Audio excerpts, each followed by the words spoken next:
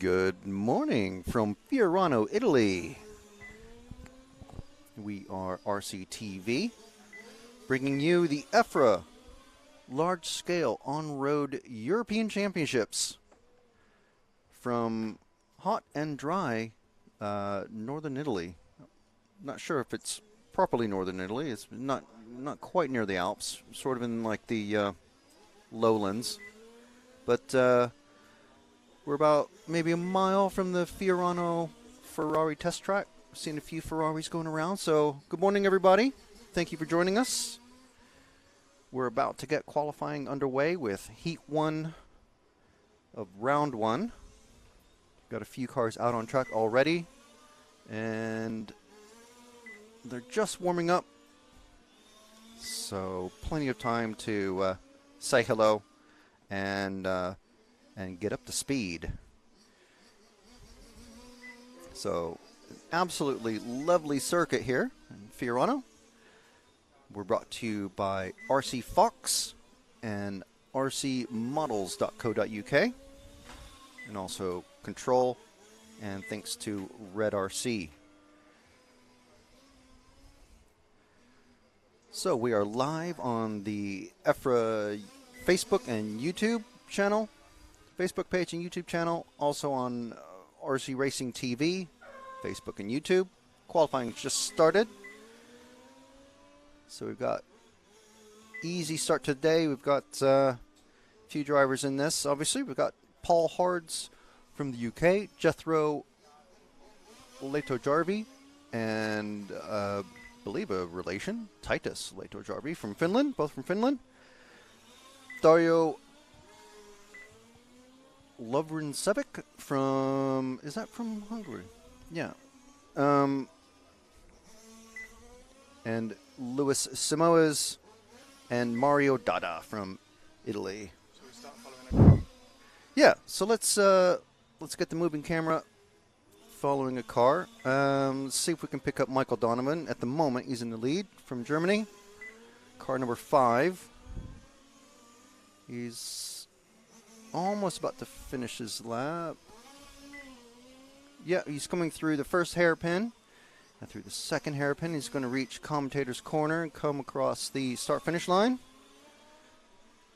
It's the next car back, Jude. There we go. And that should be the car 5. Coming around the Omega. Across the kink and into that first hairpin. Nice, bright car. Huge numbers on it. Easy for old and tired eyes to see. Coming through the first corner into the second corner. Into that little infield chute. And passing. Already lapping a car. So these guys are qualifying. We've had several rounds. I believe it was 5 rounds of controlled practice yesterday. I think it was the fastest 3 consecutive laps.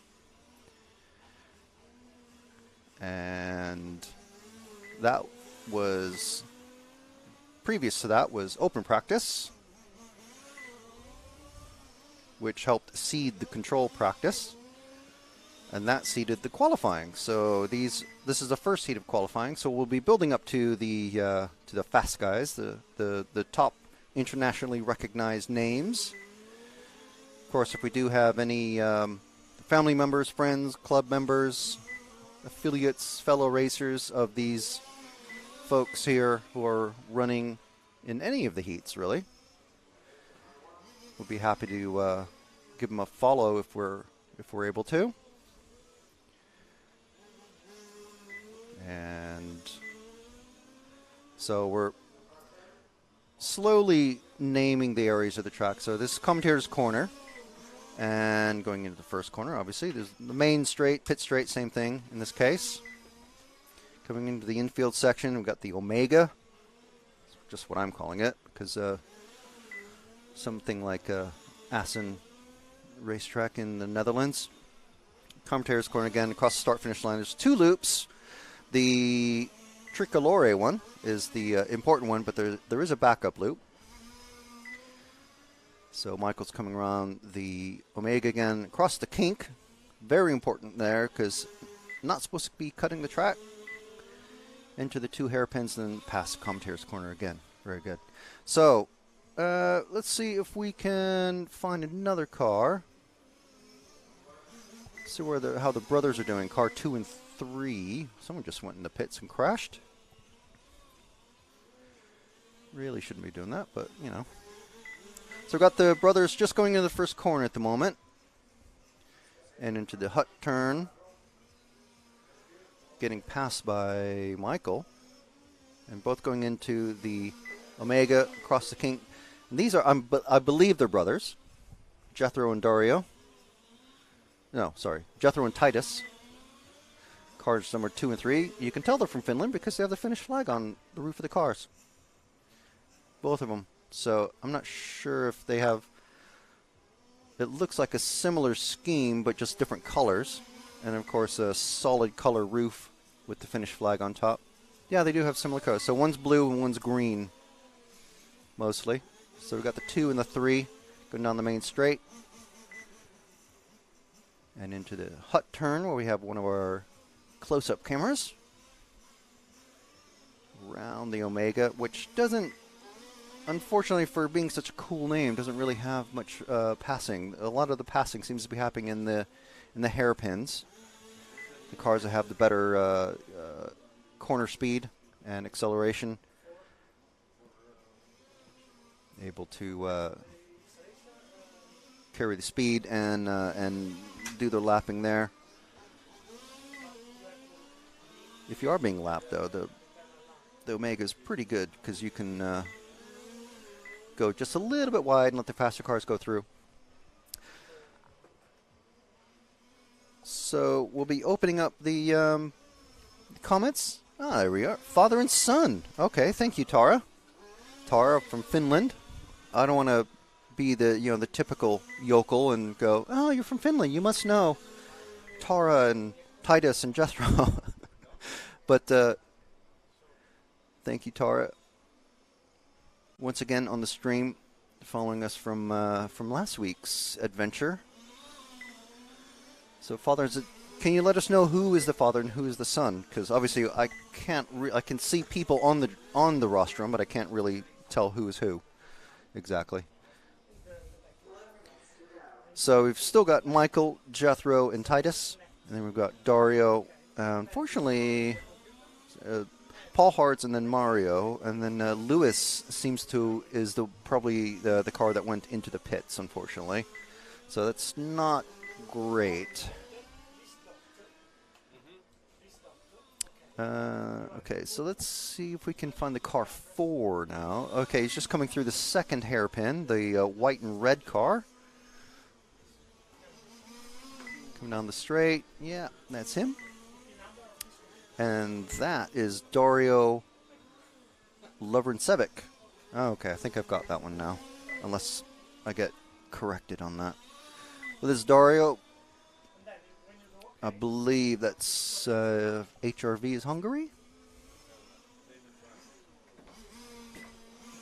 And you can see a lot of these guys we had the opening ceremony yesterday. So you can see the individual racers themselves in all their glory with their nation's flag and their association or federation shirts. Most of them have embroidered shirts. France always comes out in their blue embroidered shirts, and so do the BRC. Oh, and a flip and a roll. I don't know if we have replay set up for that just yet, but Dario letting through Jethro.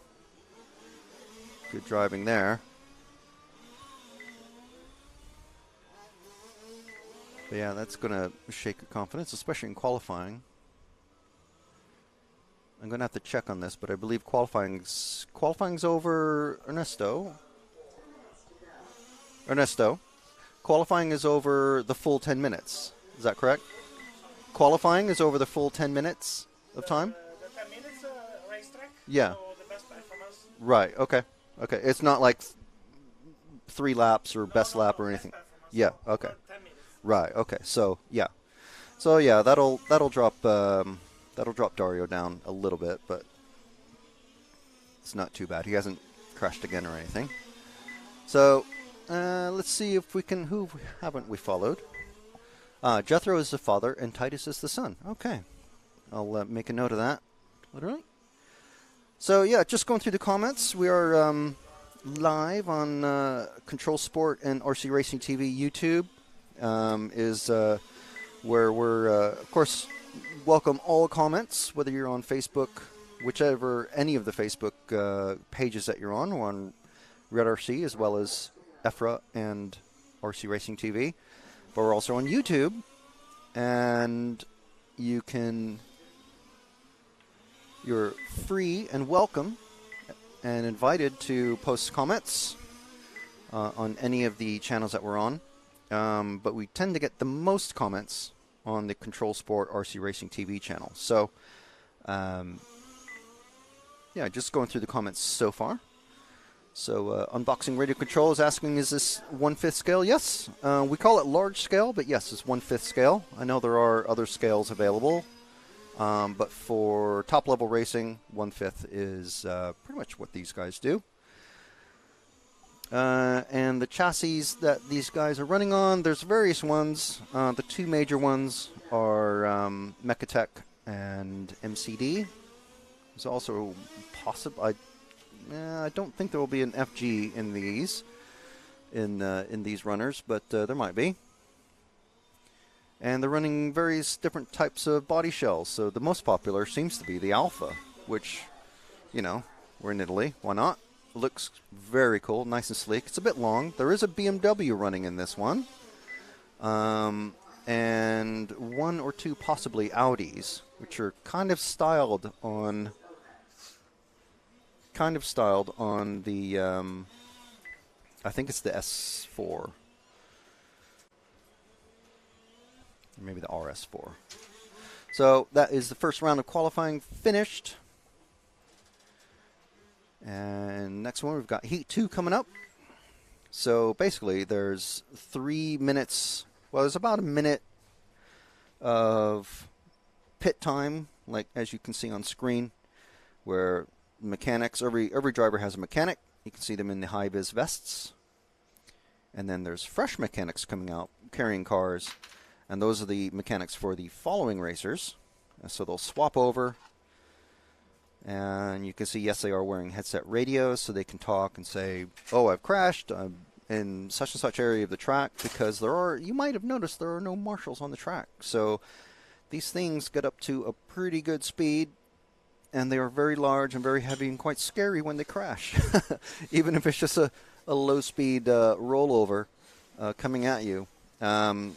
So there is a marshal point out there. Jude, if you can point at the middle marshalling point with the big red and white things around it. Yeah, you see, that's what the marshalling point looks like. That's in the middle of the track. So you can imagine the amount of protection that has to be on these things, because when they get side by side and one of the cars gets flipped up on the main track. That's cool. Thanks, Jude. So the next cars are out. So there's been a minute and a half or so, something like that, of sort of drivers coming in from the previous run. And then, what happened there? And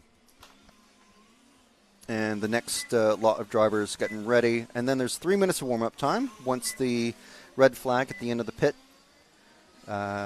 waves them off. So you can see as the drivers are being checked in on timing. And there's your runners and riders. All sorts of countries represented. Portugal, Switzerland, France, Italy, Germany, Norway, and a couple of Brits as well. So we've got Andre Resende, David Lebesconde, and I'm going to butcher these names, so I really do apologize, but I'm doing my best to pronounce them the way that the actual drivers hopefully would pronounce them. Which leads me to the French guy, Ewan Muriad, Roberto Mazzi, Neo Lebesconde. So we have another pair of relations in this one. We've got That's either Perez G. Chavez or G. Chavez Perez. I'm not sure. Kverneland, Magnar Kverneland Time or Time? That is going to throw me. Angelo Vicini, Matt Buxton, and Ian Southey. The last two are quite easy. So they're just checking in. There is, I don't know how much warm-up time is left. But they're all checking in, just getting their engines and tires, importantly, warmed up. So you might, if you go on the EFRA Facebook page, just search for RC Motorsport Europe on Facebook and go into the photo album for this event. Just click photos, and then there's a album labeled EFRA Large Scale On-Road Euros. There's lots of photos from the pits and, of course, the drivers themselves as they came out for the opening ceremony, which will have a little special video clip on in a couple days. So you can see what the pit areas look like. And there's a few close-ups of some of the cars. We'll have more of those posted tomorrow and the next day as well. So they do have tire warmers, is what I'm getting at. So just like the F1 cars, just like 10-skill touring cars, they're very large tires, very sticky as well. The track temperature gets up to about 50 degrees Celsius, which is very hot.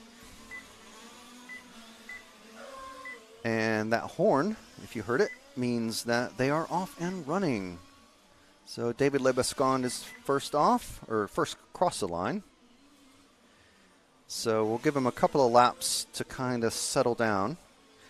And again, this is over 10 minutes of running. The cars get up to 30, if they're very lucky, 32 or 35 minutes per tank. They have precisely 700 centiliters, or cc's, not centiliters, centiliters? 700 cc of fuel allowed in their cars. I think the fuel tanks hold 750, but they're allowed 700, I believe. One of the top racers was explaining it to me yesterday. So they use literally scientific beakers or graduated cylinders, I should say, to measure the exact amount of fuel allowed in the cars, and they're not allowed any extra. So we've got the first racers crossing over to start their third laps.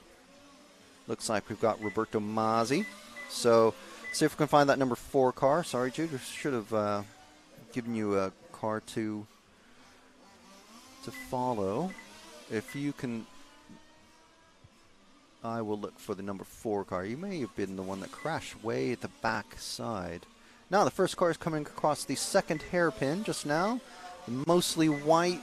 It's got kind of a Red Bull, well, it is a Red Bull scheme coming through the first corner, around the hut corner. And he's going around the Omega, Jude, and across the kink. The second car coming through the kink, and he's into, there he is. No, one car back. Next car, that one, there you go. That's Roberto. Let's see where he's bumped back up into the top spot in this heat. Roberto Mazzi from Italy. We've got a couple of Italians, a couple of Brits, Norwegian, German, and two Swiss? David Lebescon is pulled off after only 3 laps, so that's unfortunate, because you want all of your qualifying efforts to count. Okay, so let's see who's the car number 3 is the next challenger for the top spot in this heat. I think Roberto Mazzi is looking quite strong in this one. Now Ewan has dropped down a bit. I was going to follow him next, so no, he's popped back up. He's just crossed over. He's one of the cars on the right side of the track coming into the infield, going around the Omega. Car number 3, Jude. that one there. Yeah, coming into the second hairpin and around commentator's corner, across the timing loops, down the grids, and into the infield. So feel free in the comments on the Control Sports RC Racing TV YouTube channel as Ewan is coming down the main straight. He's going to put a lap on this car. Yeah, just about. There is a referee that's calling traffic. And, you know, you kind of have to rely on your fellow racers to recognize when, if you're one of the faster guys. I mean, he came up pretty quickly on that car. But sometimes racers, whoa, it's a bit thrown off. Now he's got to, now what does he do? What does the yellow car do, I should say, which is the number 6, Perez G. Chavez. It's the B car. For some reason, he must be really into his B's because he's got a B motif on his car. That's why it's yellow. It's got little hexagons on the side of it. Got a nice couple photos of it yesterday. So Ewan trying to put another pass on him, but will the referee call it? Because he is one of the top racers in this one. Even with those series of mistakes, he's still the top one. Okay, yeah, so he has been called through. Or Perez has recognized, okay, yeah, this guy is definitely faster than me. But, you know, your rhythm gets thrown off. And you make mistakes. You start thinking about other things rather than the 10 minutes of racing that you have to do.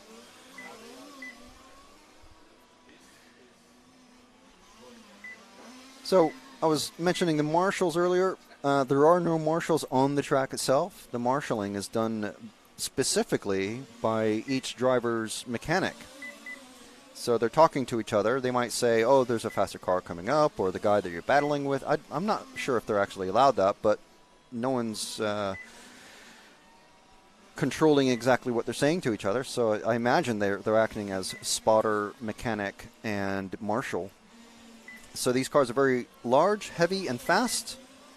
And therefore, the marshalling basically happens from the pits. So we have 4 minutes left. Let's see if we can find the car number 1 of Andre Resende, who's also challenging in the. He's in the top couple of spots. Andre is. Let's stick with the Ewan for now. Andre is just coming across commentator's corner now, Jude, in the sort of seafoam green next. There we go. That's Andre Resende. And as you can see from the timing information at the top right of the screen, we've got the countdown of timing there. Thanks to the amazing Stefan, who has helped sort that out for us. So that if you're a cyclist, you might recognize this this color from the Bianchi cycling bicycles, which is kind of their corporate color.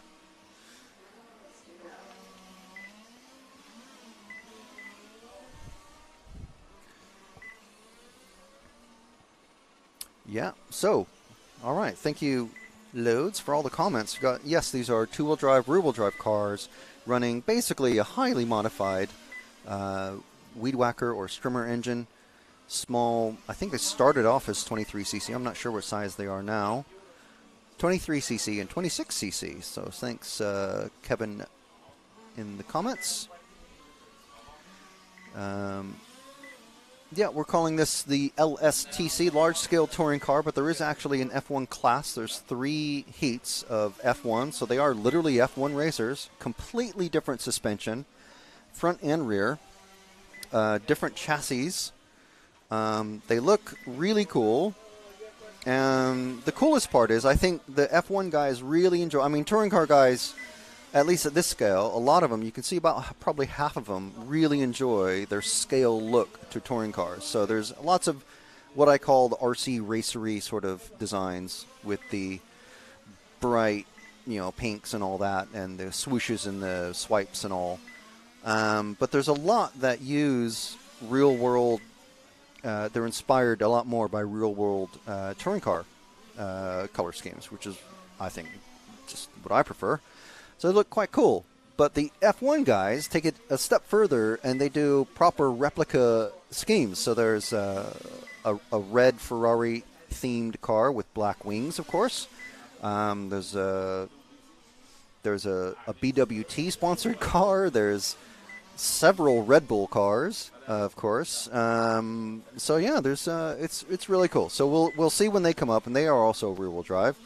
The coolest thing I really enjoy about these cars is that they have brakes on all four wheels. So they literally have hydraulic front fiber brakes, front and rear. But they're the only RC classes that have front wheel braking, to my knowledge. I'm pretty sure.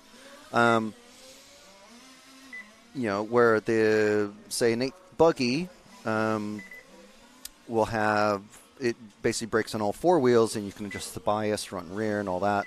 But real front wheel braking, which makes the racing really, really tight. And of course, because they're not super torquey off the line like an electric mod touring car, they just drive just way more realistically, and they look amazing on the track, especially when there's a couple of really good racers going at it.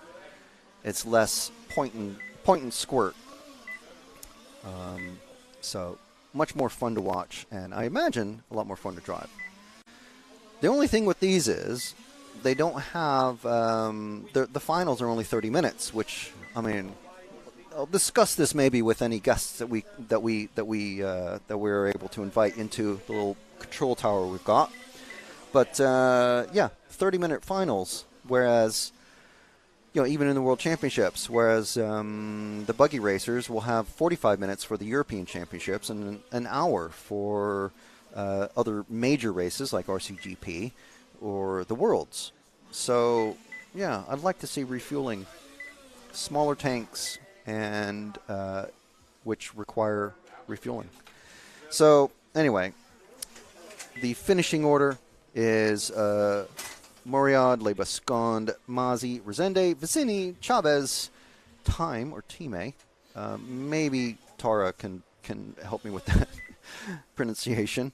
And unfortunately missed who was the very last runner, but the other Lebascond, David, wasn't able to get very many laps in that one.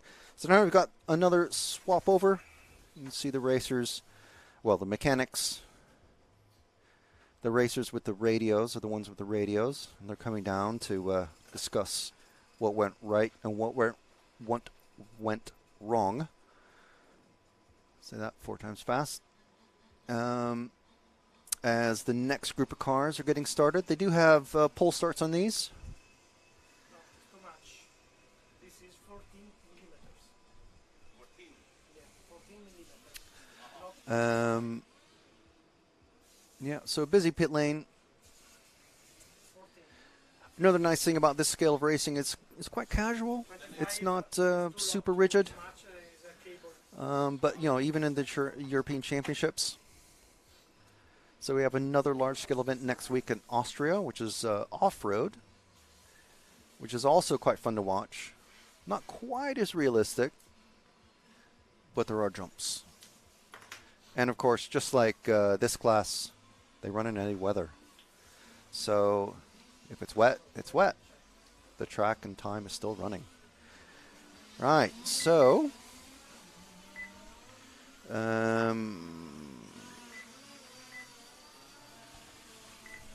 I will have to see if I can, I don't want to disturb any of the very complicated computers that are running here.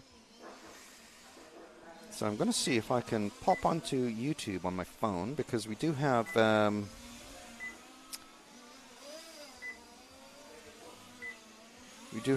comments coming in, I'm sure, and would love to find out what people are wondering and asking.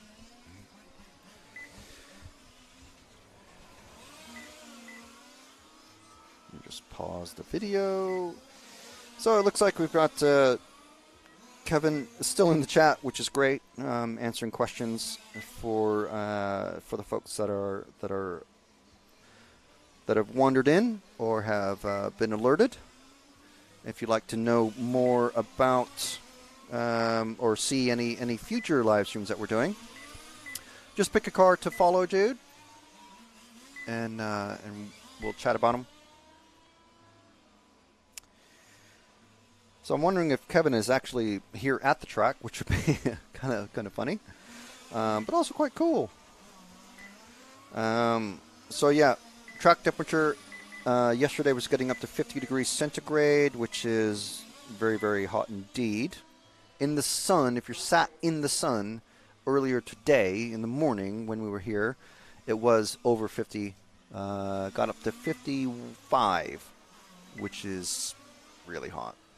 But in the shade at the moment, it's a mere 40 degrees, which is about 105 Fahrenheit, something like that.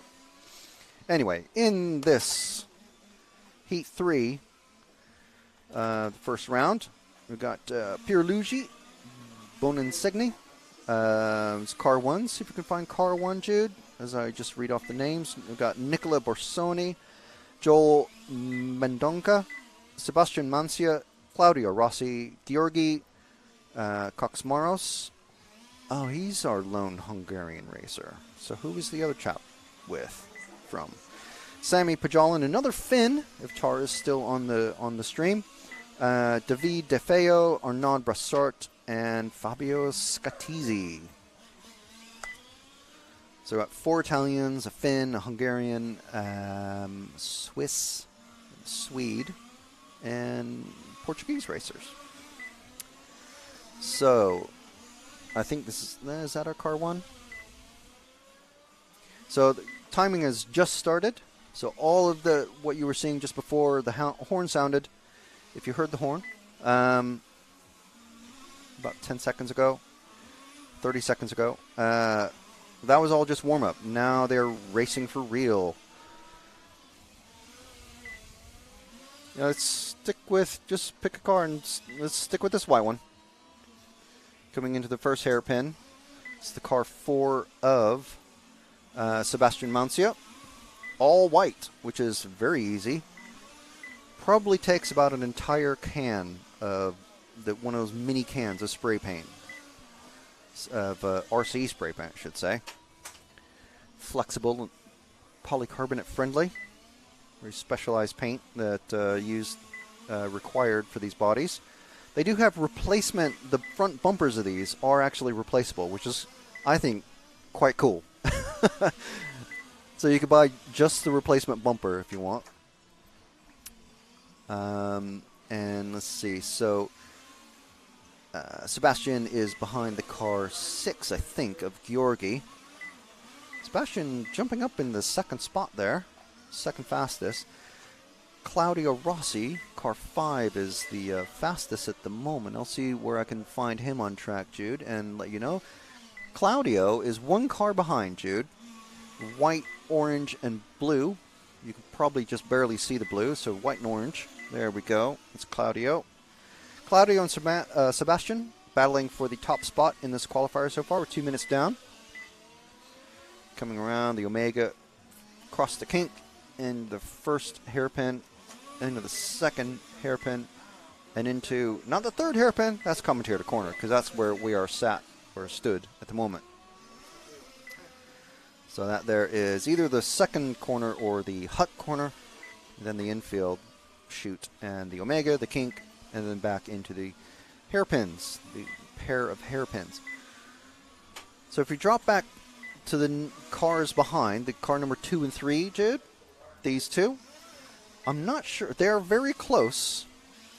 Actually, not on timing. The car in front is just a little bit slower than the car behind, the red car.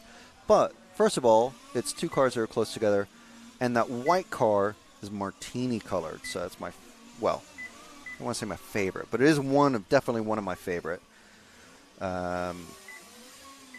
color schemes. Classic color scheme, and of course on an Alpha. So these 2 cars, of course, that red car, number 3 of Joel Mendonca, And the car number 2, that was Nicola Borsoni, an Italian running Italian colors on an Italian car in Italy. You can't get much more iconic than that. So around the Omega, down the back straight into the first hairpin, a little wide there.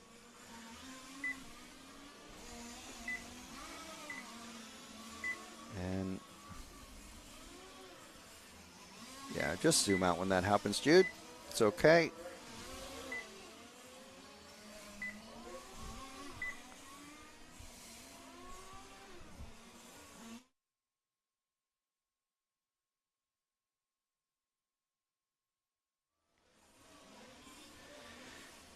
So if we drop back again, back to Nicola. There we go. He's about to get passed by, I think that's the car 4 that we were following before. They don't necessarily go off in number order because it's a rolling start for these qualifiers. They don't do individual starts. They just do their... Whoa! Big crash there from I think that was Claudio. And now, okay, so if you zoom out, oh, that's car 6. Oh, no, he's all right. He's all right. But if we had been able to drop down to the pit lane, we would have seen his marshal, or his mechanic, I should say, just in a sprinter's pose, ready to shoot across the straight, the main straight where these things are coming at a very fast speed. There is actually a speed gun at the end of the straight. 84 kilometers an hour, which is fast. I'll get my my phone out in a moment, unless... Whoa!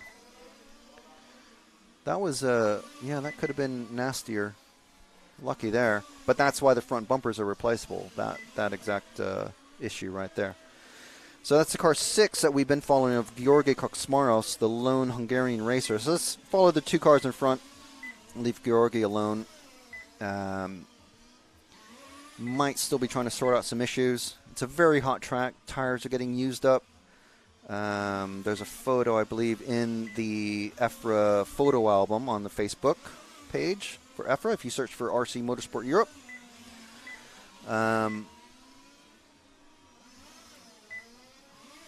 Showing all the marbles and the dust and the grass that gets collected on these cars. I mean, they look like real racing car tires, because they are. So we are following the car 5 of Claudio still. He's battling with Sebastian, who we were following earlier, for the top 3 spots. And let's see if Cameraman Challenge, find the car number 1 coming into the second hairpin right now. He's the white, and he's the other Alpha car, the other Martini flavored car, I should say. It's going into the infield just past the red car. There we are. That is Pierluigi Bonensegni. Guess where he's from.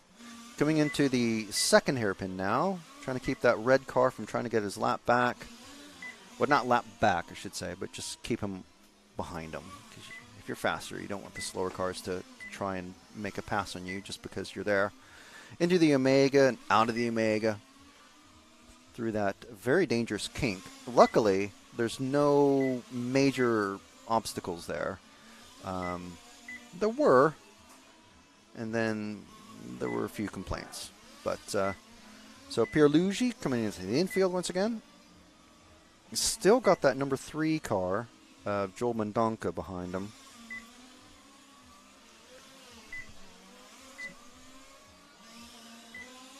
Down the main straight, also the pit straight, so if I use that interchangeably, that's why.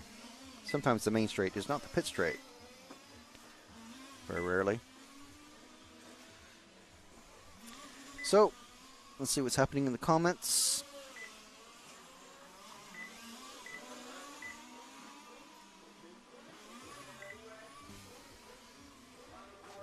So, Coven saying he has friends there, and he used to race large scale himself. Yeah, 3 to 4 cans. Yes, I did. Yeah, I did have that wrong. I do remember being told that you can only get very few, or you'd have to use a few cans to do it. Paint these bodies.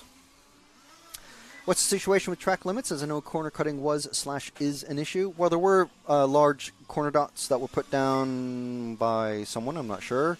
Possibly the track owner. I don't know. But I mean, we're seeing some cars just do the rally line and just do the railroad around the corners. So they were trying to stop that, and I'm not sure when that was introduced, whether it was here when the drivers arrived at the track, or whether it was done after they'd had some laps and were already cutting corners and stuff. But basically, they were told not to cut corners. Everyone agreed, and so they put down the big corner dots, and everyone complained. Not everyone, but I'm bigging it up slightly. But there were lots of complaints. So they took away the dots and said, okay, well, if you cut the corners in qualifying and we see you, you're going to get penalized. So there have been stop and goes, there were warnings yesterday during the controlled practice, because the controlled practice was 3 fastest laps, which would seed you into the qualifiers. So basically, you're not supposed to do it. And, like I told the EFRA officials yesterday, if the FIA and MotoGP guys can't sort it out completely to everyone's satisfaction with unlimited amounts of money and brain power, we're not quite going to be able to sort it out in a day for racing model cars. It's just how it is. It's just a racing situation. If someone goes off track, they shouldn't.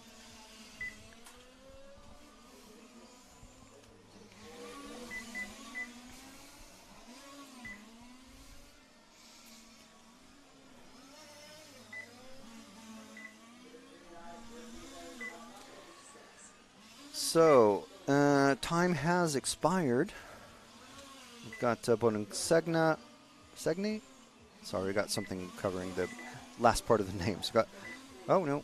Mancia has jumped up into the top. Bonusegni, Pajalin, Rossi, De Feo, Mondonca, Scatizzi, Brassart, Coxmoros, Bersoni. Mancia jumps up from Sweden into the top spot there. Hello. Hello. Hello. Hello. Oh, that was a bit loud. That was. Hello. Hi. Hi. This is me talking to you on a new mic I'm just setting up. Okay. Can everyone hear you? Or just me? Or am I just talking to... Everyone's like, what's he doing? Talking to the voices in his head. Have I taken my antipsychotics today? I don't know. This is going to be the ambient mic. As it's been requested on the stream. Yes, I was going to ask. Everybody wants to hear the two-stroke engines. Yes. If only we could transmit the smell of the two-strokes as well. Yeah, if only. If only. And the fumes. You could simulate the heat of the track by standing in an enclosed closet, maybe, outside in the sun. Just find a greenhouse. Stand in a greenhouse. Yeah. In direct sunlight. Yeah. Yeah. And just let it get up and to wear about a coat. 40 degrees. Yeah. It's pretty dry heat as well. It is. Very. It's pretty relentless. We do have a little weather station here, so, Oh, yeah, 39 degrees out there. Yes. That's not bad, is it? At 16. That's nothing. That's nothing. It is nothing. I mean, it is over 100 degrees Fahrenheit, so if you're American inclined, there you go. I don't know exactly, but it's about 103, 104 maybe. Wow. It's hot. It is hot. Right, I'm going to set this up. Excelente, which is hopefully an Italian word.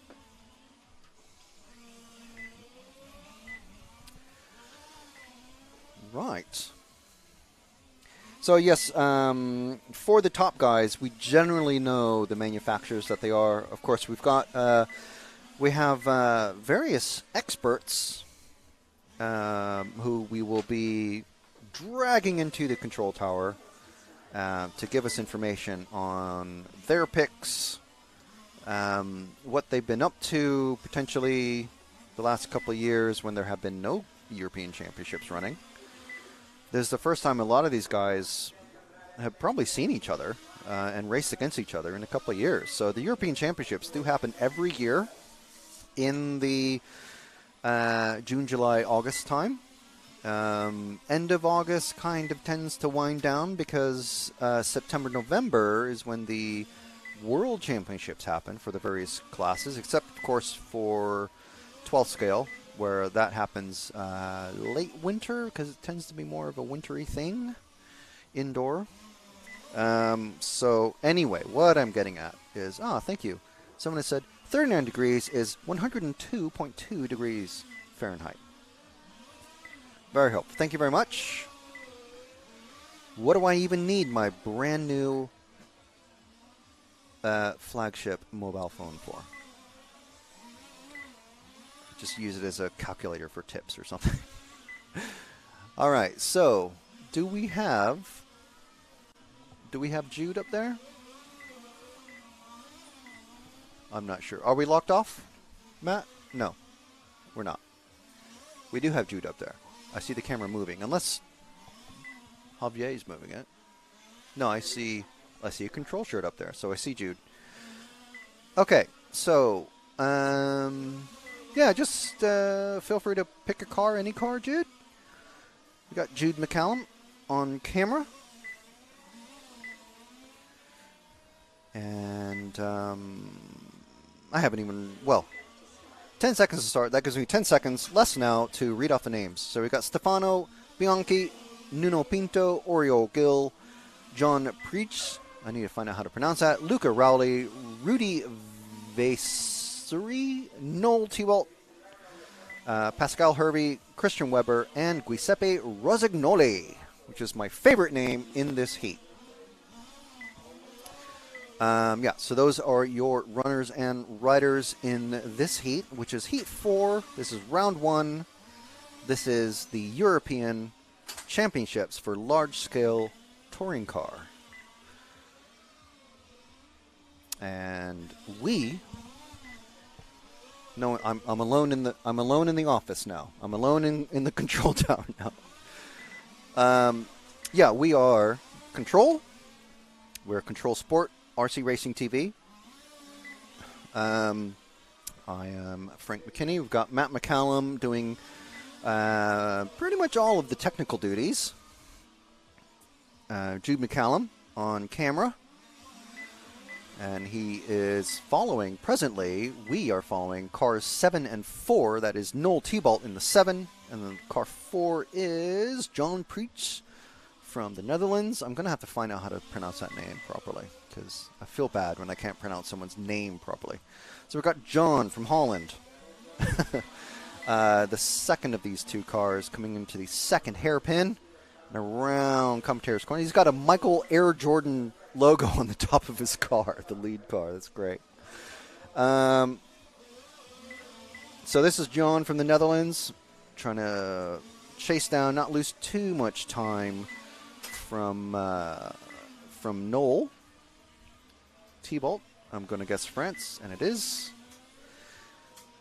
So if we can move up one car, Jude, to Noel, our Michael Jordan fan, coming into the Omega, across the kink, into the first hairpin, the second hairpin, and this is where the corner cutting is really popular. Down the main straight, first turn, hot corner, or the second corner. Ooh, got a little loose there. These are rear-wheel drive cars. They do have quite complicated diffs.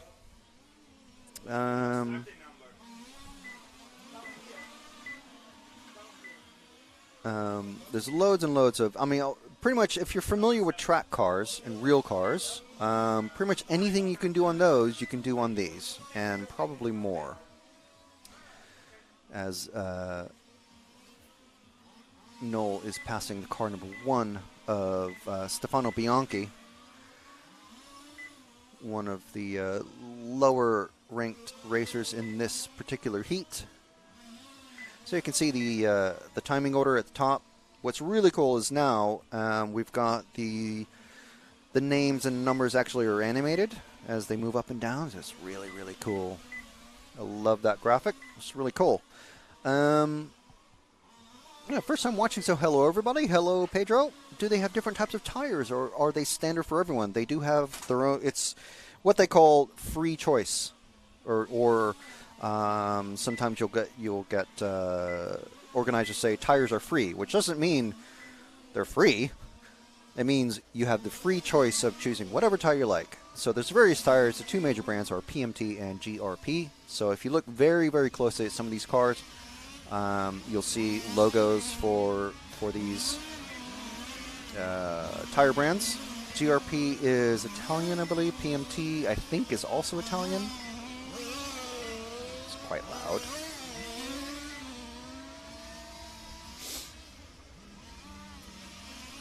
So let's see let's drop back one car to the 6, the white and orange car, Jude. There we go. Car number 6 is Rudy Visseri. I think that's an Italian flag. I'm not sure. It could be French. Seems a little loud. I don't know.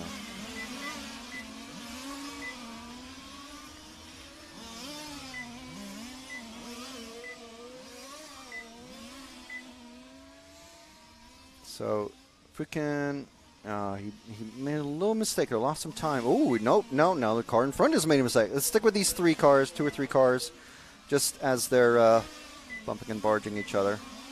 Drop back to the cars behind. These 2 cars with the blue car. There we go, those 2. I'll see if I can get the numbers. Car 0 and 2.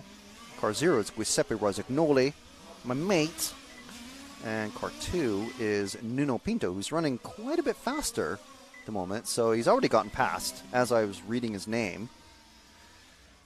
And let's follow the blue car as he works his way through this pack of cars. He's coming up on the car 1 next of Stefano Bianchi. So you can see, oh, there we go. See, he's trying to cut that line. No, drop back, go to the straight where the pink car is stranded. There we go. Now zoom out, and so we can see his marshal. There we go. So it's very interesting. This is the only class I've seen, large scale anyway, is the only class I've seen where the cars are marshaled by their own mechanics. And if that car had crashed with another racer's car, and they were both stranded on the grass, and these are semi-slick tires. They're not treaded. They're not knobby tires or anything. The marshal for the number 1 car who we're following is not obligated to even touch or help the car of any other stranded car other than his own, basically. So it's quite interesting. So if 2 cars have crashed together into the fence, and only one marshal is running out there, only one of those cars is getting marshaled. So it's an interesting class. It adds a different element. So we're with the car number 1 of Stefano Bianchi. Let's see if we can find drop back 2 cars to the blue car. There we go. How'd you get him already? Now that was an interesting track cut there. That was definitely the kind of track cutting that they're trying to stop. So as he's one of the... So the referee, we can't hear what the referee's telling him. The referee, Javier, the EFRA president, is up on the stand with the driver standing right next to him. He has a better view than they do. So he may have been... There's a speaker that only the drivers can hear, and he talks directly into it, and he might have told Nuno right there. It's like, okay, I saw that. You have 1 warning. This is just me just guessing if he even saw it, because obviously there's only 1 pair of eyes watching. There are other referees, EFRA referees, and several officials here, but only 1 actual race referee who's up on the stand, or rostrum. So anyway, I don't want to go on about Nuno's track cutting or anything, but that was definitely a track cut. Now 2 or 3 laps back. Ooh, okay. Well, that was very kind from that was Stefano, who we were following earlier. One of the, I think there's 3 or 4 Martini liveried cars here. I haven't seen any Alitalia colored cars though. That's the classic with the now defunct Italian airline is now ITA, which is all blue with the white and green bits on it. But Alitalia is the classic. If you followed retro rally stuff back in the day, or just are interested in retro race cars, the Alitalia is the all-white with green and red stripes. Ooh. Bit of a kerfuffle there going into the infield for Nuno. Now these cars are very robust. There's hardly any plastic on these cars at all. They are so expensive. Everything is machined aluminum, basically, or aluminium, depending on your persuasion. Some carbon fiber. There's several carbon fiber wings out there on these cars. Another track cut. I'll stop saying it when we're following somebody. But, yeah, that was another one. Not quite. He dropped a wheel. He did the rally line and went around it like a railroad. So let's see in the comments. We are happy to have your comments on the Control Sport RC Racing YouTube channel.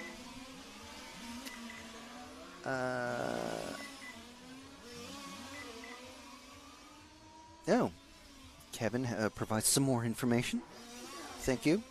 So PMT and GRP, or the tire suppliers, basically select 4 types of tires for the event, and then the drivers can choose from it. Very good. And of course, there are representatives here directly from PMT and GRP, and I'm sure other tire manufacturers, but those are the 2 main ones that make tires for this class. Yeah, EFRA Rule 5.3.7. Look at that. He's quoting the EFRA rulebook. Yeah, the rulebook is available on the EFRA website, so if I do spout off anything that's incorrect, feel free to correct me in the comments, and do try to read those as often as we can. We being the royal we. Let's drop back 1, Jude, as these cars are finishing. See if we can get a close-up on this Alitalia, or the Martini-colored car. It's about to come into the pits. Yes. Look at this thing. Oh, it's glorious. Oh, it's the Air Jordan car, too. There he goes, getting picked up.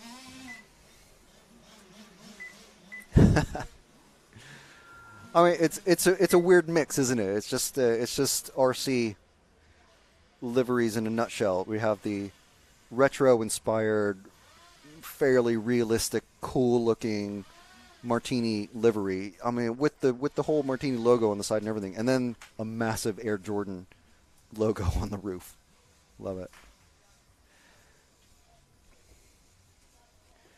So, in all of that excitement, I missed the reading off the names of the Heat 4 racers, the results, but it did pop up on the screen, so if you were following anybody in that race, hopefully you were able to see them. And in the next one, we have German, Dutch, Austrian, Swede, German, Austrian, Switzerland, Swiss, Italian, German, Swiss.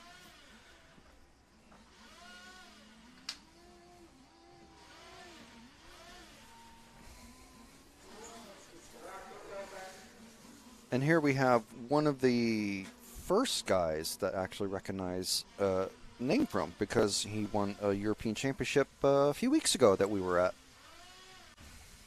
Mr. Jan Rithicki.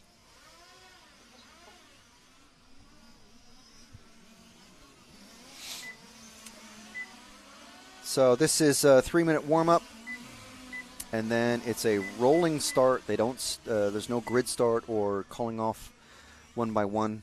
They just go straight into qualifying. The timer just counts down, and it just starts and goes. So these guys that are all, I mean, they're basically clumping together now. So what I would do is just pull off the track. Just wait for an empty spot. You don't need to get in a heated battle. I mean, it's very easy to. You know, these guys are, adrenaline's up. You know, it's their first qualifying run. We've got Lightning McQueen in this one. What other ones we got here? Not too many RC schemes. There is one. There's another, followed by Lightning McQueen. There's only one or two solid colors, which is nice.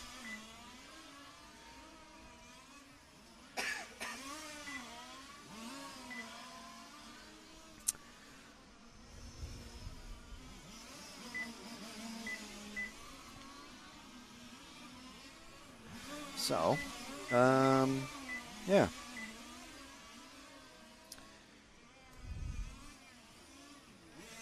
Yeah, this is the clumping that we're talking about. There's Lightning McQueen. And yes, he does have the eyes. It's part of the windscreen strip at the top is the eyes. It's like squinting angrily, but still cute.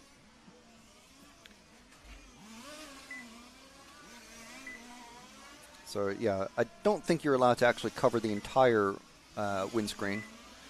Although some of the cars do have numbers on the windscreen, which makes it easier to read but less realistic. So I always struggled with that when I was racing. I always prefer to just have it on the hood, on the engine cover.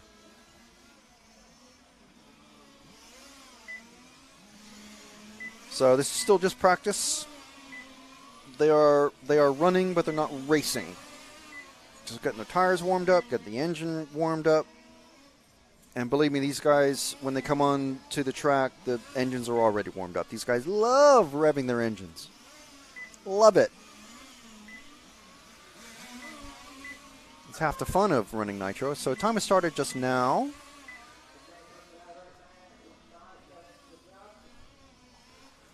And I'm not sure, I think that's the track announcer.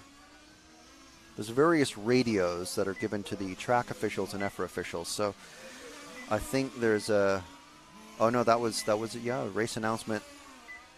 Dead car at the end of the straight and being picked up and carried back into the pits. So he's given up. So one of the first across the line was car 3 of Stefan Strasser. Car 3. Car 3, oh, the yellow car in front of Lightning McQueen. Let's move up one car, Jude. To the yellow car, Stefan. Stefan from Austria. And he's working on passing the car 2, Marco Harleman. So these guys have qualified very close together. Or they pre-qualified. They've seeded close together because of their fastest 3 consecutive laps in controlled practice, which was happening over the last couple of days. And now they're qualified right next to each other. So this is going to be interesting. Let's stick with these two. The car 2 of Marco Harleman from the Netherlands in that blue and white or white and blue. And Stefan. So they're running second and third, basically. So Stefan's still running faster than Marco. And let's see. They're in the top 3, so now they're first and second. So they're bouncing around in the top 3. We've got Adam Westholm from Sweden. He's popping up in there. Ambrosio Vender, the car 8. He's got a much faster car than he had controlled practice with anyway. So somewhere in there, let's stick with the blue car as he's passing the green car. Working on the car 0 of Matthias Domig. He's already passed them. As soon as I look down and look at the names and look up names for people, they're getting passed. So basically, the lower numbered cars in the qualifying have pre-qualified, so to speak, faster than the higher numbered cars, if you see what I mean. So here they're back together again, the 2 and the 3. So if Stefan, who's, well, he's, sorry, I got mixed up a little bit. He's still running faster, but he's still behind Marco. So these guys are qualifying on their total 10 minutes. So it's not on just a selection of fast consecutive laps. So basically, you don't want to make any mistakes for these 10 minutes. And these will seed you into the finals. And I'm sure Kevin can tell me all about tell the class all about how the finals work. But we are going to have a main final of 30 minutes, and then the lower finals are less than that.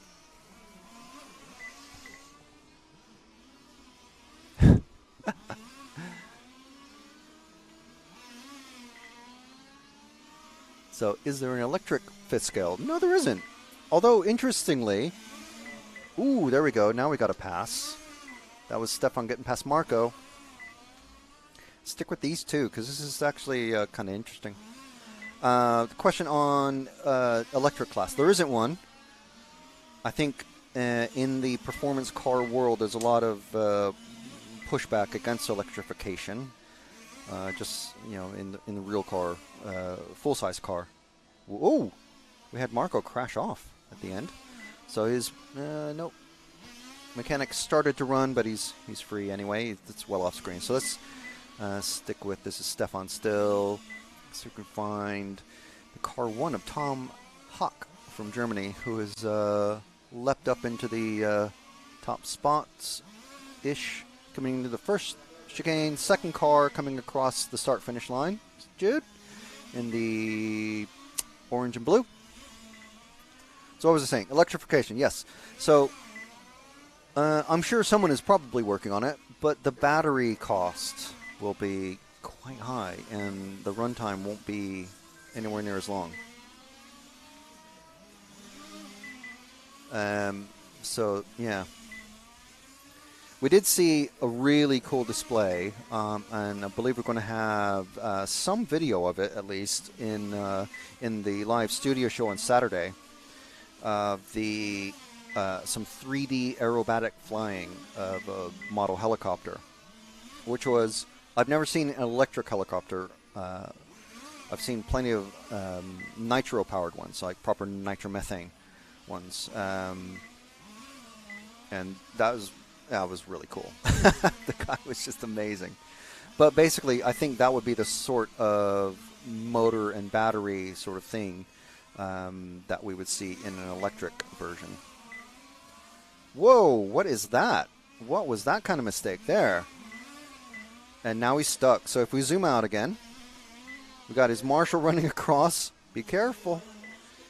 Be extremely careful crossing. I mean, look how much time poor Tom is losing. He was running in the, oh, he's out. Or no?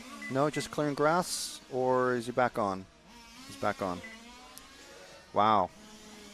That was easily, he's lost a lap and a half, maybe.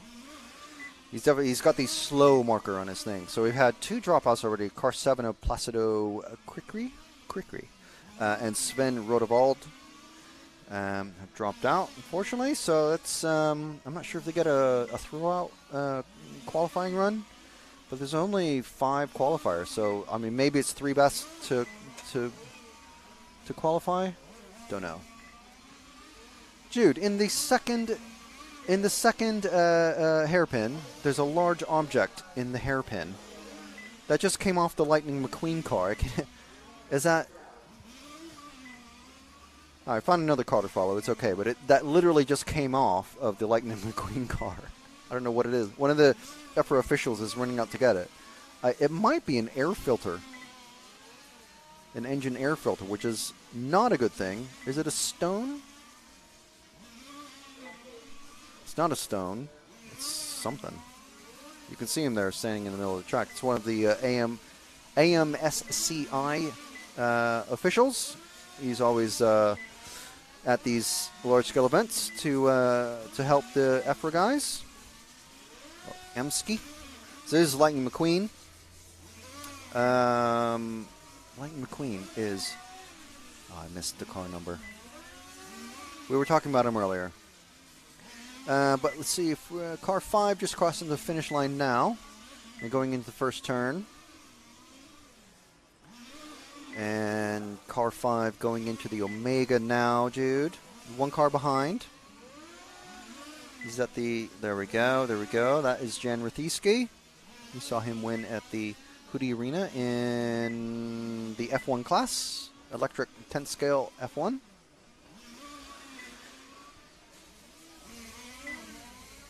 So just showing him because I recognize his name, basically.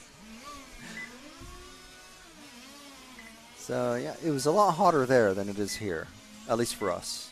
It's probably about the same temperature, but because we were outside literally in an oven, it was much hotter. 38 now, so it's about 100 degrees in the shade.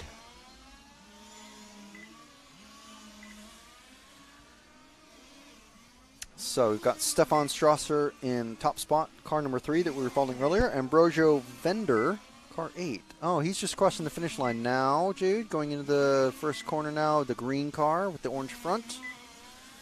There we go. That's Ambrosio. We hadn't followed him at all. Across that kink. Now, I call it the kink because if you're familiar with the Reedy races from many years ago, the electric touring car races, those were all run, there were several in a row run at the Tamiya track in Southern California, and they have the infamous kink. And it has a proper ramp and everything, so you come across that at full speed and hit it the wrong way. Car flips upside down right in front of us, just in front of Ambrosio. The green car that he'll be probably coming up on in a couple of laps. There's about 10 seconds, so it's not going to be a couple of laps. Less than 5 left in this one. And they're going to start finishing the runs, depending on where in the lap that they started their run. Ooh, someone has lost drive. Clutch is gone just across the finish line for the car number 6 of Michael Weiser. And they're going to be coming across. You can see the dead car there. Engine's still running, so it's all right, but probably needs a new clutch. So there's Ambrosio Vender finishing second, 32 laps. And we're going to see the next heats. This has been heat 5, so there's 7 heats in total of GT. It's listed on the pit boards, but it's actually a touring car. You can think of it as Grand Touring, so I think maybe a Alpha 156 or a Giulia would be probably a Grand Touring. So today we're going to have the first run, or the first heat is going to run up until 11:45. And I'm talking Central European time, so it's GMT plus 2. 11:45, and then it'll be a 10-minute heat. So it'll actually, at about 11:55 Central European time, we'll have a little break until 1:30. And the second round of heats starts with, and that starts with heat number 3. So basically, it's kind of a round-robin effect. There's several heats. There's 10 heats in total, and every round starts with 2. Starts with a different number of heat race. So heat 1 starts off first, and then it's heat 3, then heat 5, and so on. That was my pen. Thank you. And that starts at 1:30. The third round of qualifying starts at 4 local time with heat 5, and so on. So that all made sense, I'm sure. And today ends at 6:25 local time. So hopefully you stick with us. If you don't, we understand. It is a work day for most people. We're here just having fun in the heat. And these guys are racing.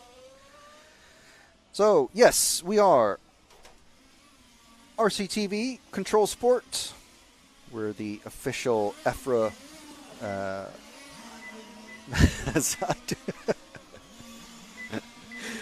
We're the EFRA media provider for EFRA Championship races, brought to you by RC Fox and RC Models. We're streaming live on the EFRA Facebook and YouTube, Control YouTube, RC Racing TV, Facebook, and Red RC Facebook and YouTube. So wherever you're watching us from, whatever channel, whatever country, thanks for watching. I think we've got Vaselli in this one, yes? Or is it? No. Yes, we do. Because that recognizes car, but the color scheme's changed. What's all this?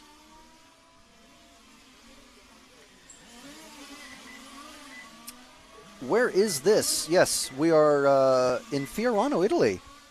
About a mile, a couple of kilometers from the actual Fiorano test track for Ferrari.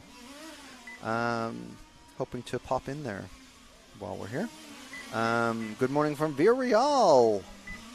Hello. I think my first event for RC Racing TV was a large-scale event at Villarreal. Very good. My first international emergency room visit as well. It was nice. And big up the Brits. Yes, we have a few here. Not as many as we would have liked. Jim Lee watching from Northern Ireland. Hello. Top of the morning. I can do that because I'm part Irish. Yeah, who was that guy, the Irish guy, who he sat with us for hours at Villarreal. Time has started. Hopefully you saw the racers' names pop up because there were some technical bits that were preventing me from seeing the screen, but those races. We got Cedric Privot, we got Nicola Constantino Moroni, Andrea Maestri, Dario Vaselli, Sasha Klug, Giovanni Verbrugge, Adam Izze, Kevin Tolinars, Hessel Roskam, Rick Vanderball, and did I already say Giovanni Verbrugge? I think I did. So they're 45 seconds in to their first qualifying run. There's 5 total. And let's see. The last qualifying run is tomorrow at about the same time. No, sorry, that's the qualifying 4. Let's see, heat. So it's Q1, Q2, Q3, Q4. Oh, somehow I got the idea that there were 5 rounds of qualifying. There are not. There are 4 rounds of qualifying. The 4th round is tomorrow, starting at about 9:30 again. Well, starting at 9:30 again. Finishing again at 11:55. Let's see if we can find the car 6, Jude. It's a bright orange and blue. Bright orange and blue car. There's a crash somewhere. Oh, that is Vaselli. Wow. That is very unfortunate. Stick with this guy just for a moment, Jude, because that is Dario Vaselli, one of our previous European champions. And arguably, one of the guys expected to do fairly well at this event. So he's already lost, basically, his first round of qualifying. That's not going to improve his mood. He didn't look super happy in the pits. I tried making eye contact with him, going, hey, haven't seen you in a while. And I think he was just too preoccupied, or just, blanked me because, I'm me, whatever, I don't know. But, yeah, that's not great. So let's see if we can find car number 2 of Cedric Privot. Where would he be? Trying to find. He's the 3rd of these 3 cars coming across the finish line in the bright, bright yellow and red. There's probably bits of blue. There he is. That's Cedric. Very familiar name. Wait. No, Jude. He's coming across the start-finish line, right? Now, there we go. Into the hut corner. And this little infield fiddly bit into the Omega and across the kink. Cedric Prevot. And he's not very far behind the car number 5, Giovanni Verbrugge. And who stays in the lead on this run. On this lap anyway, I mean. And Verbrugge is very close behind Sasha Klug. So let's go forward to these two cars that are just in front. There we go. So that's Klug in front and Verbrugge and then Prevot. Ooh, little mistake there. So you can see, we don't have the angle on the moving camera, but you can see tire dust and marbles and stuff like that being kicked up. Just like real cars. These are such great racing machines. These guys, number 8, he's just been called by the referee to move aside, and well, that lets Prevot catch up, pass him, and catch up to Verbrugge. So let's see what happens now. Let's stick with these two cars, the leading two cars of this trio. See what happens. Is Verbrugge going to get caught up, or no? He's already passed. And car 2. Sorry, no. Car 2's trying to pass. So again, these guys, the lower numbered cars, based on their controlled practice results, their fastest 3 laps in controlled practice, which could have been at any time of the day, depending on when they run. That is what seeded them and basically put them in the positions that they're in, and the car numbers. So when you see a car 2 chasing down and hanging on to the back of a car 5 like we are here, that means that car number 2 qualified, or pre-qualified, I guess, just a little bit better than that car number 5.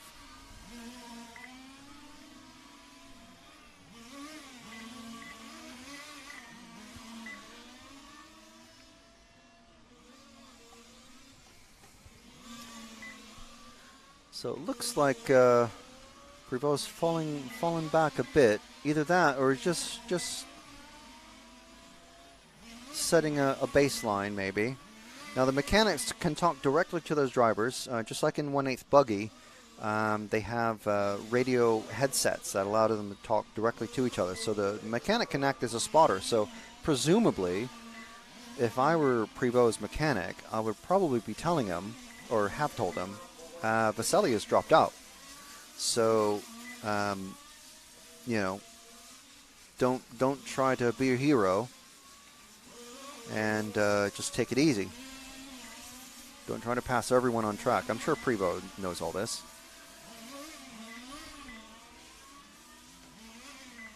Sticking with him. Let's go forward 2 cars. To the next 2 cars. The car number 0 chasing the car 4. That's the Tolinars chasing Hessel Roskam. Tolinars just went up on 2 wheels and just barely held it. So that car 4 is Hessel Roskam, another one of the top drivers in this class. And he is in the lead.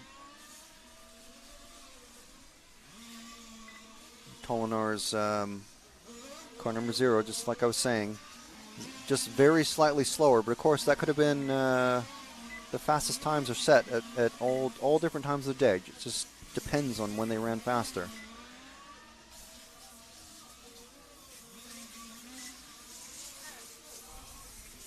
Now, as we go along, we will get manufacturer information for these guys. But basically, you have, there's actually 3 manufacturers. I didn't mention Genius earlier. We've also got MCD, and we've got Mechatech. Mechatech are here with a very large crew of racers. And even the chief of MCD that I was chatting with yesterday, just very quickly, say hello, even he was saying, well, Mechatech are looking really strong. So if he's saying Mechatech are looking pretty strong, they're looking pretty strong. Now we've got two pairs of cards that we're following, so you can just barely see. We'll stick with these two because Tolinars looks like he's making up at the tiniest amount of time. You can see he's popped back up into that 6, into the 5th. Now he's dropped down a bit, but now he's made up a lot of time now on Roscam.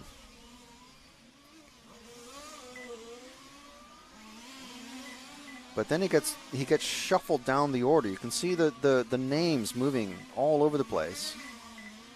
It's the middle 5 places in this race are very busy. Lots of these drivers moving up and down. So we got Verbrugge, Roscam, Vanderbilt, Maestri, all moving around that top 5. Dario Vaselli, tragically, after only 4 laps, has dropped out. Something mechanical. We watched his mechanic run out there and pick him up. These guys are all on 28, 29 laps. I think it just gets tighter and tighter as we go along. Of course, this is the second to last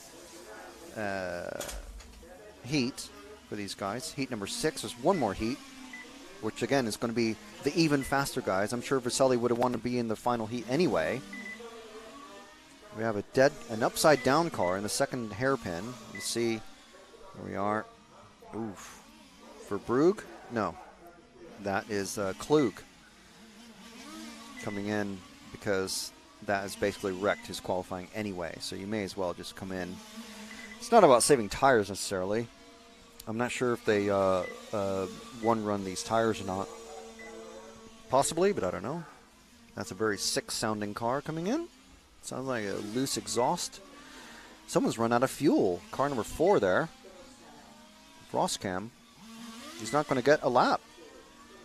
He's going to miss out on that lap. He's only going to get 31 instead of 32. So even Tolinars is going to get more than him.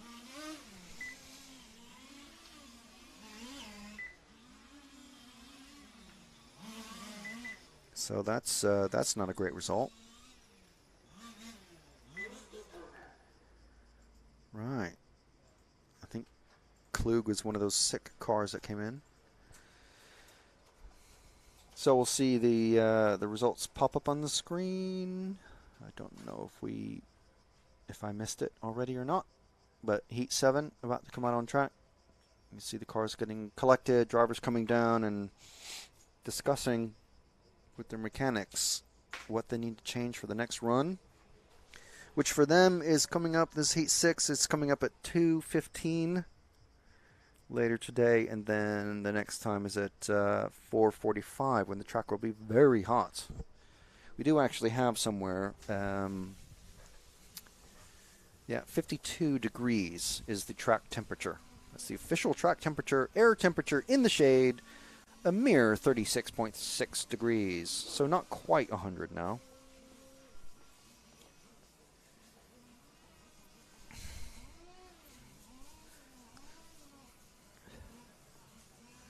And not quite as dry.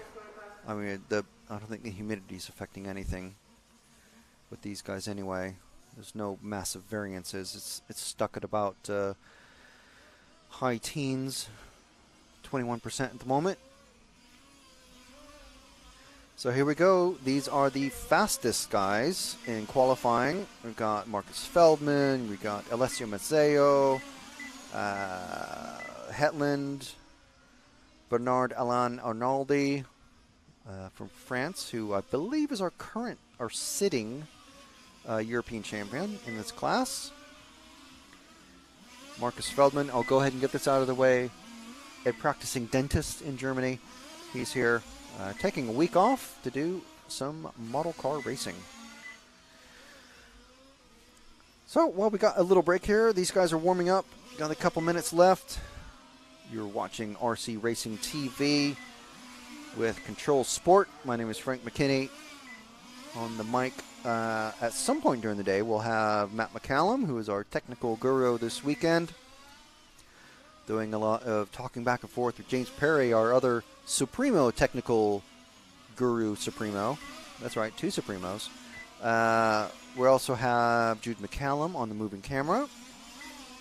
We will start switching cameras at some point when we have, when I know what button to press. Can potentially be doing that. But yes, we are Control Sport here broadcasting RC Racing TV. Thanks to RC Fox and rcmodels.co.uk. And we're broadcasting on Facebook and YouTube across several sites, pages, and channels. So on Facebook, you can find us on EFRA, on the EFRA website. EFRA is the European body of radio control car organization.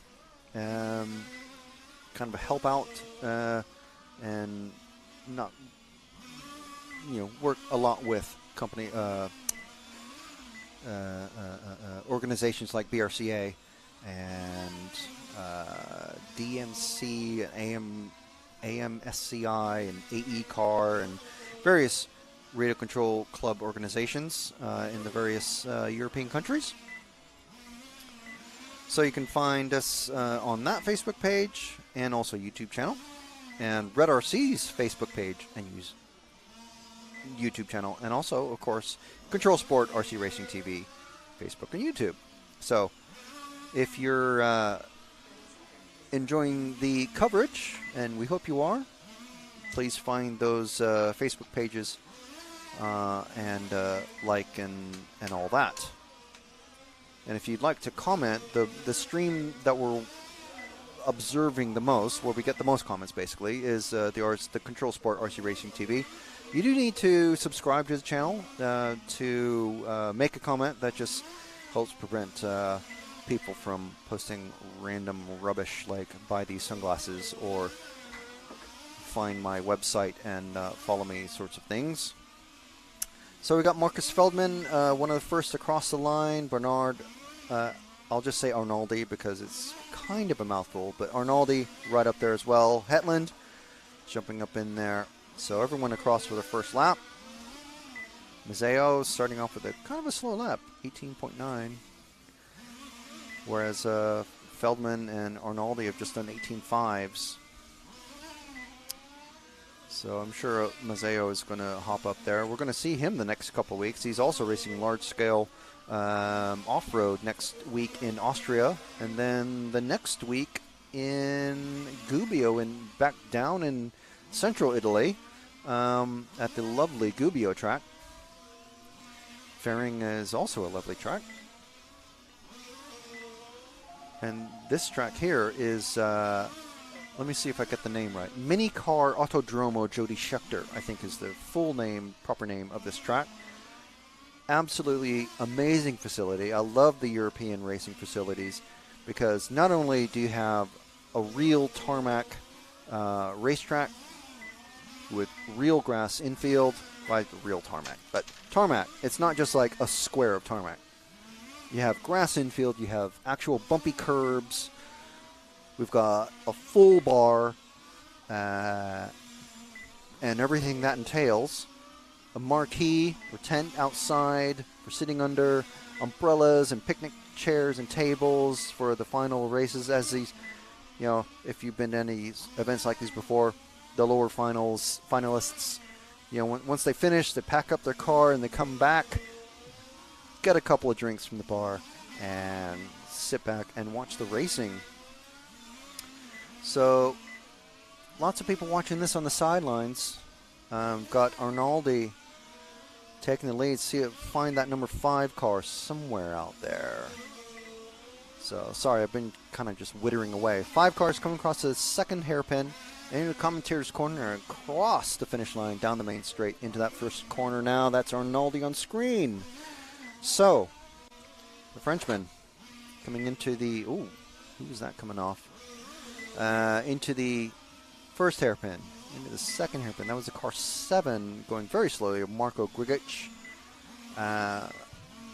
HRV Oh, wait, is that Slovenia or Slovakia? I'm not. No, we didn't have Slovenia or Slovakia, did we? Where's that? Anyway, we've got a couple of one Frenchman. That's Arnaldi. One German. Ooh, Feldman just doing an 18.37, best lap of the event so far. It's actually red on the timing screen, so lots of 18.4s. Mazzeo not doing too hot in this one. His best lap, 18.6. And Feldman just did an 18.4 to back up his 18.3. Wow. Feldman's hot. We've been told he's the one to look at. So let's see if we've been following Arnaldi for a few laps now, several laps. So let's see if we can find the car 9 of Feldman. See where he's coming across. There we go. He's coming into the second hairpin now. He's the bright, bright orange front and blue. Mostly orange. There we go. That's Feldman. This is, at this point, Nick would be making a joke about if you needed your teeth being done in the pits. He's the man to talk to. Actually, I do have a question I could ask him. But I won't. Not while the event is happening. So this is Feldman coming up to pass the car 6 of Mazzeo. Wow. Okay. So Mazzeo, he's no slouch at all. He's kind of one I would expect to be in the final heat. Just kind of like Vaselli. So Vaselli's something was happening with him, and then something happened in his last run, which was the previous heat to this. Car actually stopped on track, and his marshal had to go pick him up. So stick with these two. There he goes. Mazzeo lets Feldman pass. Don't think he needed much. We can just barely hear the race referee, Javier, when he is talking to the racers to say, okay, you have a, basically it's a verbal blue flag. So he'll make sure that these racers don't do any sort of underhanded tricks or hold up racers that are coming up fast behind them, especially when it's qualifying. Yeah, so he's already gapping Mazzeo pretty quickly. Mazzeo staying in that number 9 spot at the moment. Along the way, somewhere, Hetland, who's hopped up into the top spot now, just now, he's killing it. He just did an 18.2, backed up with an 18.4. So that's the car 1. See if we can find him somewhere. He's the blue car coming across the start-finish line now, Jude. Blue with the yellow bits. There we go. It's Marius Hetland. Going super quick. Car number 1. So he's basically, of the controlled practice, he's basically top qualifier. So that's an important car 1, because these are the fastest guys.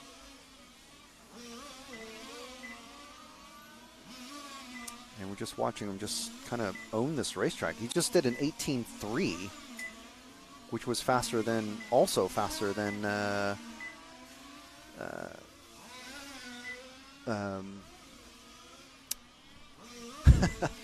sorry, Feldman's fastest lap. So he's just backing up these fastest laps with very fast laps.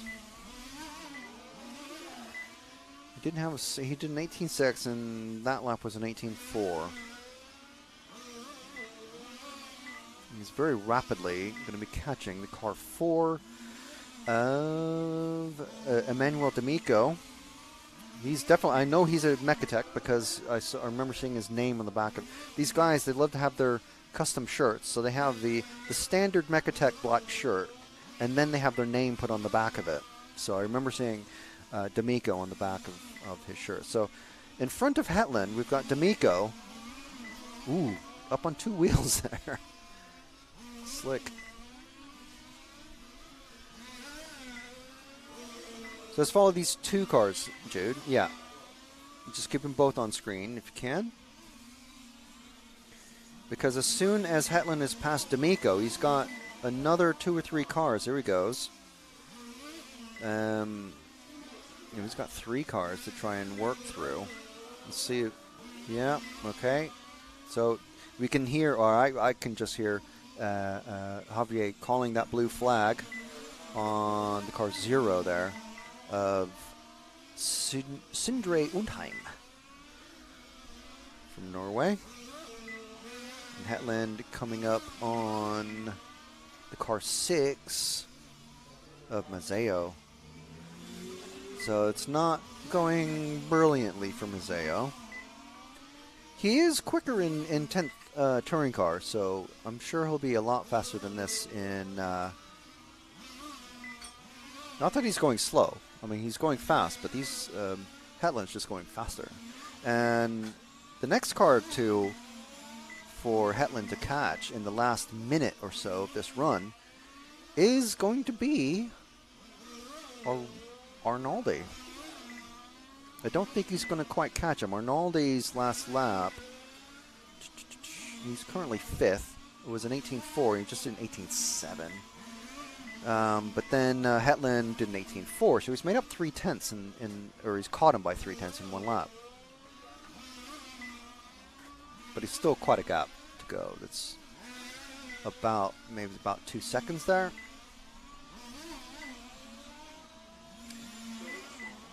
So if we zoom out just a little bit so we can catch the car ahead of him. There we go. So you can just about see, that's Arnaldi flashing past. So you can kind of get a gauge for when they cross an apex. Arnaldi's lapping car 7 of Greco now. So that means it's another one for Hetland to catch up to. Feldman, by the way, in the meantime, while we've been watching him, he just did an 18.3. He did an 18.2 and then an 18.3. So Feldman he's definitely right up there.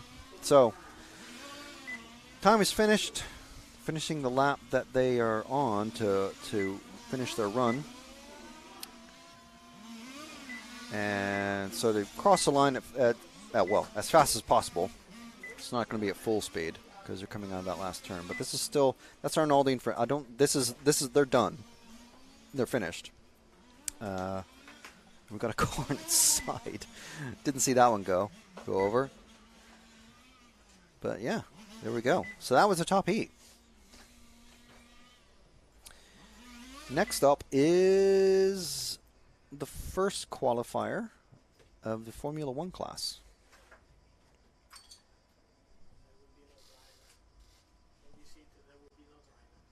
No driver. How's that? I don't know. Maybe they do a show up. Really? Yes. So this is an empty heat. Yes.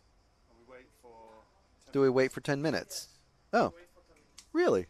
Yeah, Oh, because just in case. just in case. Who knows? I'm going to get 1 lap or whatever. So, yeah, we've just been informed by our friend Ernesto, the race timekeeper, that apparently no one has checked in or shown up for this first race of Formula 1. Do you hear an engine starting up? So I don't know, maybe. But these guys just love to run their engines, don't they? They just just yanking on that throttle arm. So yeah. Should we try and have an ad break? Yeah, let's do an ad break. There we go. Hope you enjoy this.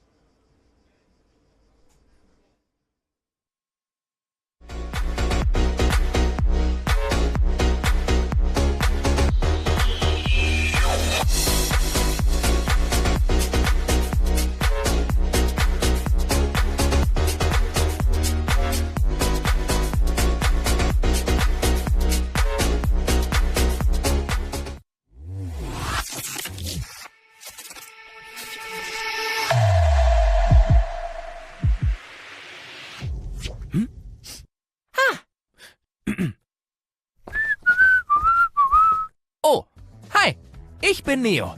Du suchst ferngesteuerte Modelle? Da bist du hier, genau richtig.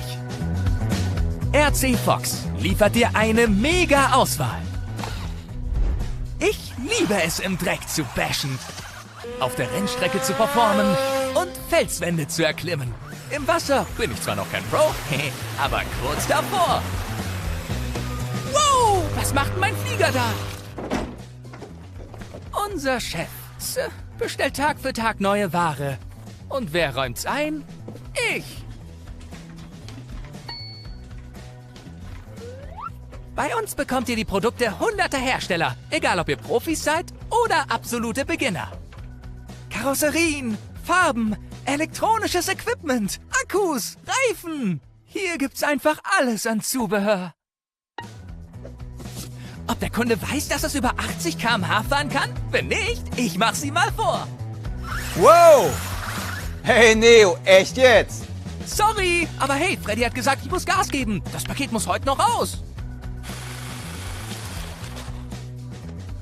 Wir verschicken jeden Tag hunderte von Paketen, damit ihr schrauben, basteln und Spaß haben könnt.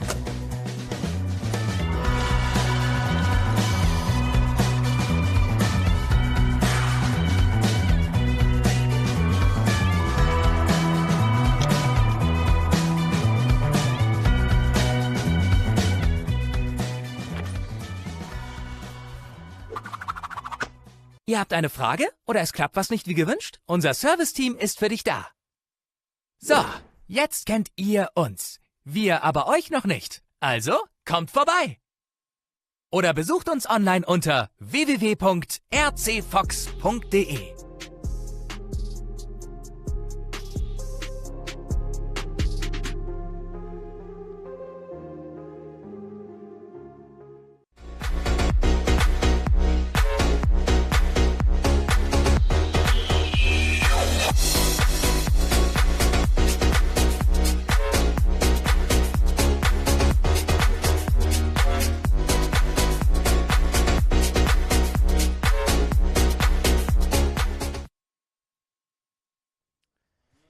All right, yeah, and one of our other sponsors is Team RCM, rcmodels.co.uk. You can follow them on Facebook.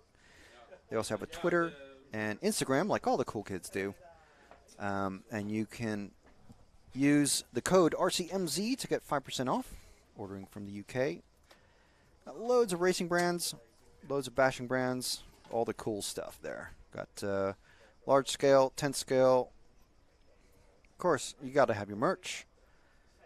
And yeah, so you can find them on rcmodels.co.uk. That's with a Z or a Z, as they would say in the .co.uk world.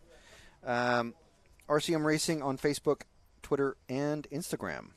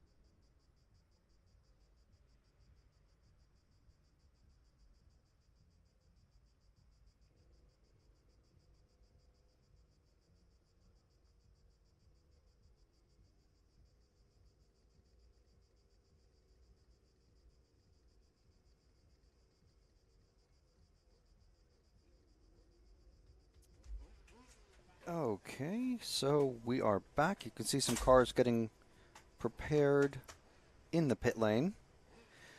So for whatever reason, the first race, the qualifying race of Formula One, no one went out. Not sure why. Don't know what happened there. And so we've got the second heat is in the pit lane, as you can see. And I'm not sure how to remove the little note that we've got on the screen. I don't want to mess with anything. Hesitant about even just touching the mouse. Yes. Hello.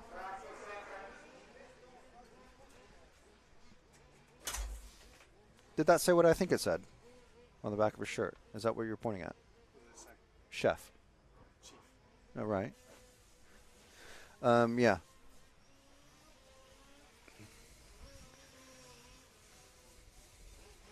There we are. So we are in the warm-up period for heat number 9. So it was heat 8 that didn't go out. No idea why. So unfortunately, oh, dead car. So here we are. Here's your racers in this race.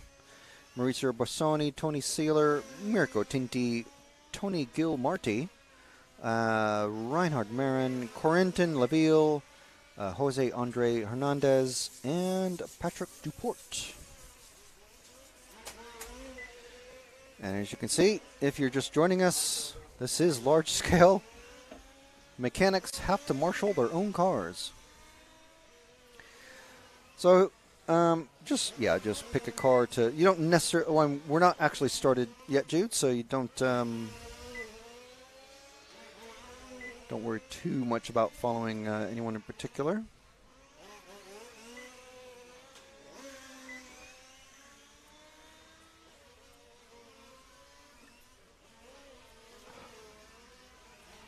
This is qualifier heat, qualifying heat 1 of 4. We're almost at the end. Then we have a brief lunch break of about 45 minutes or so.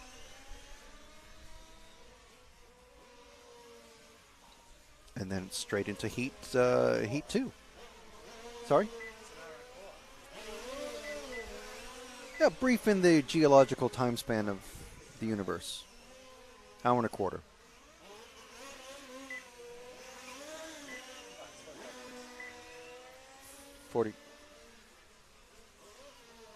What? Hour 45. Yeah.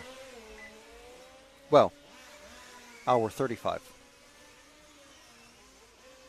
Because the last heat starts at 11:55 but ends at 11:55. Right, so yes, you are watching EFRA RC Motorsport Europe.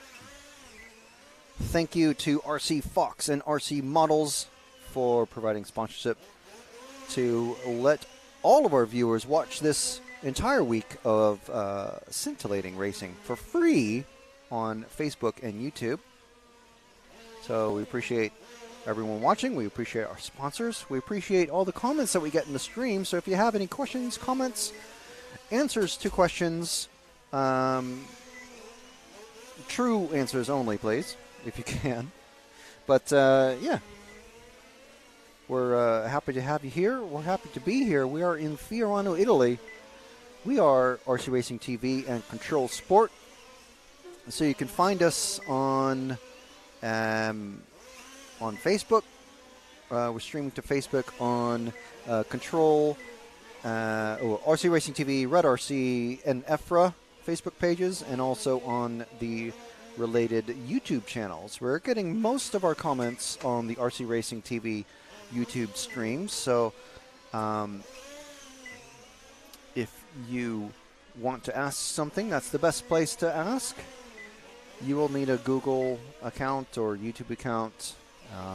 And we do ask that you do subscribe to the channel so that you can ask questions. It just avoids all the random buy my random product like sunglasses or cheap bags or whatever that we that tends to come up in YouTube streams.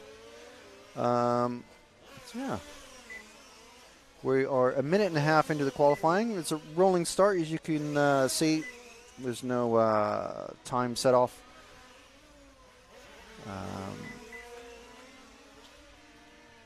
So we've got Reinhard Marin, Maurizio Borsoni, Mirko Tinti, Tony Gilmarti, who recently liked the EFRA page. So if you search for us on search for the EFRA RC Motorsport Europe on Facebook, give that page a like, and you can follow or just become a follower of the page. I don't think they do likes anymore. I can't remember. Mirko Tinti, Maurizio Borsoni, Tony Gilmarti, Tony Seiler, Corentin Laville, Reinhard Marin, Jose Andre Hernandez Baz, or is it Baz Jose? I don't know. I'm just going to say Hernandez, and Patrick Duport. Everyone's still running, which is great. We have had some racers, unfortunately, have to drop out of their runs. I'm sure someone can tell the class what happens if you drop out. There's 4 rounds of qualifying, so I'd imagine if there is a dropout, there's going to be a maximum of 1 dropout, if there are any. Are there any dropouts in the qualifying? Sorry? Are there any dropouts in qualifying? Like if you have a bad qualifying run? Or do they all count? They all count. So Vaselli had a very bad first run then. Right. Yeah, so they all count. Whoa, on the back straight. On the back straight, we have a car that just hit the chicane really badly and lost his front wing. So there's literally a front wing laying as, oh, I think the mechanic needs to run out there and pick it up. Or is it our Amsky official? Ernesto, what's his name? Teodoro. From Amsky. I think it's been hit and some, oh no, there's on the back straight, there's a dead car, Jude. There's a couple of kids now to the left where the guy's running. There's a dead car behind the green thing there. So there's, I guess it's public access, but it's behind a fence, obviously, because you don't want these things running wild into the underbrush. So it looks like he hit that wing that was left out there. And he's back off and running, so it's good for him.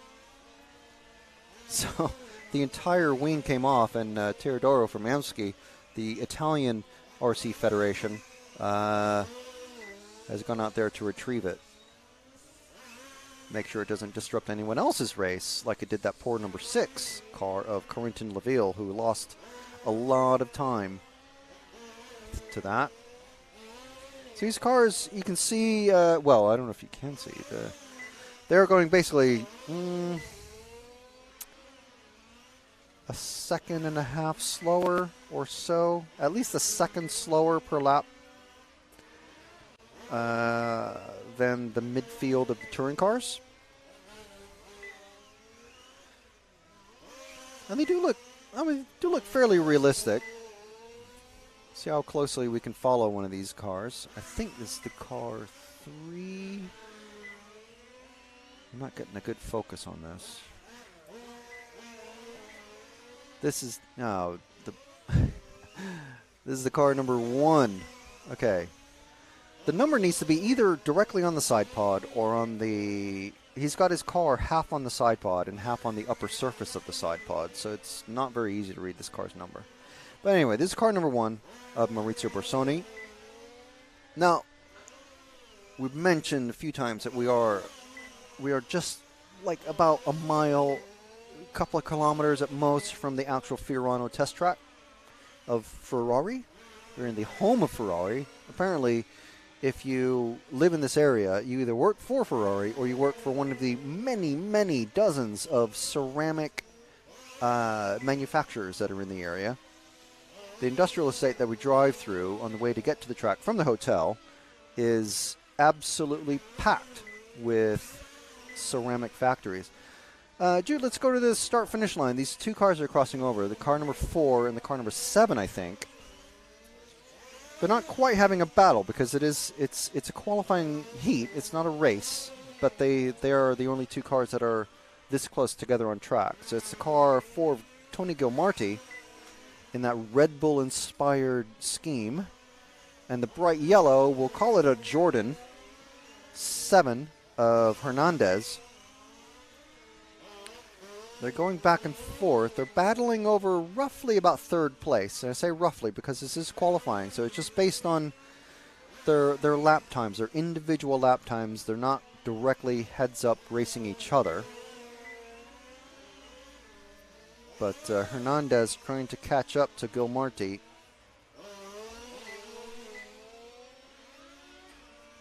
See if he's able to do that. I'm really curious. I'd like to talk to one of these guys. We might be able to talk to Gilmarty because he's been following the event on the EFRA Facebook page, and find out how much. I mean, I know on touring cars the rear wing really does affect the aero of the car. It does honestly provide downforce. So I'm curious how much the front wing affects.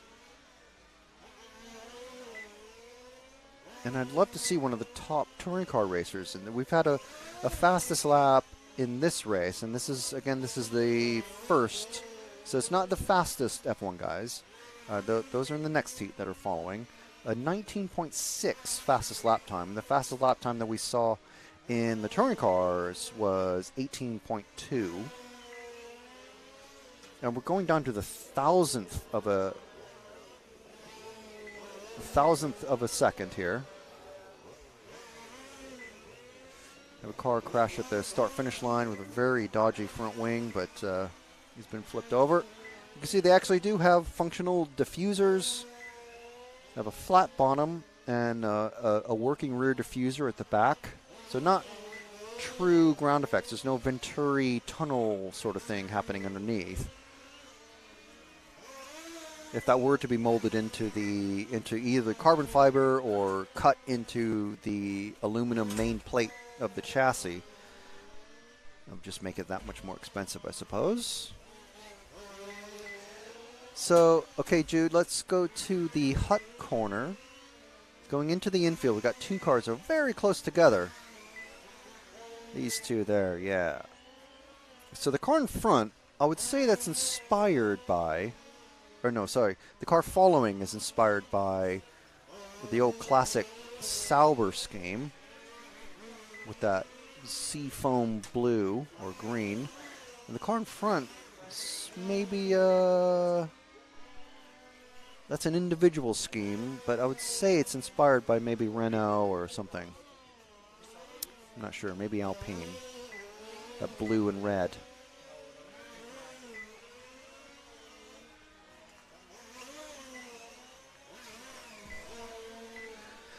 So if you're just joining us and you're wanting to catch the touring car racing, ooh, spin-off there for the number 6. That was Corentin Laville. The top qualifier for touring cars at the moment, after the first round, is Marius Hetland, followed very, very closely by Marcus Feldman. So it's Norway and Germany in the country battle. It isn't really a country battle. It's all mostly individual and manufacturer based, really. But yesterday we did have the opening ceremony. It was very nice, and all the racers come out according to their country. So we had the Austrians come out first, all the way down to Switzerland, I think, was the second to last, and then, of course, the last country to march out is always the host country, which in this case is Italy.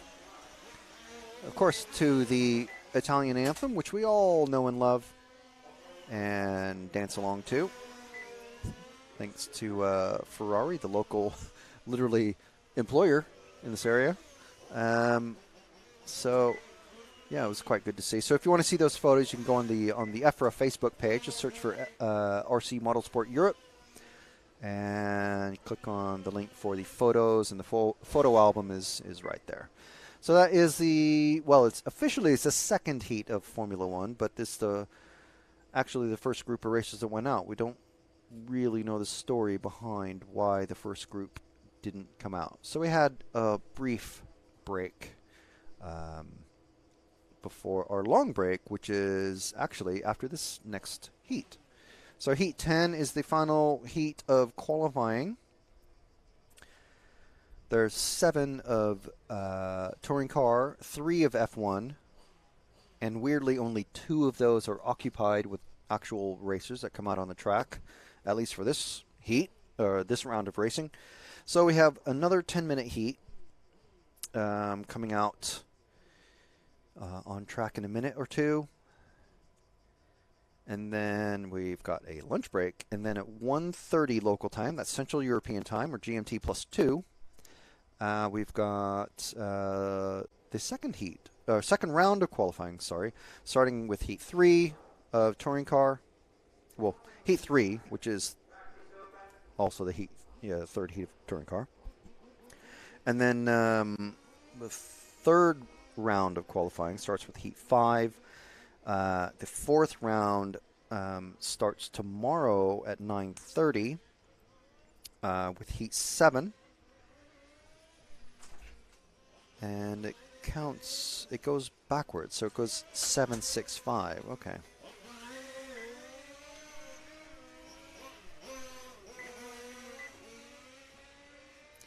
And then we have a long break, and then the finals start with the 132A. We don't have a 132B?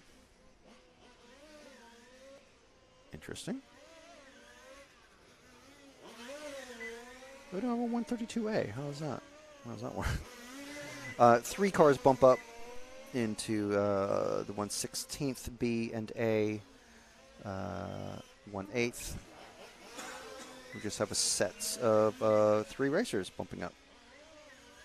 And then on Saturday, the finals start at 9 a.m. with the semifinals, semifinal B and A, from which 4 of those bump up into the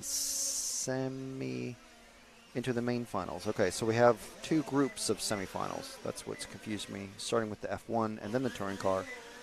Touring car semifinals start at 10:20, and those are 30 minutes. And then, we have a top qualifier shootout, it looks like, or Super Pole type thing, I think.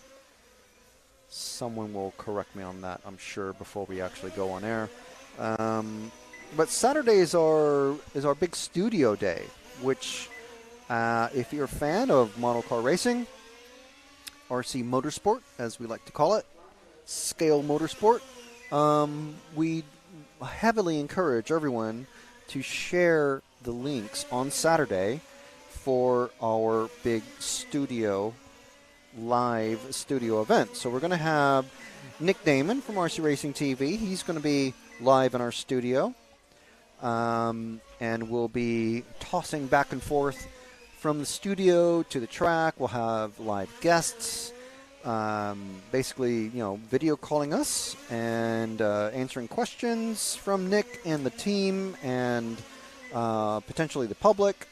And it'll be absolutely a good time and great to watch. We did the same thing with the Buggy Euros last week. Slightly shaky start, but it worked out really well. We had some really interesting guests, some good questions, some good comments. We had track walks and all sorts of things, like playing in video segments and all sorts of things like that. So it was good fun. And I realize we've just started that little hoot that you may have heard. Let's see who we can follow. Number 2. Okay, well, we'll stick with these guys that we're already with. But we're going to have to follow the classic black and red Ferrari-inspired car. So, wow, this BWT car that's in the lead of these 2 is flying. He seems to be stuck. So, not stuck, I mean like stuck to the ground, as in good traction, good driving. So I think it's another number 1 car that has the bottom half of the number on the vertical part of the side pod, and then the rest on the horizontal part of the side pod is the top half of the number. So it's very hard to read. If that was a 7 or even a 6, it'd be hard to read. So anyway, this is the number 1 car of Andy Bloom from Austria. Very nicely done. BWT, I think it's an Alpine-inspired car from maybe not the first couple races of this season. So from race number 3 forwards of the 2022 F1 season, wow. Does that make me an F1 nerd or something? I'm not sure. But anyway, here he is. It's Andy Bloom on screen, following him through, going into the Omega, across the kink, into the first hairpin, into the second hairpin, heavy braking that one, into the commentator's corner because we're right there, across the start-finish line, down the main straight, first turn, there's the Hut corner. You can just barely see the Hut, into that little infield chute, and there's the Hut, into the Omega, across the kink again. So that is a lap of the track. So you can see, so you kind of named it. I don't know what the actual Marco, the track owner, actually calls it, but that's what we're calling it for now anyway. Just so we can help Jude on camera, or camera person out on the track. Well, not on the track. Anyway, the person moving the camera. Help find our cars that we want to follow quickly and easily. So we've been with Andy Bloom for a little while here. So let's try and find. Let's see who we can find. Where's that red Ferrari? Well, it's not actual Ferrari, but he's going into the Omega now. And the kink. There we go. There we go. Little bit of a track cut there, I would say. It's the car number 2, Saverio Rossignoli. And guess where he's from? Italy. Our host nation for this large-scale on-road European Championships. Officially, it's large-scale touring car, but it's also a touring car in F1, so that's why I'm trying to call it large-scale on-road, because that kind of encompasses everything a little bit better. It doesn't leave out our F1 racers, such as Saverio. So we've got Marino, Bloom, Utz, Rossignoli, Alberti, Breno, and Fabregas. We have 2 different Fabregas. We have Carol Joan Fabregas, and we have Carol Carlos Fabregas. And there's a reason why they have the 3 names, but won't go into it now. But so we have a Ferrari chasing a Jordan in this case. I think that's the yellow car is an example of there's 2 different body shapes, because these bodies are very expensive to produce, which is why they're so expensive. But we have the classic high side pod shape of the red Ferrari inspired car, and then we have a low side pod shape in the bright yellow car that he's chasing down. He even has bright yellow wheels. How cool is that? Let's move forward 1 to the bright yellow car. There we are. Look at that, bright yellow wheels. How cool is that? It's definitely F1 Jordan inspired car. So I was mentioning earlier, if you're listening, in between waffling, about how just the general scale realism of the large-scale on-road scene is. The touring cars tend to have, except for the top racers who are sponsored for whatever, the touring car guys tend to have realistic, I should say, paint schemes based on the BTCC, WTC, and CC and DTM sort of styling. There's a relatively low number of sort of what I call the RC racery sort of schemes that you can find on the track in this class, and that's even more true in the F1 class.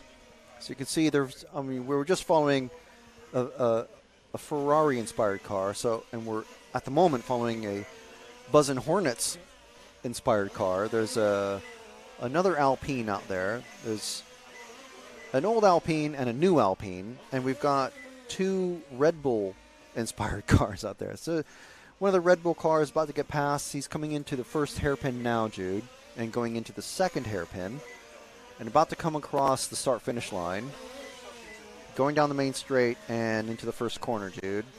He's in the second corner. There we go. Yeah, this pair. So this is the maybe last year's Alpine being followed by a Red Bull style car. So, you know, it's actual race teams. You know, it's just a cool vibe to it, isn't it? You know, it's pretty cool. So anyway, I'm just loving the scaleness of it. That's why I got into touring car racing and RC in general. So 19.454 is the best lap in this race, which is Sebastian Marino, the car number 3. So if we can follow him while we're all done. But we've got a couple minutes, two and 3/4 minutes left in this. So what I'm getting at with the best lap time of 19.4 is that is the fastest lap time. And of course, these are pro racers running probably, I would say they're probably higher downforce than these cars because they have the windscreen. There's no holes cut in the windscreen like for the Nitro touring cars, the 10 scales. So it's, I would possibly more downforce on these cars. But they do have a diffuser. I don't know. Maybe it's a wash. Maybe it's equal. But anyway, they're over a second slower, the fastest laps. So I was trying to compare that with the last race, but considering this is the faster of the two running F1 heats, that's maybe a more direct comparison. So 1.2 seconds off on the fastest lap, the F1 guys are. So the car number 3 of our current leader, Sebastian, he's actually going into the first corner now. He was the Alpine car that we were following earlier, but there we go, into the Omega and across the kink. So this is Sebastian Marino from France, running, of course, an Alpine car. I imagine that he is imagining there's a little scale Alonso in that car, or maybe an Ocon. So we have a dead car he's about to come across right there, and the marshal is waiting to cross the track. The marshal being the mechanic of that car that's dead.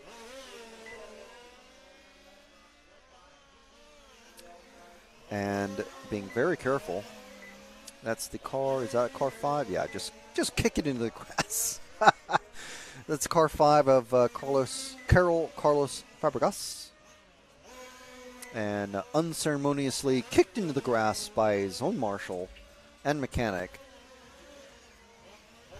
Now, I say mechanic, I just mean mechanic in the sense that they're down there. They're the ones in the pits.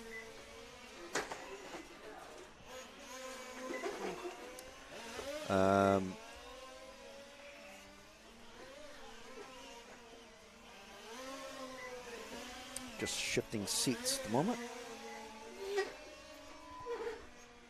If you hear any squeaking. Right, so just a few seconds left in this Heat 10 of qualifying.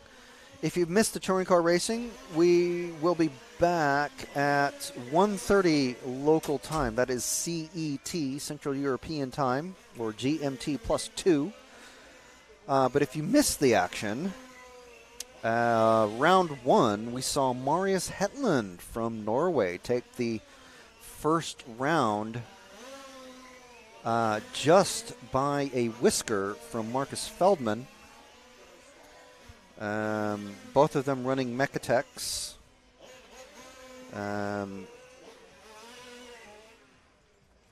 And both of them ahead of Arnaldi from France, running a Genius.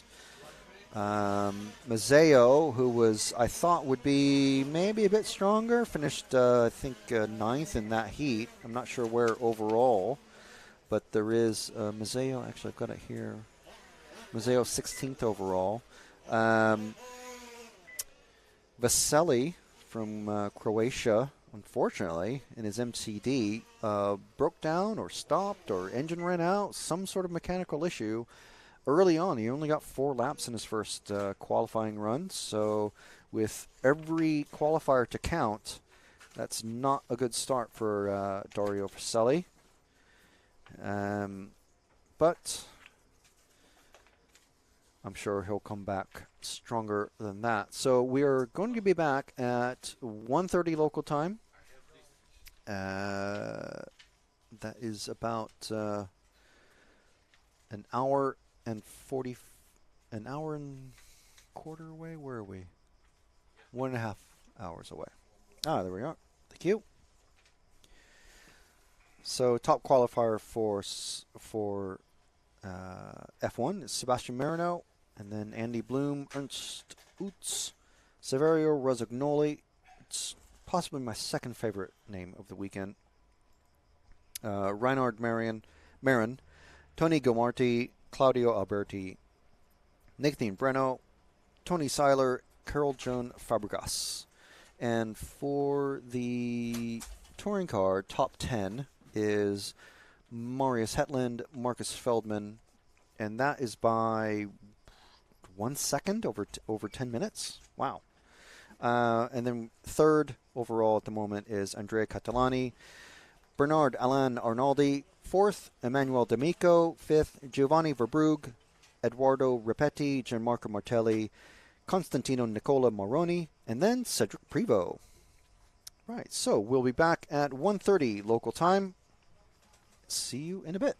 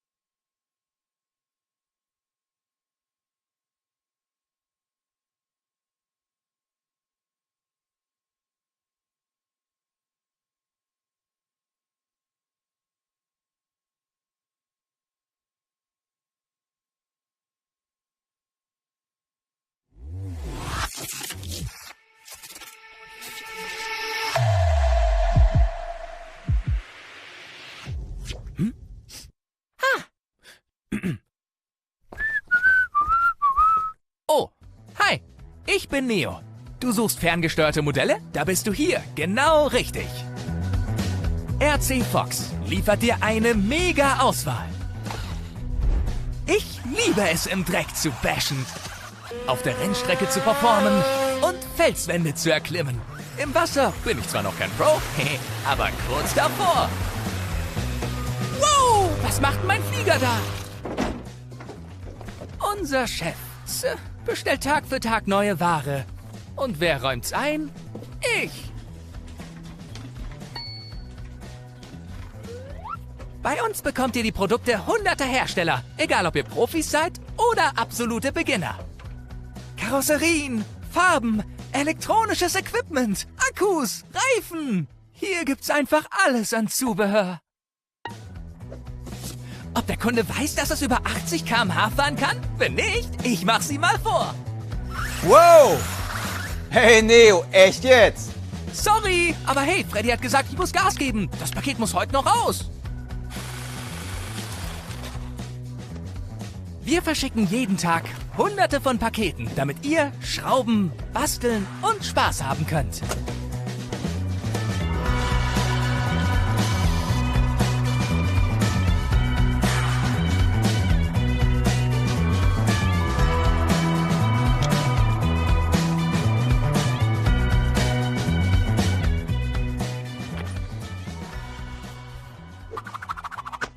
Ihr habt eine Frage oder es klappt was nicht wie gewünscht? Unser Serviceteam ist für dich da. So, jetzt kennt ihr uns. Wir aber euch noch nicht. Also, kommt vorbei. Oder besucht uns online unter www.rcfox.de.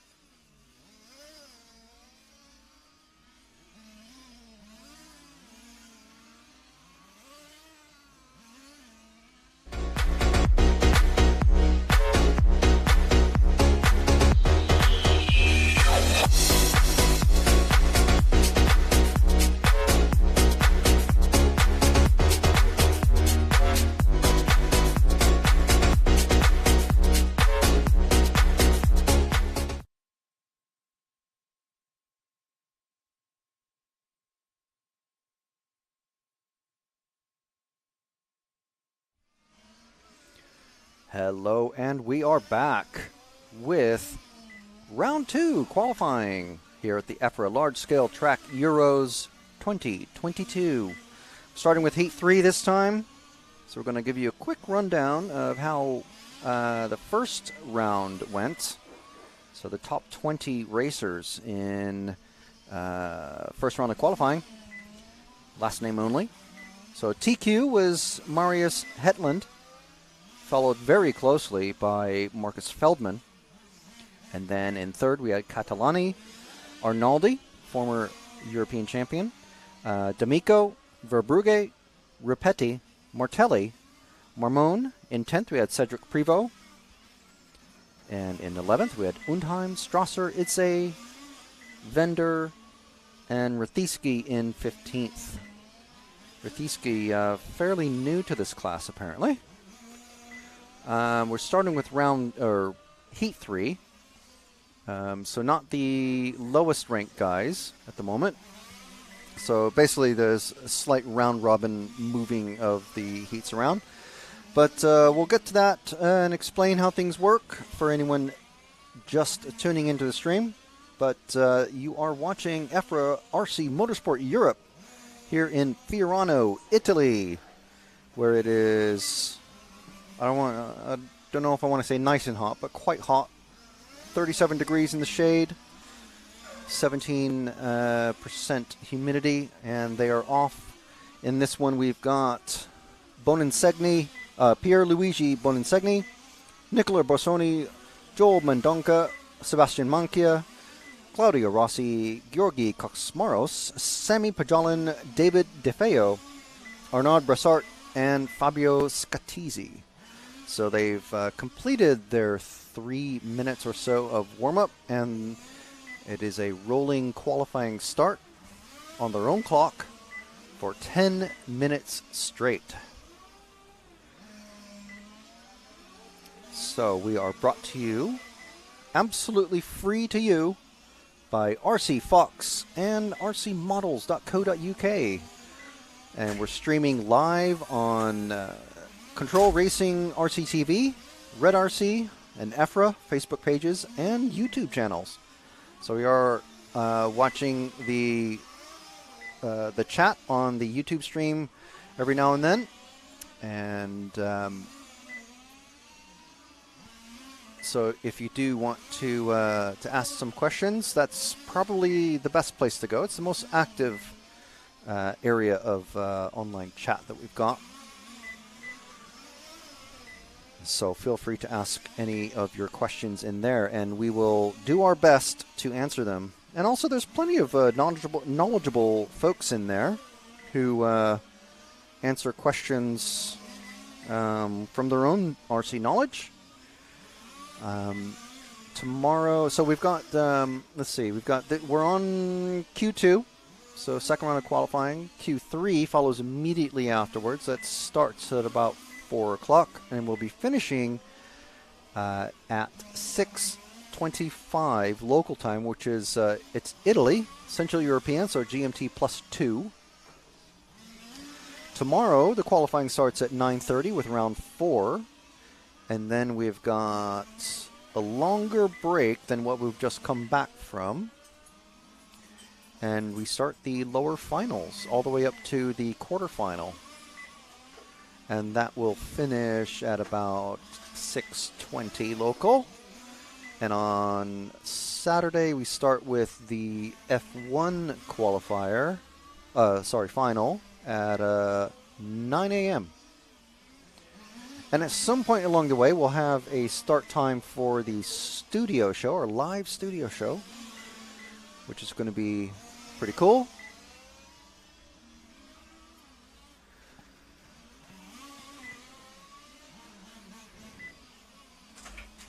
And we've got Jude, our cameraman,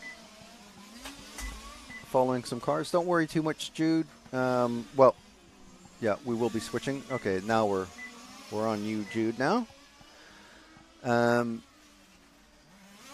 So we've got, we're just testing out our extra cameras.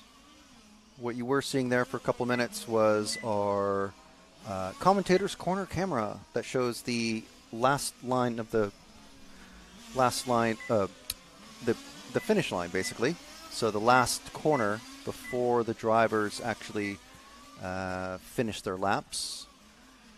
And so it should be I think it's going to be a pretty good race, I think, the finals, because that is going to be a pretty important corner where these drivers are going to be going in. So, that is a good crash there. Let's see. Oh, is he able to get out? Is he avoiding traffic? So that's a good time to bring up with that crash. I think that was the number 1 car. We'll see when he comes by. Number 6 car of Georgi Kaczmaros from Hungary, our lone Hungarian racer. Yeah, so these guys are on a 10-minute clock. They're running their own time. And as he makes another, or no, someone that was behind him was going on the grass. So when someone has a really bad accident or gets stuck in a fence or something like that, that will affect their overall qualifying time. So it's not great, to say the least. So let's find another pair of cars to watch. We've got the number 1 and 3 in the second hairpin, Jude, across the track. Well, they're into the first corner now, sorry. Stick with these guys so we don't move the camera around too much. So we'll follow these two because they're obviously close on track. It's not quite a battle. They are qualifying, so they don't want to impede each other too much. The referees, or our race referees, are calling verbal blue flags, basically, for slower drivers to move out of the way. And this guy, oh, geez, I just missed it again.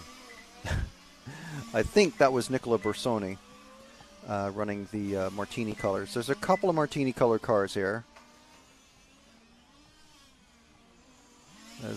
Number 2, Nicola Barsoni. And he's coming up on the number 5. Now, I was explaining this very briefly earlier. Basically, essentially, if cars are in the same heat and one has a lower number than the other, it quote-unquote qualified better than the car with the higher number. So, yeah, he's very quickly past that number 5 of Claudio Rossi. And coming around commentator corner again, down the main straight and into that first turn. Into turn number 2. Into the infield chute. Around the Omega. Across the kink. A little bit on the grass. Ooh, that's a big truck there. First hairpin, second hairpin. Around commentator corner once again. And those two lines there, there's the Tricolore finish line is the actual finish line, the official finishing line, but there is a backup loop, which is the white line, a couple meters past the Tricolore line. So now that we've caught up on all that, so this is the second round of qualifying. If anyone has friends that are running in the F1 category, the top 10 in that was Sebastian Marino was the top qualifier. So we'll see how Hetland and Marino do in the second round. Andy Bloom from the UK, second qualifier at the moment after one round again.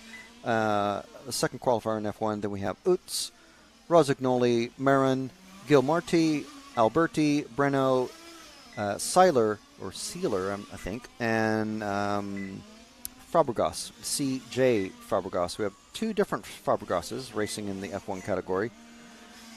And I think is it Jonas? I have the name. There's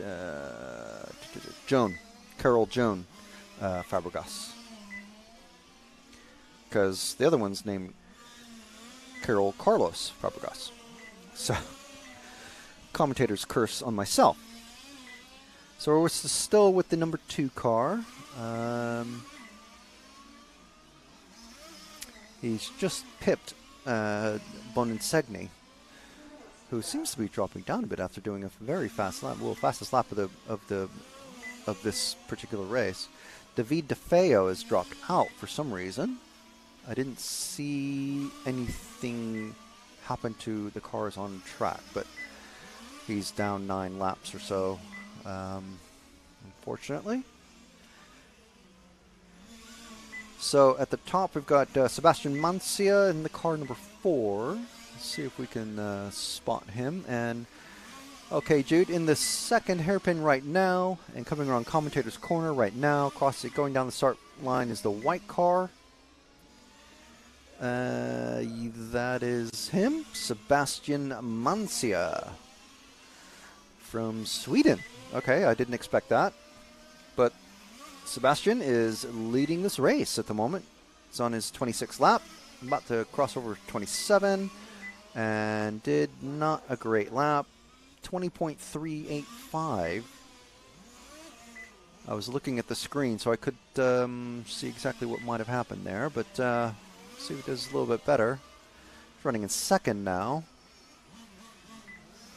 All white, running a Mechatech. You can tell that because of these stickers on the car. Otherwise, I can't tell them apart. Especially because they all run the same body, basically. And we're still with Sebastian. He's being chased pretty hard by that black number 7. That's Sami Pajalan from Finland, one of the very few Finnish racers that we've got here. We've got 3, I think. We have a father and son team. And Sami, who's trying to catch Sebastian. Driving pretty hard to catch him up. Let's see what happens here. Sebastian just seems to be falling back a bit.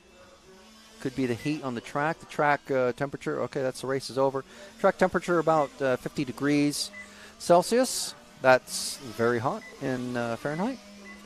Air temperature 37 degrees, which is close to 100 degrees Fahrenheit. I'll just get my app out and see temperature.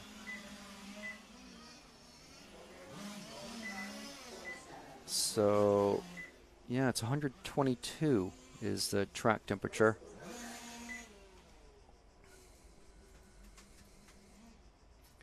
.37, 98.6.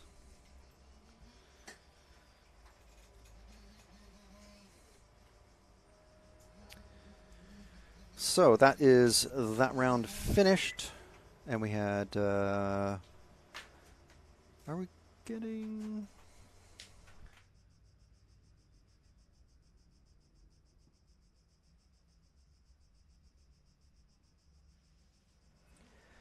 Right, so we will have the finishing, well, the results pop up on the screen. Probably have that tomorrow. So I'll be handy because I did just miss that. It only stays on the timing screen that we've got just for a couple moments before it disappears. So the next group is heat number 4. We've got Stefano Bianchi, Nuno Pinto, Oriol Gil, John Preece? Still need to work that out. Luca Rowley, Rudy Vaisser, I'm just butchering these, Noel Tybalt, Pascal Hervey, Christian Weber, and Giuseppe Rosignoli, my favorite name of all the drivers. Yeah, so they're all out and doing the usual, we're all going to go out all at the same time and just get in each other's way. Instead of one of them, well, one of them has waited a bit, but it looks like he's having actual problems because he's going very slow. The number 0 of Giuseppe. No, not Giuseppe.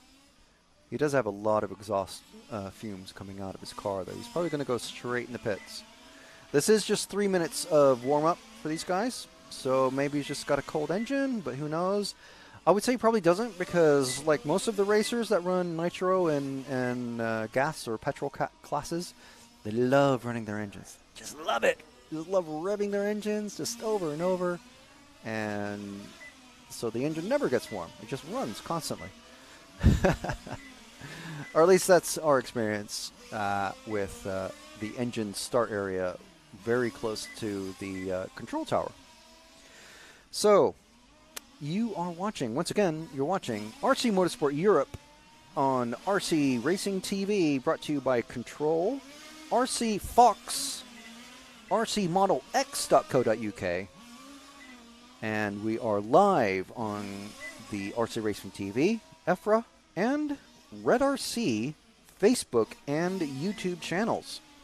So Facebook pages and YouTube channels. And feel free to head to any one of those, give the page a like, subscribe to the channel, and if you want to comment, feel free to. We are paying attention mostly to the RC Racing TV, Control Sport RC Racing TV chat, which I'm going to see if I can log into. I think I'm going to have to put the YouTube app on my phone, actually, because the computer that we were using to look at chat has been taken away.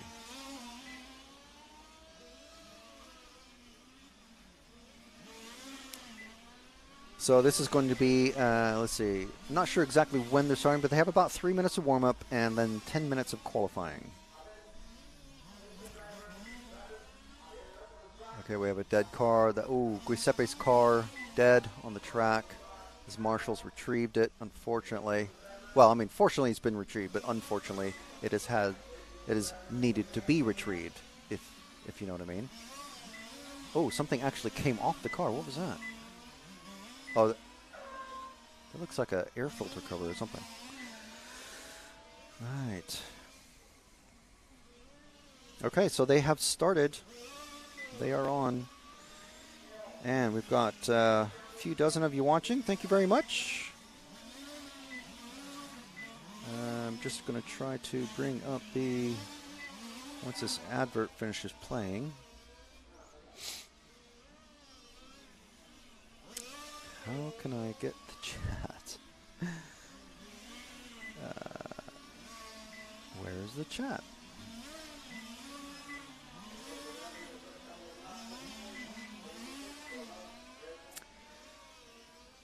Okay, well, I can't see the chat. Why can't I see the chat? Maybe we'll just have to go into a web browser. No, I don't want to play Wordle. I'll do that later. Anyway, we've got Nuno Pinto in the car 2. So who are we following? We're at the car 5 of Luca Rowley, who just popped up into the second position. So we'll stick with Luca for a bit. I don't think we followed him last time. We will try to follow cars when we have a moving camera. So if you have any requests, feel free to put them in. We may not be able to get to them all, but we will try. We will do our best.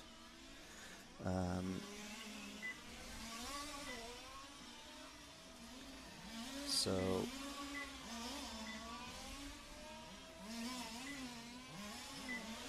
still attempting to get to yeah.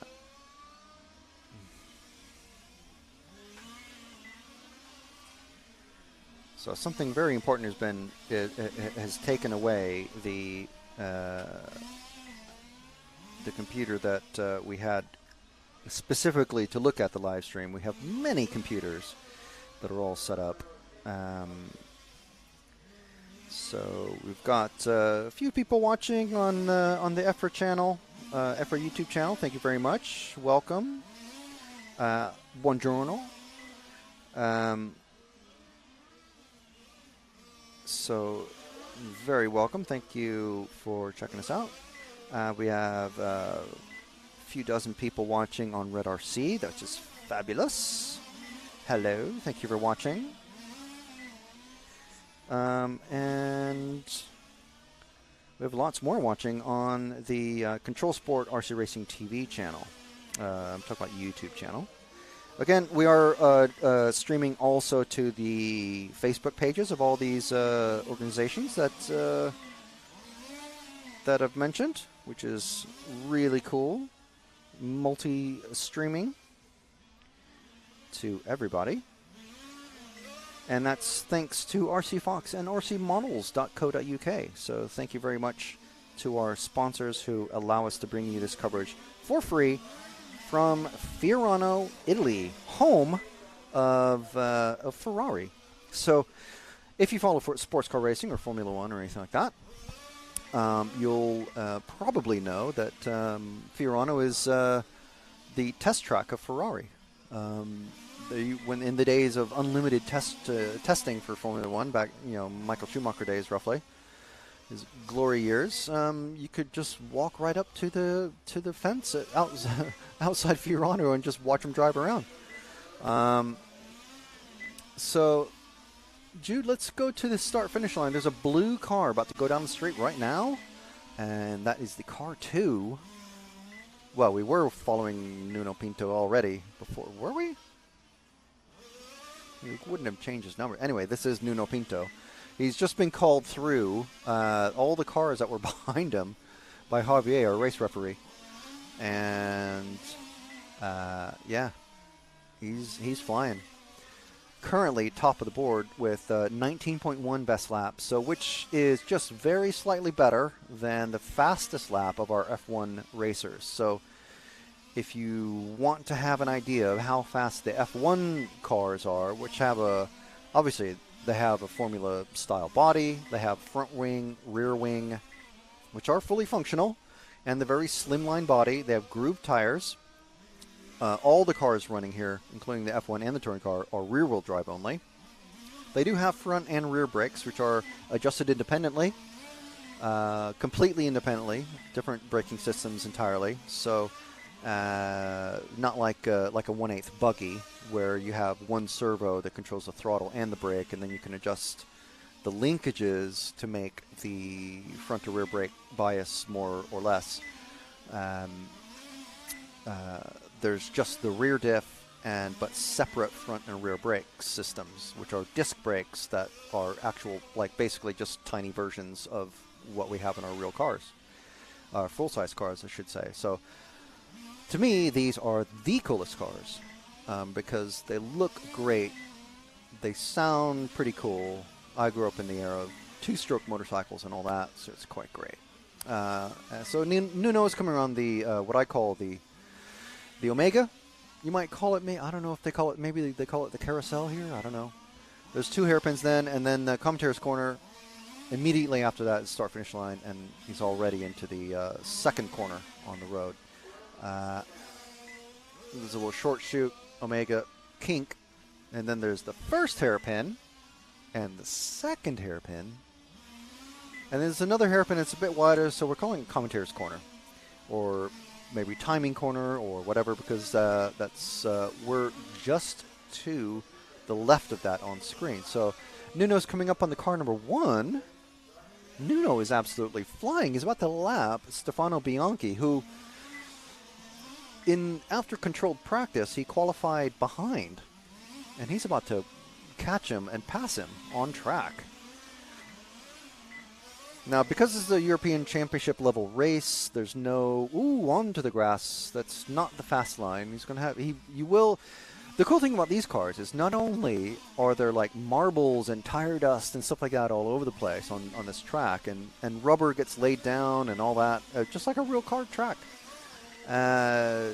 If you go offline, you pick up marbles and dust and grass and whatnot, and if you come back onto the track, onto the racing line, you bring all that stuff onto the track. And there's a photo in the EFRA Facebook page, on the EFRA Facebook page that I took yesterday of just a stack of tires just with all the crusted marbles. And, if you're a fan of racing, it's I don't know, I'm just kind of a nerd about it. So it's just kind of cool to see that, like just ripples of rubber just being, pulled off the tires, and grass embedded in the soft rubber and stuff like that. And they are really, really soft. They're just ridiculously soft tires. So yeah, big fan of these. Big fan of these. And if you're a big fan of large-scale racing, next week we are going to be in Austria for EFRA, large-scale off-road Euros, 2-wheel drive and 4-wheel drive. I'm not sure if they're doing a short course. Ooh, a little slide there. Nice and controlled, luckily. Nearly spun it, but we'd call that a drift, but just the bare beginnings of a drift. But that's something you don't want to do. It's actually the slow way to get around the track. It looks cool, These cars, they probably don't do enough revs to actually smoke the tires. But anyway, it looks cool, but certainly not the quickest way around that corner. So he's slowly still catching Stefano Bianchi, but now Christian Weber has hopped up from car 9, from 9th position, and taken over the 2nd spot. Oh no, he's moved around and Stefano's taking it back. Did Nuno crash? No. There's a weird clumping motion going on elsewhere on the track, so I'm trying to keep abreast of that. Christian is catching the car 7 of Noel Thibault, who is himself. Oh, they're actually battling for position. So, dude, if we go forward on the track to the 2 cars, the white and the white and pink car, we've got a Martini liveried car and then a white and pink and blue car. These 2 on screen, they're actually battling very, very closely. Not necessarily, I mean, they are on track together. They are together on track, literally, but they are on the timing. They are nose to tail as well. So this is as close to a battle for position as we'll get in these qualifying heats. So the number 1 car, the pink car, is not really fast enough to be told or to be given a blue flag for to be let through, I should say. So at number 7, we have race referees who are probably going to be watching this pretty closely and going, well, these cars are together on the track, but they're really close. So it would be unfair for us to tell the number 7 car of Noel to move over and let that number 1 car of Stefan pass easily. So. And Stefan isn't really catching him, so looking at him for a few laps there, and now the race is done. So there's our finishing order. We've got Pinto, Bianchi, Rowley, Weber, Thibault, Hervey, Vassier, Pries, Gill, and the last name I missed. I think it was Rosignoli who wasn't able to start that one. So now we've got, we're moving into our faster racers now.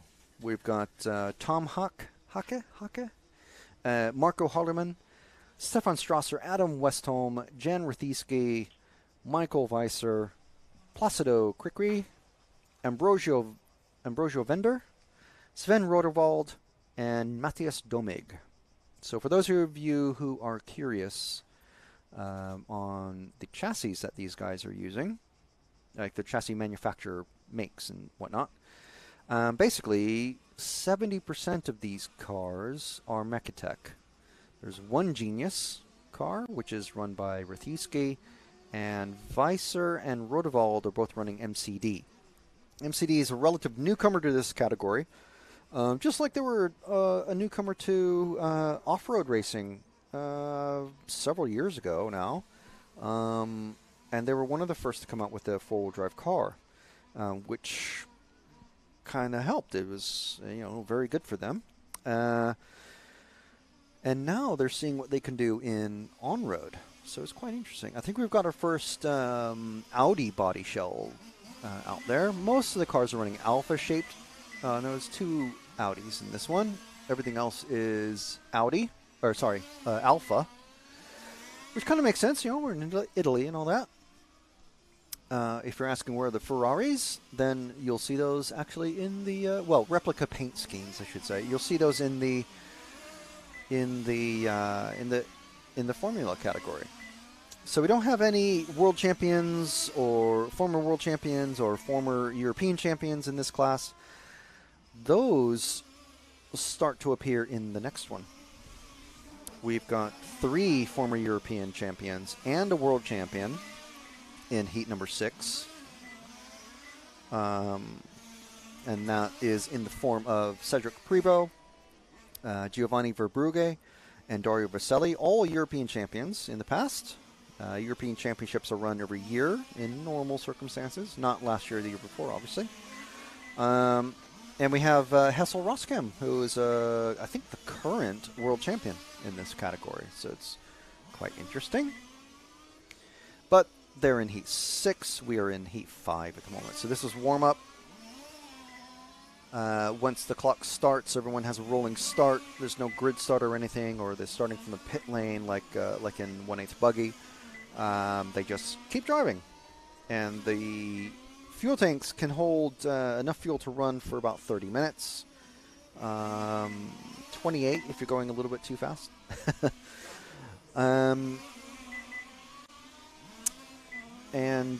So they have 10 minutes. Every qualifying run counts. So for anyone who didn't finish their qualifier, like Giuseppe in the last run, or Dario Vaselli in the last round in Heat 6, that's just bad luck. Bad luck.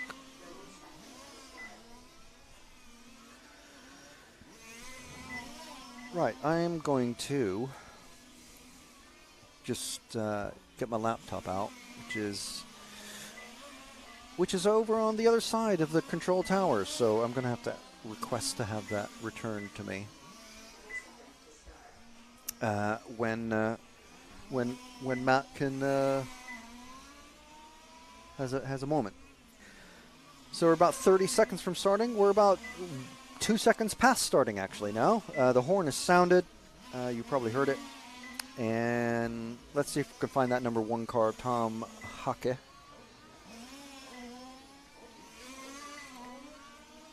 Is he one of these 2 cars? Aren't these numbers wonderful to read? The number 1 is that orange and blue car coming down the straight. He's already well past that, the white and blue car. I missed the number as it went past. But yeah, pulling away. He's got a nice open track in front of him for several laps, so he can maybe time trial it and get some fast laps down. See what he did in that one. 19.1, although we have an 18.9 from Ambrosio Vendor in the car 8. We'll see what Tom does in this one. He did 19.1. This is where it starts to get tight. This is the 3rd fastest group of racers. Tom Hawk takes the fastest lap now with an 18.9. So that is a pretty good response. Not that he's responding directly, but there's no one actually calling out the lap times to these guys. 18.89 now from Vendor. So we'll give Tom a couple more laps to get bedded in, and I'll look for the car 8 of Ambrosio Vendor. Here he is. He's coming around. He's the orange front and green car. About to cross the start-finish line, go down the main straight. He's that seafoam green. There he is. That's Ambrosio Vendor. Currently in the lead in this qualifying run, 18.898 fastest lap. Backed it up with an 18.9, so that's not too shabby. Marco Harleman jumps in. Adam Westholm wants to have a go as well with a 19 flat, but Vendor crosses the line again with an 18.8. So he's about to come across again. Let's see what he does. Back up there again, 18.853 in that one. He's the only one setting consistent high 18s. Yeah, and he is chasing down the number 3 of Stefan Strasser. He's already passed him as I look down. And they are, in turn, are both being chased by Adam Westholm from Sweden, running the Lightning McQueen car. So the next car up the road is the car number 2 of Marco Harleman. So let's see if we can stick with Ambrosio. See if we can catch Marco. You see Marco in that flash of white and blue up ahead. He is visibly catching him on track as well and pulling away from the number 3 just a bit. So he's just a bit faster than everybody on track. So if we stick with Ambrosio long enough, we'll be able to call out and basically follow every car that he's passing. So everybody's going to get some track time. So Vender, Hawk, Rathieski, Harleman, Strasser, Westholm, Domig, Krikri, Rodewald, and Michael Weiser has already dropped out after only 4 laps. Let's see if where is, who's of the top guys we haven't followed? Rathieski's up there in the car 5. Consistently in the top 3, Rathieski. Well, it's actually maybe 3rd or 4th. Rathieski, all right, Jude. Rathieski's just coming around the second hairpin around the commentator corner. He's about to go up to start. He's just going in the first turn now, and he's at the hut. And to the chute around the Omega, there's Jan Rathieski from Germany. Last time we saw Jan was at the Hudi Arena in Slovakia, winning the European Championships for electric touring car. Or sorry, electric F1. So, which seemed to be about as hard to drive as you'd imagine. Rear-wheel drive only, kind of a pan car, basically chassis. But yeah, Jan here from Germany. A fairly decently sized German contingent. There usually is. You can see all the countries that are in attendance on the EFRA Facebook page in the photo album. It was uploaded last night. All the countries from all the racers during the opening ceremony. So we're just kind of taking a breath with Jan here. Stefan Strasser, we've seen him a bit. We've followed Tom Hawk. Ambrosio Vender still well in the lead, but Marco Harleman has now taken the fastest lap time with 18.7. And he's backed that up with several 18.8s.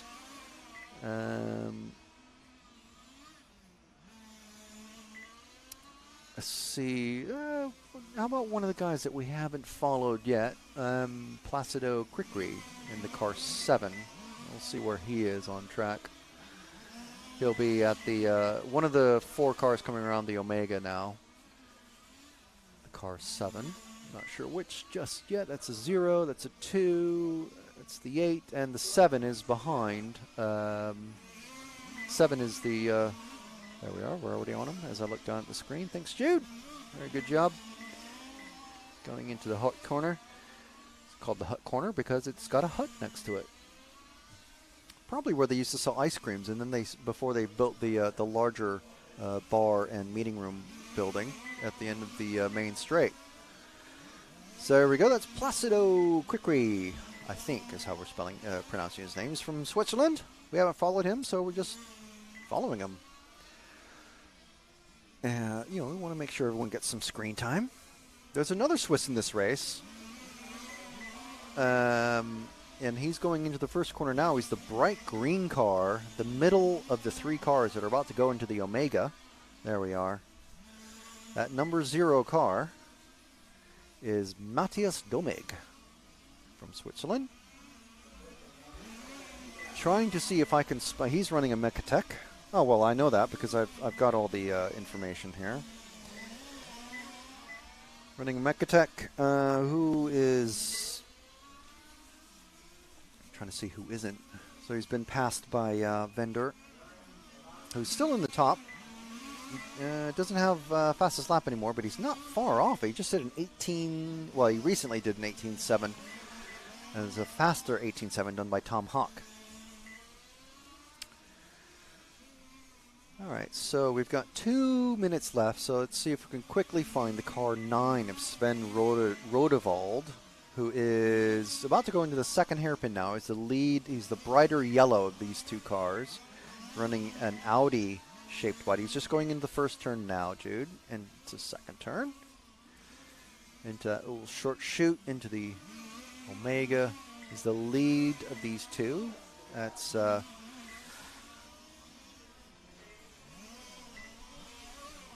Sven just got passed by, I think that was Stefan Strasser. So we just stick with these 2. We get them both on screen. Stefan Strasser from Austria and Sven from Germany. Oh, who's that? That was Sven spinning out or crashing. I missed it. So with that, if I knew how to do the replay, I'd do that.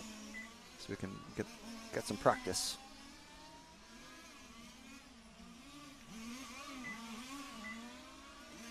So this is one of the, you can see from the front end of this car, you can see it very clearly because of that fluorescent yellow. I say it's yellow, it's not green. Although there is green tinges, so that makes it very confusing. So this is one of the Audi bodied cars. So probably a bit less steering. It's kind of a blunter front end, but it's got a bunch of all these grills. I think they're only allowed to cut out part or all of the grill. A lot of the Audi car, the Alfa Romeo cars have the triangular, sort of the heart-shaped grill on the front of the car completely cut out. So to literally provide cooling air over the engine. It is very hot here. It's almost 37 degrees. It's about 97 Fahrenheit, roughly. And these Audi-bodied cars have about the top half of the car of that front, the big front grille, just below the bonnet, engine bonnet cover, is cut out. Oh, another spin. So it probably was just a spin. Maybe as the track is heating up, he's getting a bit too loose, or maybe because he was running off the racing line, it's just too loose. Because you can see the black line where the rubber is being laid down. That's rubber and oil from the two-stroke engines. He's running normal pump gasoline, and the racers have to provide an invoice or receipt from a local petrol garage to demonstrate that they're running legal fuel. All right, so let's move up. Let's just follow the green and orange and blue car. These two. There we go. And I mean, everyone's finished, and they're starting to come into the pits now. There we are. So afterwards, the mechanics, who are usually members of the same racing team, either manufacturer-wise or country-wise,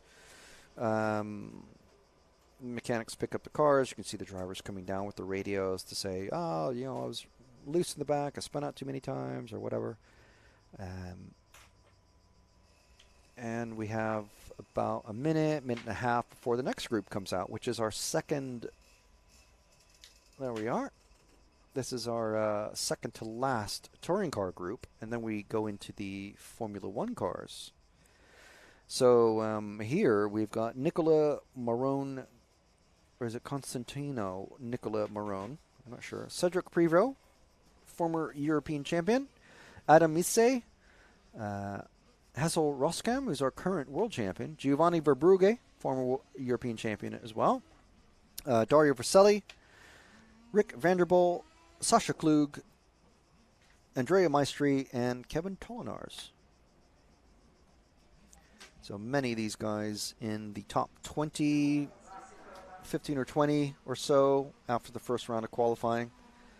So since we're getting there, let's just run down the names of those. The top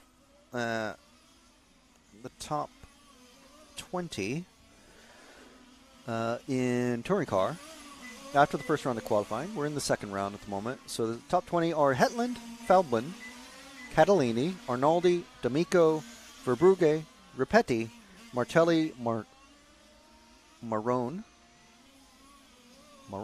Prevost, Undheim, Strasser, Isse, Vender, Rathieski, Mazzeo, Vanderpoel, Westholm, Roskam, and Weiser.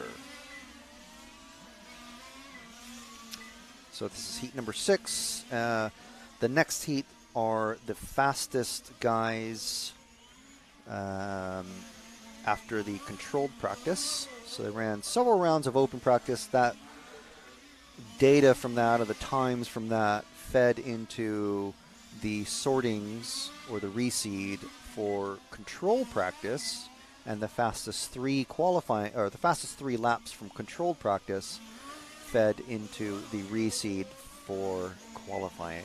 So that's how everyone was sorted out. I've mentioned before, if you see a cars on track and say there's a number 2 chasing down a number 3, that number 2, quote unquote, qualified ahead of that number 3 after, from the results of controlled practice. So, so we've got 3 minutes of warm up, and then we've got 10 minutes of qualifying racing. They're racing on their own clocks, so it's just a rolling start. So you're watching EFRA RC Motorsport Europe on RC Racing TV and Control Sport, brought to you for free worldwide by RC Fox and rcmodels.co.uk. And you are watching on one of 3 Facebook pages, either EFRA, sorry, not either, but could be EFRA, Control RC Racing TV, or Red RC. If you're watching on one of those Facebook pages, thank you very much. And more likely, you're probably watching us on YouTube, whether it's EFRA, Red RC, or RC Racing Control Sport. So once I get access to my computer, I'll be able to fire up the stream chat, but I'm quite confident we have some knowledgeable racers that are following the stream today and answering questions about the cars, about the chassis, about the racing, about how it all works. Tires, brakes, engines, car size, car speeds. I do have data on the speeds, actually. Very interesting. We do have an actual radar gun here. Top speeds, 84 kilometers an hour. Actually, 87 I just saw pop up. So 84 kilometers an hour is 52 miles an hour. And we're seeing even faster speeds now. So 88 is not miles an hour. It's not the time machine, but 88 kilometers an hour. That's rapid. It's got to be at least 52. I mean 55. 88 is 54.6. That's close enough to 55. I'll take it. I like to round up. Right, so who are we with? We are with the number 1 and the number 0. Number 1 is Constantina Nicola Moroni. The number 0 is Kevin Tollenars, who was just outside of the top 20 after the first round of qualifying. The other racers in this race, which I haven't mentioned. Oh, no, I did mention, didn't I? I have read them all. Apologies for the apologies. We have a dead car out on the Omega.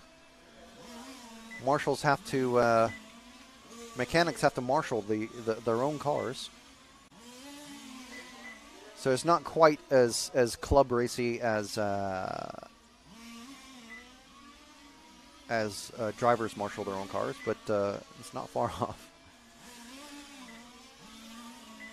Obviously, you don't want to be out there when with a car traveling 55 miles an hour collides with another car traveling at 55 miles an hour, and they combine and do like 1,000 miles an hour straight at you. So that's bad. We haven't seen any massive wrecks. We have seen some contact, but generally there's not a lot of contact. I mean, these cars aren't cheap.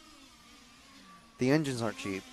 The tires for a weekend aren't cheap, but they are very robust machines. A lot of the early cars had plastic parts. I haven't seen hardly anything except maybe the body posts that are plastic on these, and the bumpers, because obviously those are, semi-expendable. So if they bend, it's good. If they break, that's fine. They're cheap to replace, but machined aluminum, that's expensive. Machined, anodized, and laser etched, even more. So almost every single parts of these cars are from the shock towers to the arms to everything. It is mind-blowing the amount of machining work that goes into these. And then there's the graphite parts as well. So if you want it lighter and stiffer even. Oh, we've got a car in the grass. Number 3, who's that? Of Adam Izze. Spinning around. He's just having terrible luck getting out. Trying not to get collected up by anybody. There's Adam trundling off very slowly. Is he going to... No, he's not pitting. That is going to wreck his qualifying round. But, you know, that's what happens. That was Vasselli that just went past. Let's catch the car number 6 going in the second hairpin now. There we go. One car forward. He's on the straight now, going down the main straight. There we go. There's Dario Vasselli. He had an unfortunate engine problem in the first race. So he stopped after 4 laps. He's not in the heat that he would prefer to be, obviously. He's more of an off-road racer, where he is large scale off-road European champion from many years ago. I commentated on his race, the legendary RC Racing large scale Euros from Neen Valley Raceway. But yeah, he'd certainly want to be doing better. But here he is. At least he's running. So where is he? He's in 5th at the moment. So it's not bad. It's definitely better than only doing 4 laps. Rick Vanderbilt had stopped out after doing 3 laps. Cedric Prevost, this is going to be a wonder of forget for him. He's actually on a slow lap. Has he finished? He's only done 11. Has he? I don't see anyone in the pits. I don't see anything crashed out there. So I think he's pulled off. We don't have a camera on the pit lane at the moment. I'm sure we're working on that. Kevin Tollenards with the fastest lap in this run so far, 18.7. It's pretty good. I think we saw an 18.1 or an 18.2 in the last race, or in the last round in the top heat. They're a little over halfway through this one. And we got Marone, Verbrugge, Vasselli's jumped up into 3rd. Roskam, former world champ. Maestri, Tollenards, Klug, Izze, and Prevost. Looks like the computer is calling him as DNFing.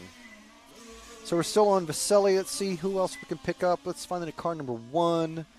Marone, car number 1. He's going to be probably... Where is he? I've watched all the cars go around now, and I've missed it. Is it the white and green? No. It's the white and blue car coming through the second hairpin now, Jude. There we go. You're already on him. Very good. Going down the main straight. You see the racing grid through that second turn. A little short shoot here around the Omega. Over the kink and the first hairpin. Second hairpin. He's catching that number 5 car of Verbrugge, former EC, former Euros champ. Catching him hand over fist like he's reeling in a marlin, which I've never done, but you know. If anyone wants to invite me deep sea fishing, you're welcome to go. Yeah, he's got some good speed. They're about even on top speed because the track, I mean, it's a big track. It's a huge track. It's about as big as RC track as you'll find, but they could do with a bigger track to get more, you know, this isn't as fast as they could go. They could go faster if the track was bigger. Yeah, he's up another couple of car lengths. Another car length or 2, and he's even faster, closer now. Whoa, on the brakes. Nice. So I'm sure Verbrugge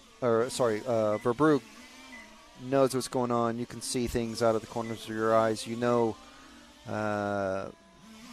especially racers who are running a regular scheme, you know who is coming up. And then eventually you're going to get the verbal blue flag from Javier, our race referee for the weekend, saying, car number 5, we've got the leader coming up on you. You need to move over. So, and that was, he's basically lapped the field in essence. That was Verbrugge's in second position, and that was the leader passing him. So he's basically just gapped everybody, and he's eventually going to be very quickly on this growing battle between Vaselli and the car is at 9 of Maestri, and they're actually door to door on each other. Let's stick with the car 1 as he works his way past Vaselli. Oh, what happened to the?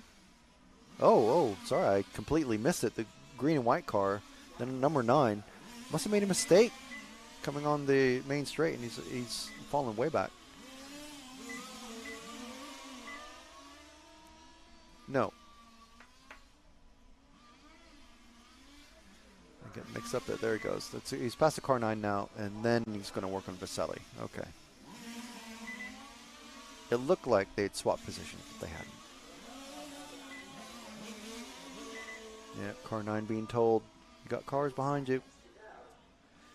Don't hold them up. So the next heat is coming up in about 4.5 minutes. It's going to be our current TQ. We'll see what the TQ looks like after this round of qualifying. So we've got, let's see. So we've got Nicola Moroni. We'll see where he finishes. Don't have a predicted time. Unfortunately, we don't have online timing for people to look at the timing for themselves. So you have to rely on what we're showing on the screen here. Chasing down Vaselli. Yeah, he's being told, car number 6, you got the leader behind you. I was sure I heard car number 6, and that's the finish. I think they're both finished. Yeah, they've both gone green. All cars pit. So he didn't let him by. I'm sure I heard him say.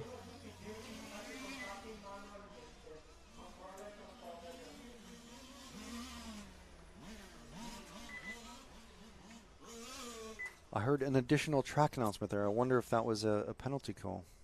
I didn't actually catch it. So, I missed it. Anyway, Moroni took that one. I'm just going to go off audio just for a moment while I get my computer so I can see what any questions and comments in the chat.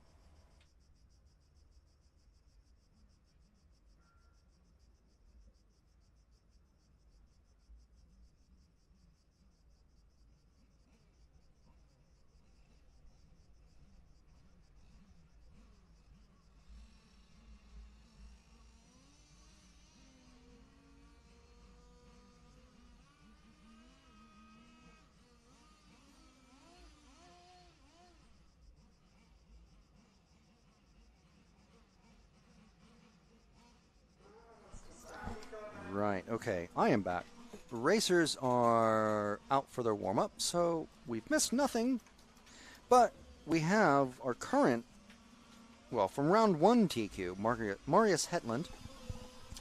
And we have Andrea Catalani, Eduardo Ripetti, Emanuel D'Amico, Bernard Alain Arnaldi, Alessio Mazzeo, Marco Grigic, Gianmarco Martelli, Marcus Feldman, and Sindre Undheim. So Marcus Feldman, I'm told, I'd have to look it up. I'd like to look it up. I will look it up. I'm told, not only is our current European champion, he's a 10-time European champion, and also former world champion. Marco Grigic is our current world champion. Arnaldi is a former European champion. And at the moment, all of them have been beaten to the TQ by Marius Hetland. So we shall see what we shall see.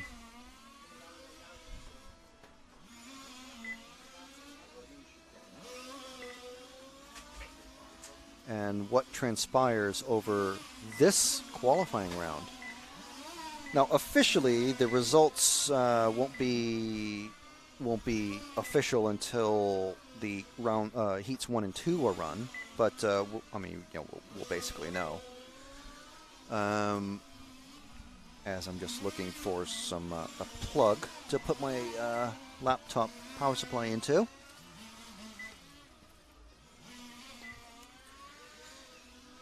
So momentarily,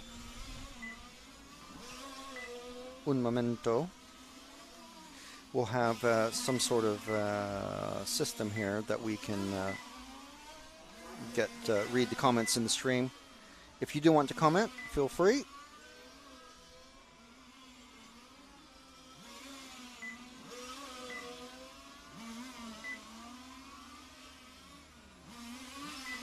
Just putting in my computer password. So you were watching EFRA RC Motorsport Europe. So we appreciate you giving us a watch. Wherever you're watching us, whether it's on Facebook, on the EFRA RC Racing TV, or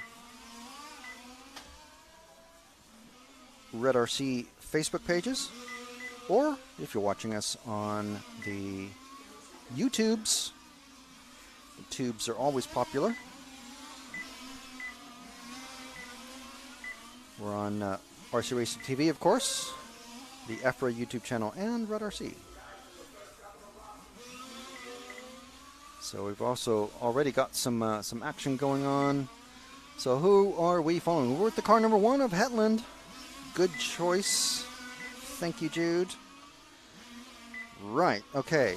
I am in the chat. Finally. There we go.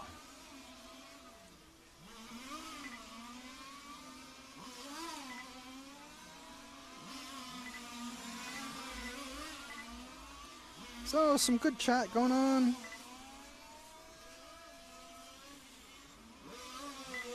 Are there any British entries? There's a few people here.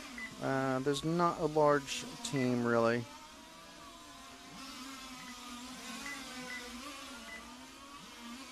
High temperatures? Yes! 97 degrees Fahrenheit, 37 Celsius. So that's about the point that I start admitting, okay, yeah, it's hot. So I grew up in South Texas, so hot for me is not what hot is for the British folks, I know. Oh, Undheim has jumped up into the top. Catalani, Arnaldi, Hetland, D'Amico has moved up. Hetland back up into the top. So there's a tight battle on time. Let's see if we can follow. Let's see. There's 3 bright orange cars just about to go into the Omega. One has just moved over to let the other 2 pass. There we are. The lead 2 have already just moved past, so they're pulling away from that number 6 car of Mazzeo. And these guys are flying. We were following Marius Hetland for a little while there. But these guys are going to be pushing each other. It's the 7 and the 8. Grigic and Martelli, world champion, being followed very closely by his countryman, Gianmarco Martelli. And we've got, is that Hetland moving through? No, that's Rapetti. Where's Feldman? Arnaldi is on his zone at the moment. Don't know where Feldman is. He's not running, that's why. He stopped after 3 laps. So, misfortune has hit Feldman, just like it did Vaselli in the first run. Don't know what happened there. Didn't actually see it. This class, let's see, interesting comment. This class could be packaged into a TV style broadcast much easier, I think. Well, you know, you're in luck, because it will be on Saturday. We have a special live studio show with worldwide guests. And we're going to have Nick on the stream, or might have James. We're going to have the Lissau. Awesome. We can find out just how much better looking he's gotten in the last few years. Yeah, so, yeah, Saturday is going to be pretty good.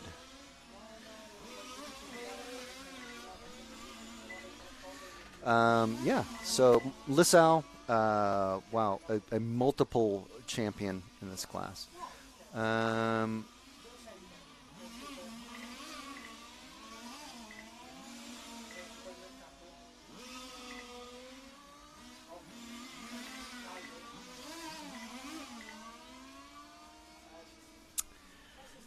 Okay, yeah, some good chat going on there. So I'm glad I opened up the my laptop. We're almost halfway through this one. We got Hetland on time now. Catalani, D'Amico, Ripetti, Arnaldi has jumped up into the 3 spot.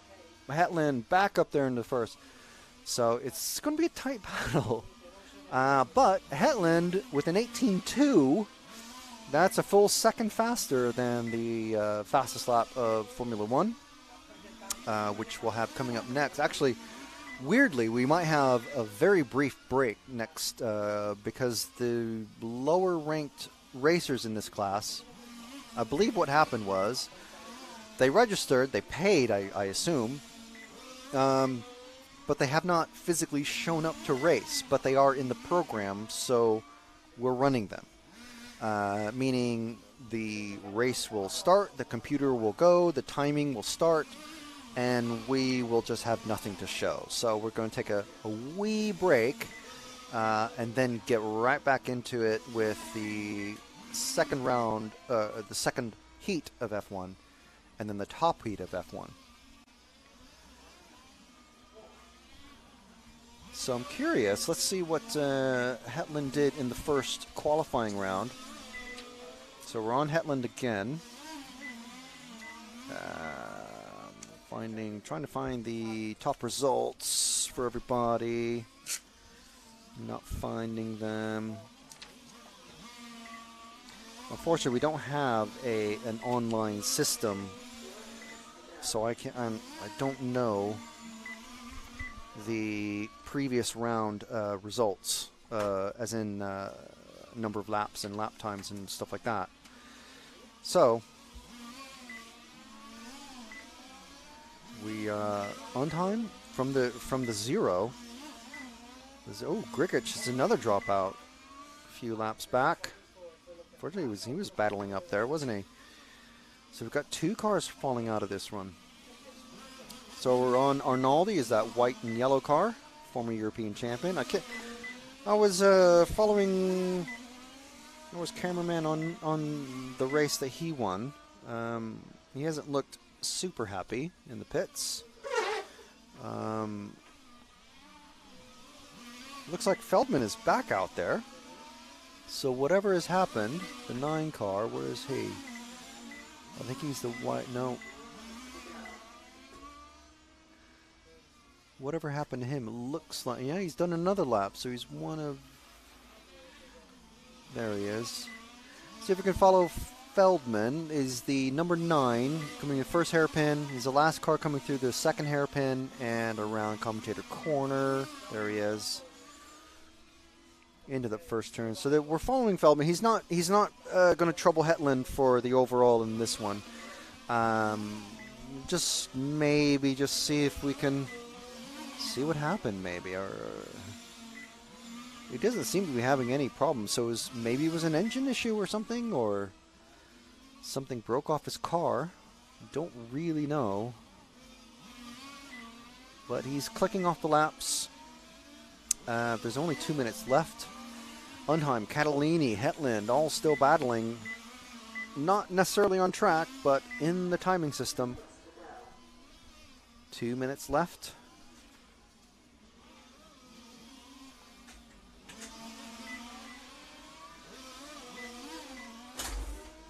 Oh, thank you, Kevin. 33 laps in 10 minutes. 10 is the TQ time. So I don't know if anyone's going to beat that. I was told that the fastest laps are from the first, from the earlier runs.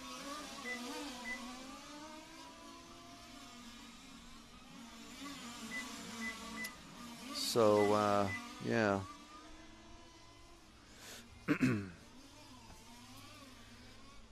Still plenty of time to get some plenty of laps for Feldman, though, and at least get a gauge of how quick or slow his car is. He's being chased very hard by number 4 of Emmanuel D'Amico, teammate Mechatech. Most of these cars running Mechatech. The only ones not running Mechatech are Naldi, who's running a Genius, and Mazzeo and Grigic, who are running an RS5. So there are 4 different major makes. Mechatech is the most popular.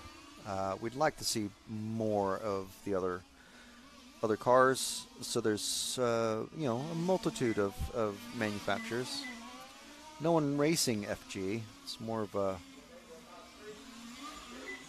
basher brand, I suppose you'd call it nowadays.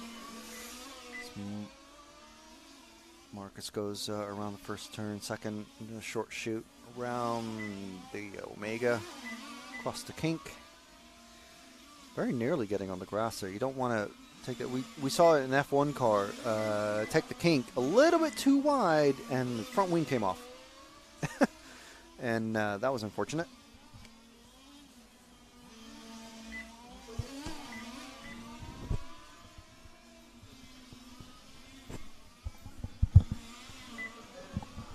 So, time has expired. Hetland, 33. He's not going to... Well, he might get 33.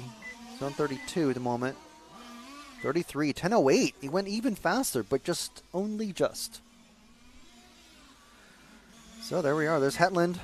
Now we'll see what the final actual, because some of the guys in the second fastest heat are going to intermix with these guys. Mazzeo, for example, is in this top heat, but he did 16th fastest overall in the first round. So now we've got the lowest ranked drivers, which is heat. No, sorry. We've got this is the F1 class. And this is the group where, for whatever reason, no one showed up. So wisely, the organizers have put them all into the same race. So everyone gets like a little bit of a mini break here. Sorry? Oh, okay. Doing all the touring first. Oh, okay, sorry. Right, so we're on heat 1, and then we go into heat 8, 9, 10. Okay, so we do 1, 2 next. That's what I thought the names weren't matching up.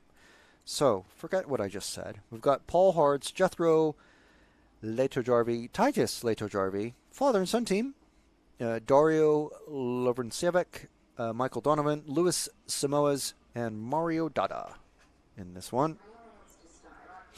So they've just been put down, started up. This pull starts in these just like you find in a lawnmower engine, basically, or a petrol lawn blower, or leaf blower, or a weed whacker, strimmer, whatever you want to call them. These small engines that you find in garden sheds around the world, and off they go. I only just recently learned that some racing carts don't even have clutches. You have to push start and then hop in to kick start it. There we go. There's our drivers. Oop, someone's off the track. It's not a good start. And yeah, so if you crash and come to a stop, your engine stops. So you have to pick your cart up and take it back to the track and then push it and then jump in again. It's pretty crazy.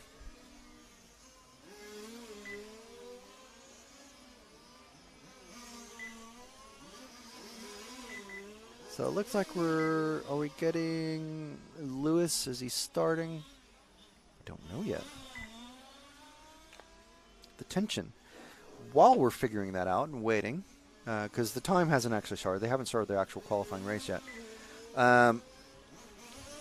just like to let everybody know that you're watching EFRA RC Motorsport Europe here from Fiorano, Italy, where the weather is 37.2 degrees Celsius, 20% humidity. So it's dry. It's not unbearably dry. But it is hot. It's pretty close to 100 degrees Fahrenheit. If you're watching from the States, if you are, hello. Thank you for watching. Thank you, everybody, for watching, no matter where you are. So if you'd like to join the chat, the busiest chat to join is on the Control Sport RC Racing TV YouTube channel. We're also streaming to the EFRA Facebook and YouTube EFRA YouTube channel, and also Red RC. Known the guys from Red RC for quite a while. And we're also streaming to all the relevant Facebook pages as well. But the better quality stream is going to be on YouTube. And we're brought to you for free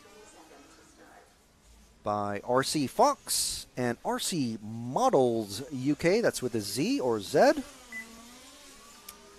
So, and talking rubbish in your ears is me, Frank McKinney. We've got Jude McCallum on camera. He's moving the camera around for us. Find a car, any car, Jude. There we go. Who's this? Who are we with? We are on the number 3 car. The number 3 car of Titus, Lato Jarvie. I believe that is the son of the father and son pairing. Yeah, BJ, they don't actually do pit stops, which I think is a bit of a shame. I think it's mostly for safety reasons, but also for, I'm told, for if the engine does cut out, it becomes almost impossible to get it started again. So it's even worse than like Nitro Buggy. So, yeah. I personally would like to see, instead of a 700cc fuel tank, maybe like a 250cc, and then you can have an hour-long race, and you have 5, maybe 6 pit stops. Who knows? Or maybe more. It just makes it more exciting. But petrol fires, not a good thing. They're not fun. I've seen nitromethane fires on a nitro car before. Invisible flames. So the body shell is just melting in front of your eyes. You have no idea. It's like, oh, it's on fire. Didn't realize.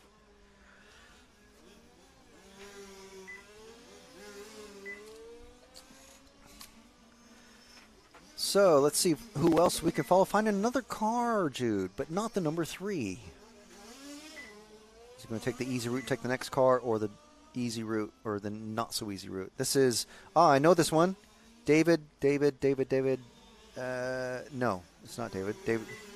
There's another car that's painted almost identically to this that I thought it was. This is the car number 4 of Mario Dada from Italy.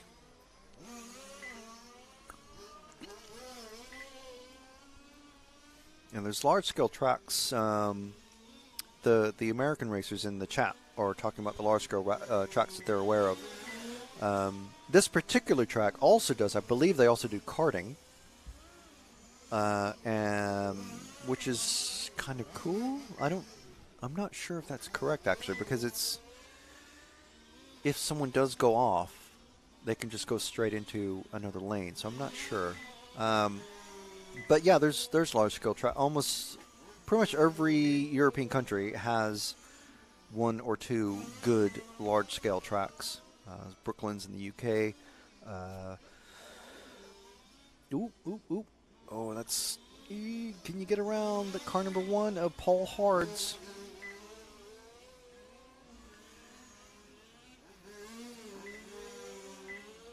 At least he was able to not require his mechanic to go out and get him, because there are no corner marshals, as you can see. There's no... I mean, there's a marshalling points, but I think those are more for the 1/8 racers. Do they do 1/8 racing at this track? 1/8?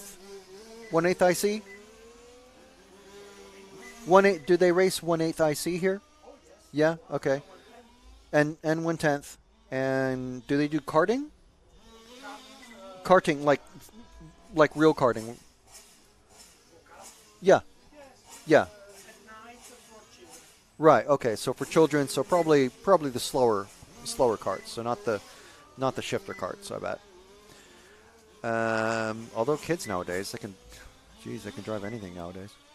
So we're on the car 2 of Jethro, Leto Jarvie, Dario, and Lewis. Lewis never checked in, I don't think, and Dario's dropped out after 5 laps.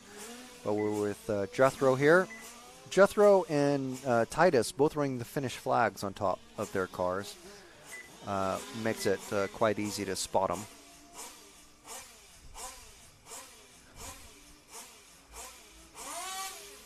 And we've got another very enthusiastic racer. It's actually Dario Faselli's father out running his car on one of the recycling bins. It's just right next to the control tower. So I believe we're going to have Marius Hetland as our round 2 TQ. So taking the TQ in round 1 and round 2. And that's probably, if you can do it, I would say probably, well, with the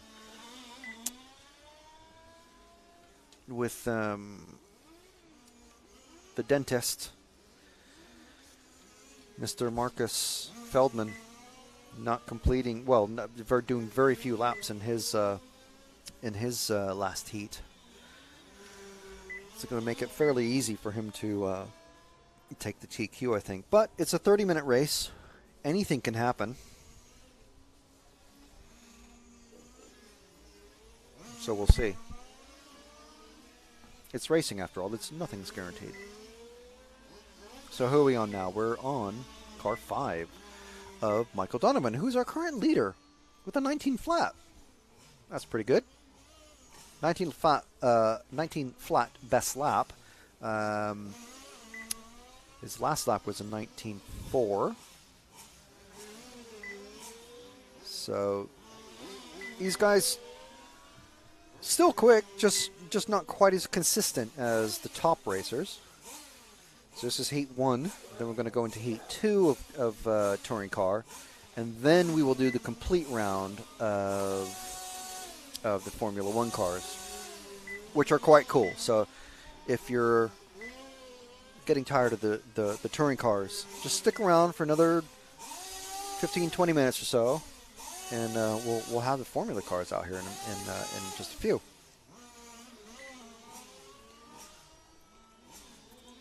These guys taking their motor tuning very seriously. Want instant response. So with the car 1 of Paul Hards again from the UK, one of the very few UK racers that are here. You can see photos of, I believe, pretty much everybody that's here racing-wise on the EFRA Facebook page. There's a photo album that was started last night, showing all the countries as they posed during the opening ceremony yesterday. So lots of people making it out to Fiorano, Italy, right next to Modena, which is the home of Ferrari. And yes, the Fiorano testing circuit is just a mile or so away, a couple of kilometers. So actually hoping to hit the Ferrari Museum on the way out as we head up to Austria for next week's large-scale off-road European Championships.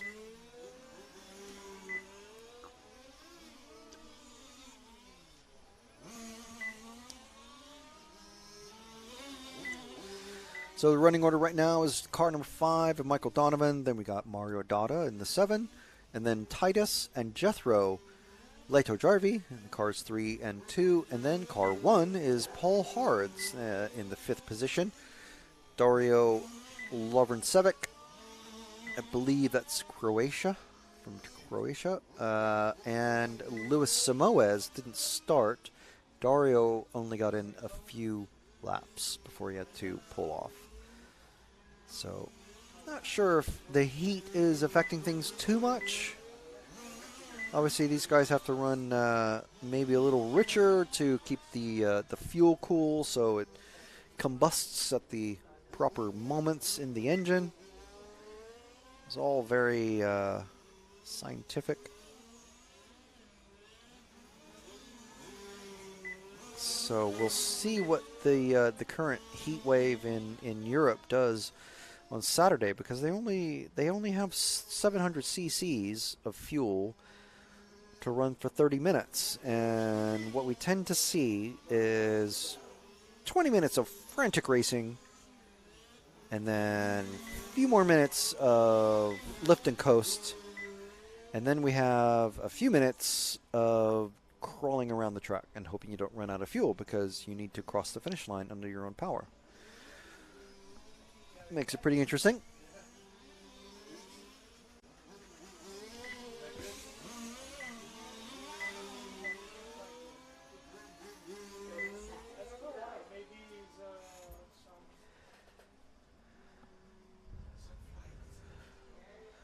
So we got a little action on the track. Some leader coming past. Yeah, that's the car 5 that just worked his way past Paul.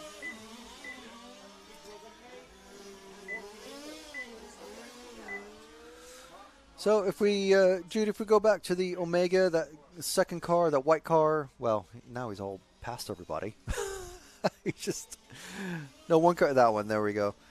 That's Michael Donovan from Germany, who is running away with it in this one. 30 laps completed. I think he might, he's going to be one of 2 racers in this one that are going to achieve 30 laps. Best lap, 19.088. Was that the last one? No. Yeah. So Mario Dada is the only other racer that got 30.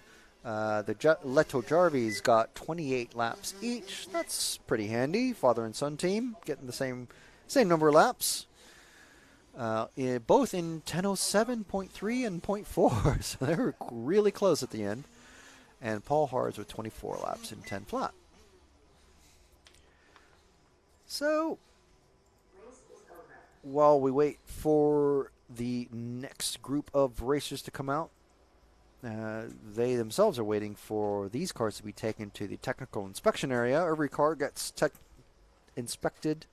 I'm not sure how often the fuel gets checked, but all sorts of things get checked on these cars to make sure that they are properly legal, and there's no untoward advantages gained,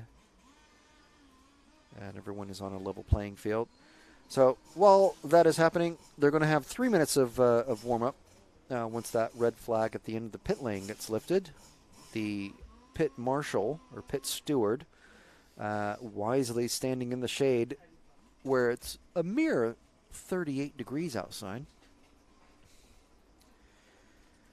So while all that is happening, just want to tell you that you're watching EFRA RC Motorsport Europe. Thank you to RC Fox and RC Models with a Z or Z.co.uk for bringing this coverage to you live and uninterrupted by anything whatsoever at all, apart possibly from heat failures or power cuts or anything like that. But we haven't actually had any major technical issues like that this time, knock on wood. So yes, RC Fox and rcmodels.co.uk both providing the sponsorship this week to bring you this free uninterrupted coverage on the EFRA Facebook page, the Red RC Facebook page, and of course on RC Racing TV Facebook page, and also on all of those YouTube channels for those organizations as well. You can find us on Red RC, RC Racing TV, where most of the chat is happening, and on the EFRA YouTube channel. So Carlos Gomez, one of the EFRA officials for the, he's the chairman of the 1/8 buggy group for EFRA, wisely popping into the chat saying that there's no fuel stops for safety reasons, because yes, everything, of course, you'll want to do at speed, and when you're handling highly flammable liquids, you don't want to be doing a huge amount of stuff at speed.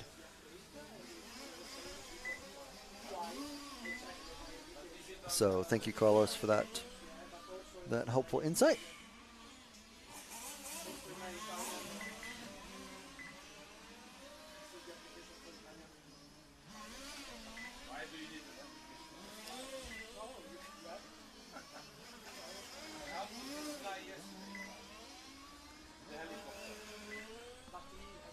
So we'd like to thank everybody for watching and welcome you to more of the same tomorrow. Actually, it's going to be, let's see, so we're approaching the end of the second round of qualifying.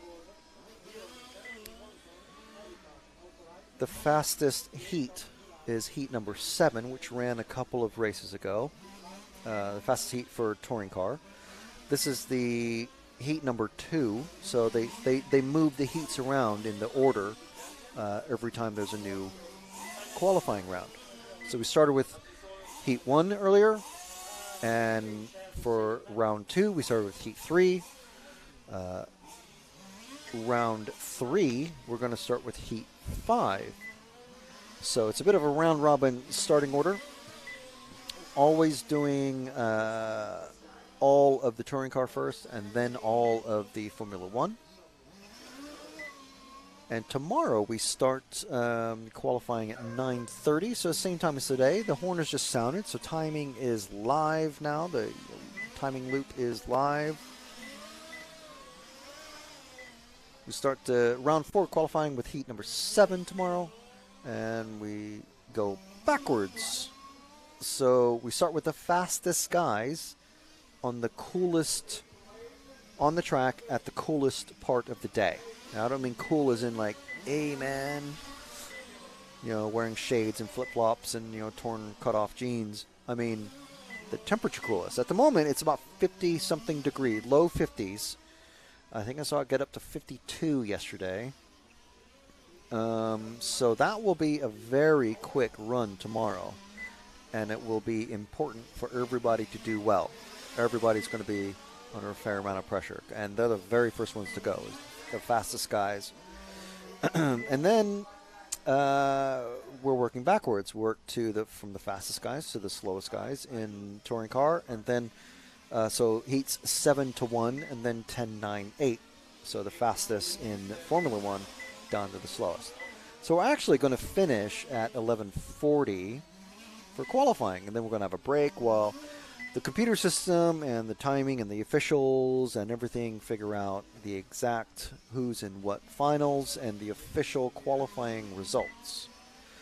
And then the touring car finals start at 2 p.m. local time, which is Central European time, so GMT plus 2. So if you're in, say, the West Coast, East Coast of the U.S., that is, we're 6 hours ahead, so 7 hours ahead. So that is 7 a.m. on the West Coast. Right? So, since that's all organized and, ooh, whoa, careful. Wow. That was risky. I'm not sure who was trying to do a pass on who or what happened there, but looked up for my little explanation, and bam, car bouncing into the straight at the end of the straight. Luckily, it's right after the braking point. Oh, and he's off again. What happened there? He did get bumped. I saw that one. I don't know what was he trying to brake to let the guy pass, but not who are we on? He's coming around. That's the car 0 of Ian Southey.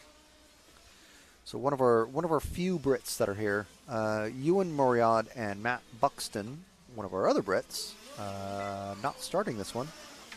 Fastest lap so far, 20.195 for David Lebescond. Oh, Ian is kind of all over the track. It's unfortunate. And we have another dead car. We have a wheel has just come off another car. So, oh, is that off of the number, that Seafoam Green one, that number 1 of Andre Rezende? And I can't tell if he's missing a wheel or not. I don't think he is. Someone definitely hit a wheel and it was bouncing along the track. But it must have been one of the dead cars because they wouldn't be able to drive around with only 3 wheels. All kinds of action going on in this one. We've got, so that's 2 more dead cars. We've got Andre Rezende has pulled off and Perez G. Chavez has pulled off. In the lead, we've got Neo Lebescond and very quickly followed by David Lebescond, who's got the fastest lap.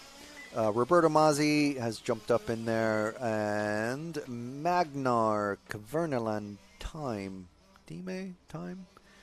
Angelo Vicini is now pulled off after 8 laps. So this is a high, the wheel that came off a car that was dead and has been retrieved at the end of the track. So mystery resolved.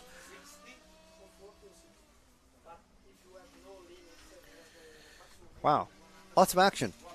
Just while I'm trying to do a bit of housekeeping with the things and stuff. Things are happening on track. But that's racing. That is racing. So let's see where we're at. We've still got Neo, David, the Lebesconds out there. David running 0.4 seconds behind Neo.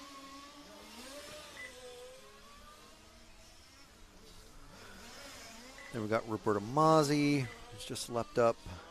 But then Dave is right behind him on track, so he's retaken the second. But he's falling just a little bit behind Neo, another 1/10 of a second behind.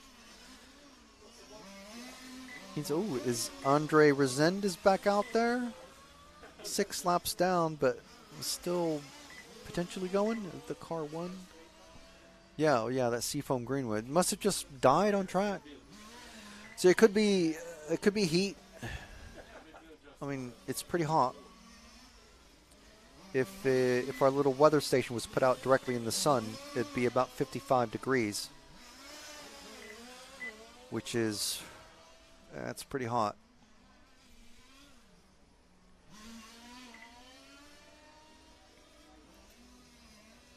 With the magic of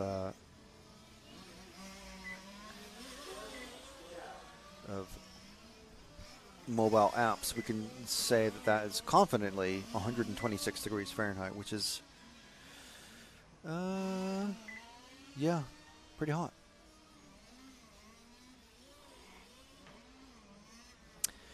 Okay, so we've got David has taken over the lead now, almost dead level with Neo. They are literally swapping. They're on dead even time. Roberto Mazzi is the only one who's on the same sort of lap as they are. Magnar is 1 lap behind, and then Southey is a further 20 seconds behind. Andre's jumped up ahead of everybody else that had to pull off, but he's still 6 laps down. So unfortunately, Vicini, Chavez, Moriad, and Buxton not really finishing. Well, Moriad and Buxton didn't start. So still 3 laps left in this one. Ooh. I missed that one. Is that the car 7 of Magnar? He's going to have a slow lap because he had to be carried. Yeah, that is the car 7. Unfortunately, car is kind of just going off all over the place on this one.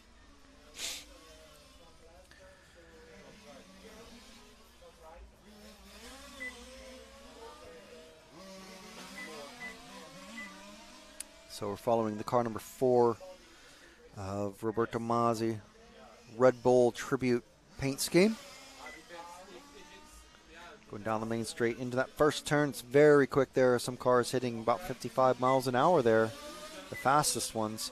These guys hitting about 50. That's about 80 to 88 kilometers an hour.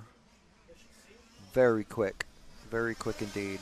And you don't want one of these suckers. You see how big they are on when you see the mechanics carrying them. You do not want to be in the way of one of these when they're out of control.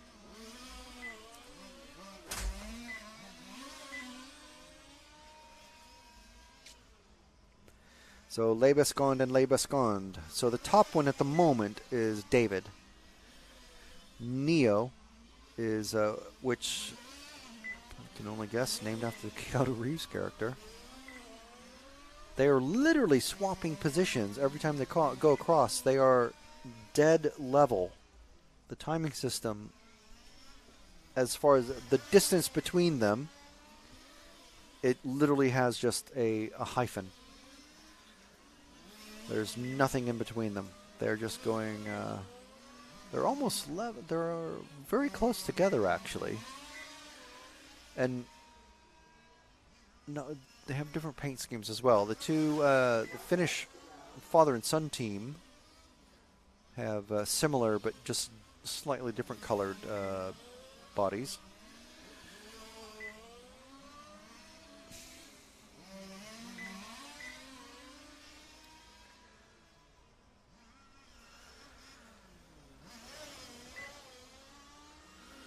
So this is the, I think it's the 0 of, is it the 0? No, it's a 6. Chavez, who was down, and now, oh, Resende is back. Resende's back on the track. Several laps down again. He was showing as just not scoring.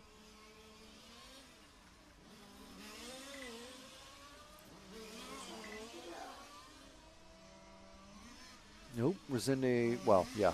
Well down the order and just letting everybody by. That's good sportsmanship there.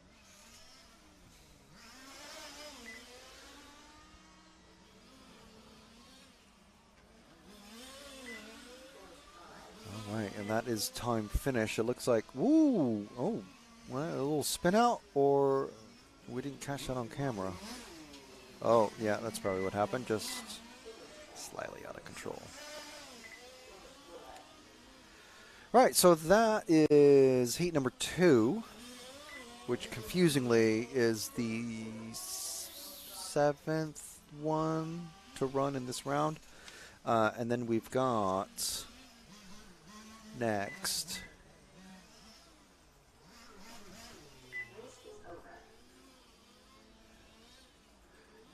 is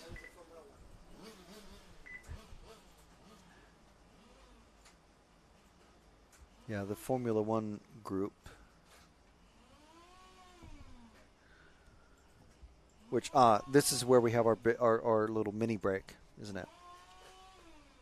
No, this is heat number 9. Heat number 9. So there are 9, 10, 8. The order is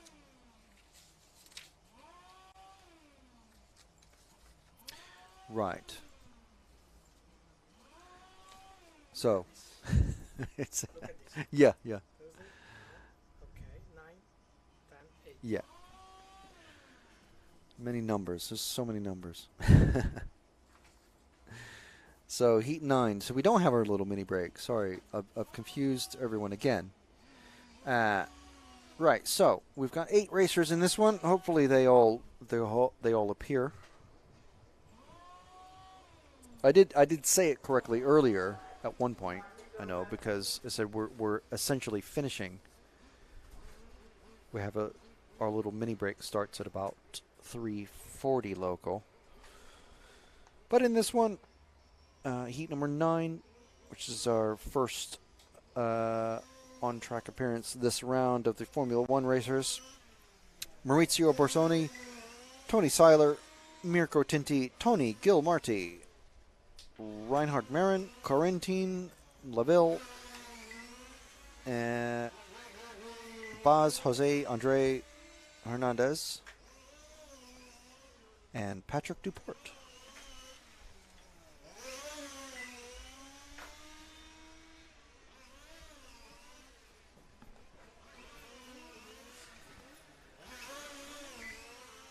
Yeah, so RB8 in the chat is asking if there's any specialty fuels, such as avgas or racing fuels or anything like that can be used.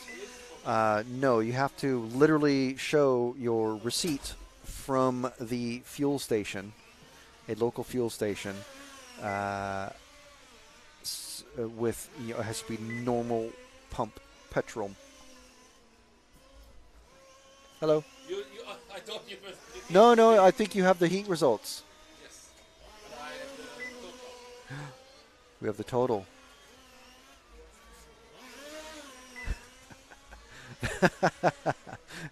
holding them many meters away.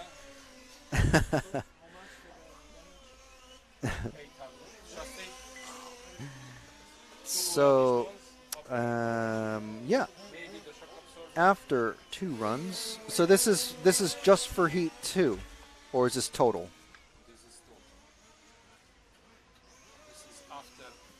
After combined results of, yeah. So combined 1 and 2, right? Okay. Right. Okay. So we.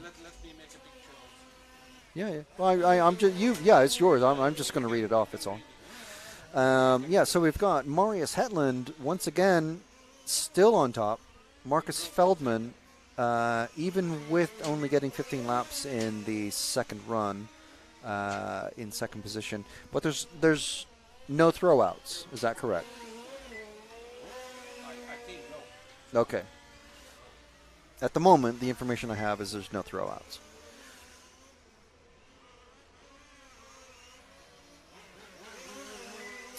Cheshire Tomcat 68 saying, well, a fuel receipt from a petrol station isn't the most reliable way of stopping cheating.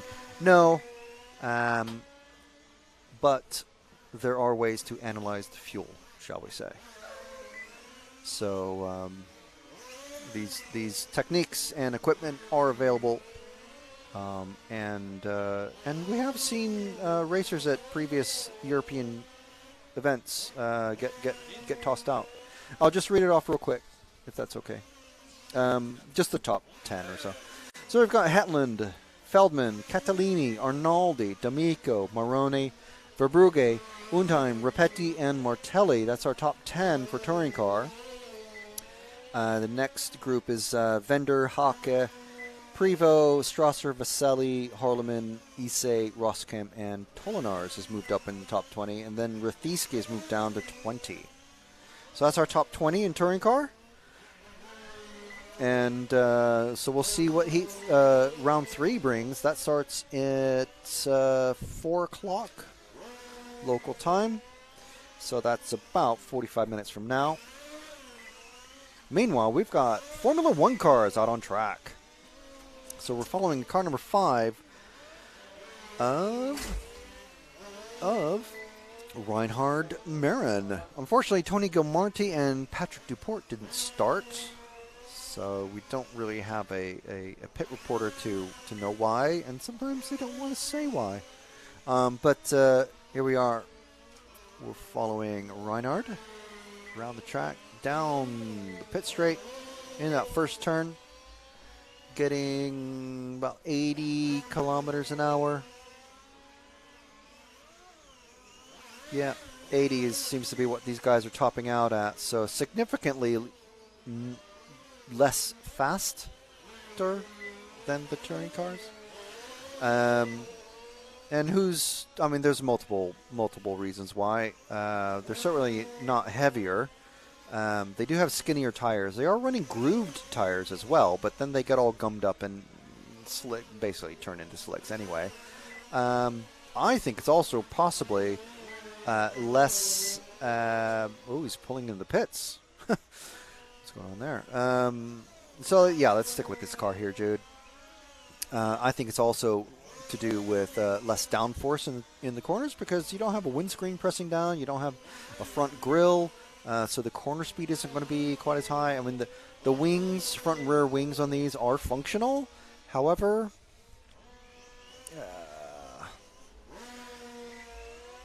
I'm sure some geek out there has done some sort of home style air test, which wind tunnel testing.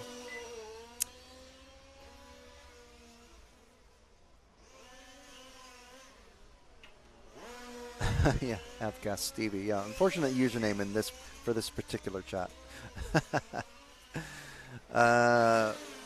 Reinhard is still he's gone when he went into the pits. He still hasn't come out, or he hasn't crossed the timing beam yet. I say beam. There's electronic loops in the ground that read the transponder numbers off of these cars. Every car has a little transponder, just like you'd find in karting. It's actually the same company that makes the RC transponders, that make transponders for professional karting. All right, so let's see if we can find...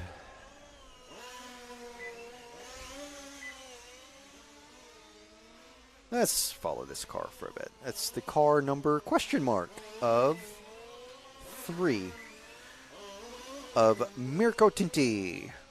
One of the, unfortunately, larger than I would like group of racers who put half the car number on the vertical part of the side pod and the other half of the car on the horizontal side of the side pod, so it's impossible to read. Really should be on the engine cover. Maybe even the rear wing would be a great place for it.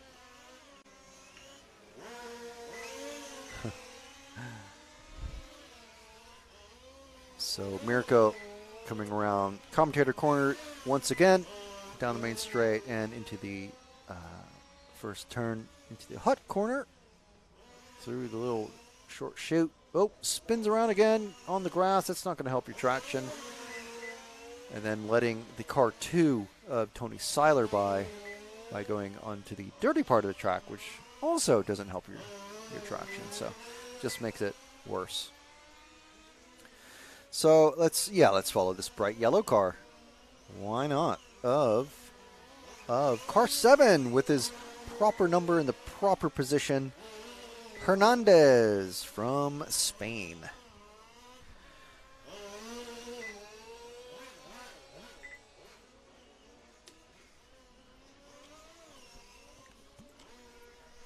This is one of the maybe more modern style sort of bodies that are out there, I think. There seem to be 2 or 3 different shapes. There's one that's like kind of the old quasi mid-90s one. And this shape.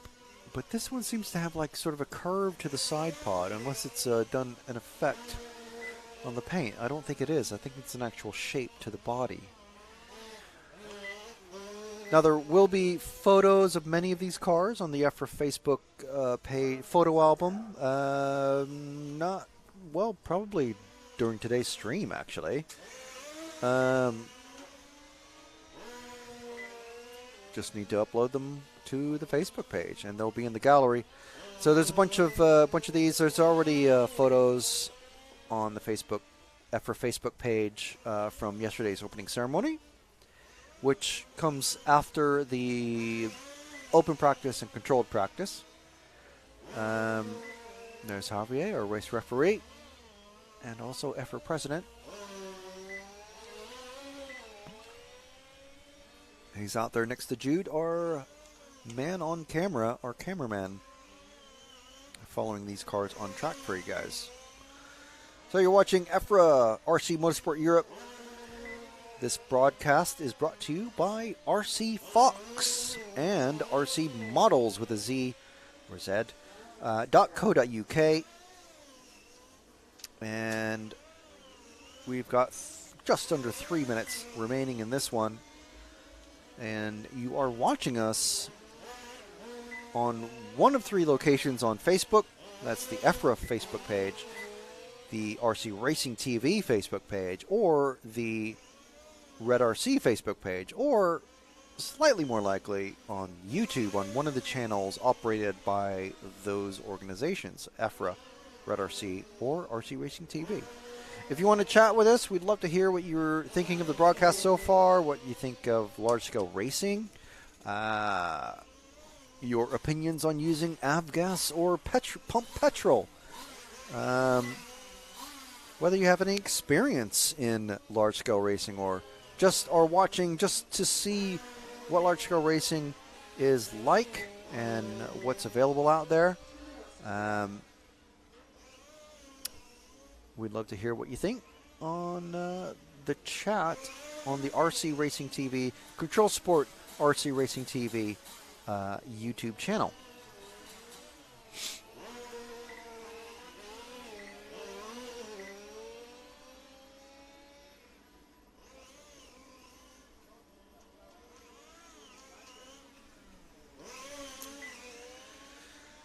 So we're still on the car 7 of Hernandez. Unfortunately, Mirko Tinti has dropped out, as well as Reinhard Marin. Tony Gilmarty didn't start, and neither did Patrick Duport. So unfortunate for those guys. I need to see if I can get a copy of the EFRA rulebook. I don't know what the qualifying situation is, because we do have the overall top 10 so far. Well, the top all of the guys in touring car, where they've qualified overall. But I don't know if there's any throwouts or not.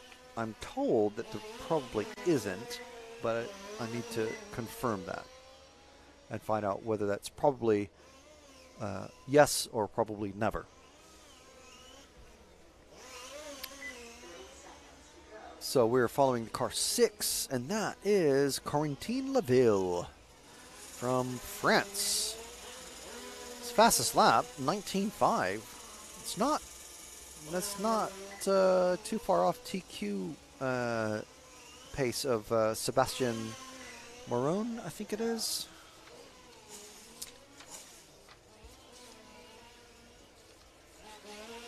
Marino, sorry.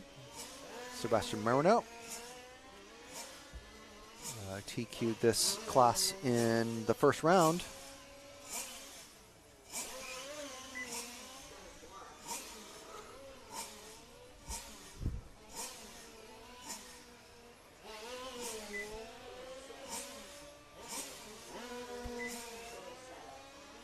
So the time has expired for everybody. As the numbers on the top right of the screen go green, that means that they have finished.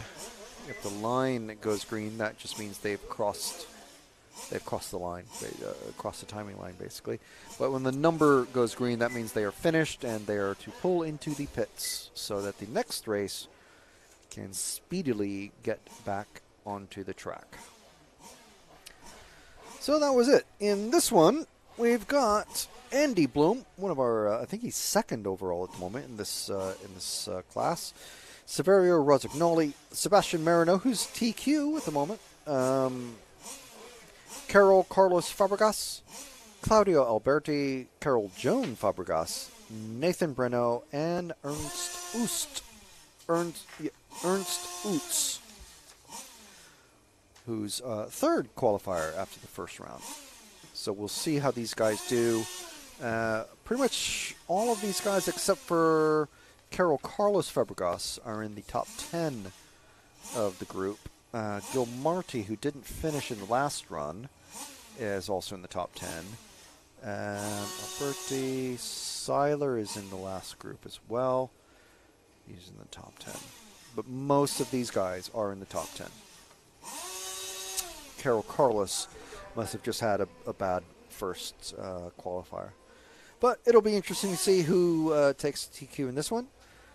After this race, we're going to have a brief break of about 13 or 14 minutes, because we basically we're back to racing at 4 local time. That's Central European, or GMT +2. And that's because the racers in Heat 8, which is the lowest heat of F1, they register, but they did not show up. They're not physically here to race.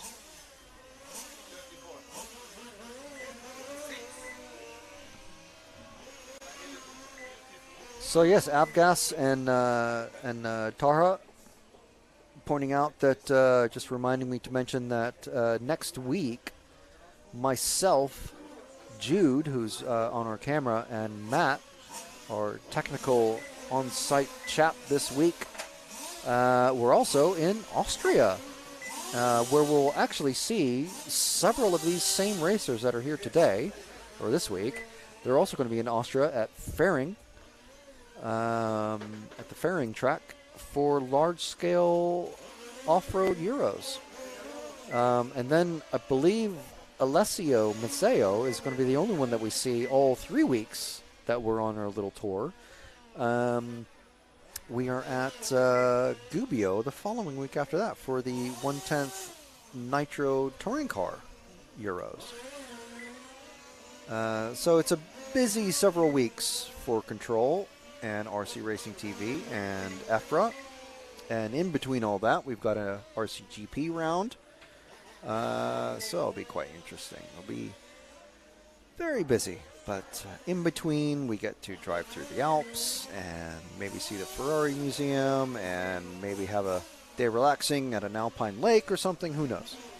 Maybe we'll get some fishing and find a lake monster like Nessie or something somewhere.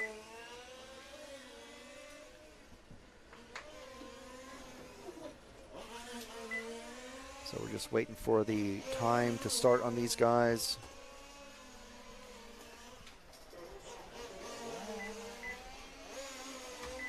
Thank you, Tarha.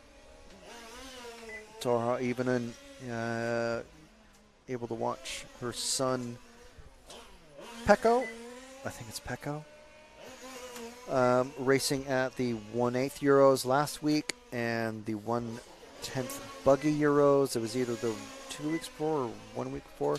To be honest, all of these events have kind of blurred into one for me because I've been to all of them. Well, I wasn't physically in Portugal, but I was virtually there. But yes, 1/10th, 1/8, it's all good. It's all EFRA. We love it. We love our C.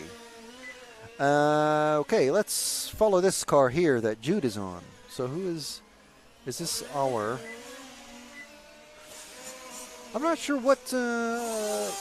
it's a Martini scheme. Yes, there's Martini stickers on the sides. But I'm not sure what... The F1 fans will lynch me for this, but what team ran Martini colors in F1? If you know, please put it in the chat.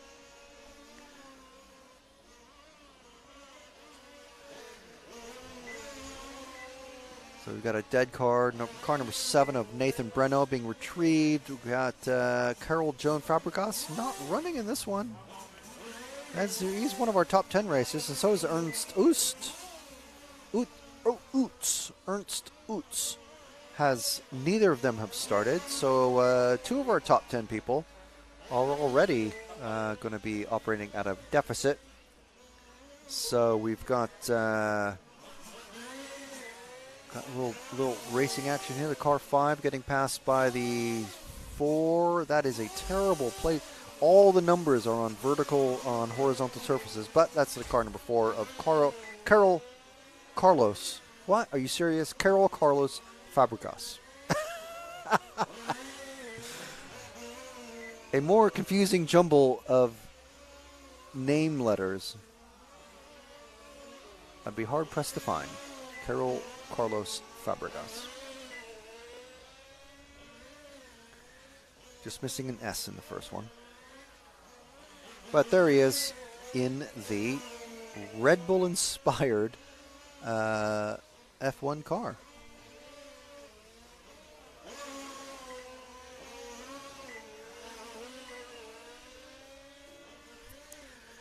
Yeah, Gus saying the cornering looks a bit unrealistic for the F1 cars.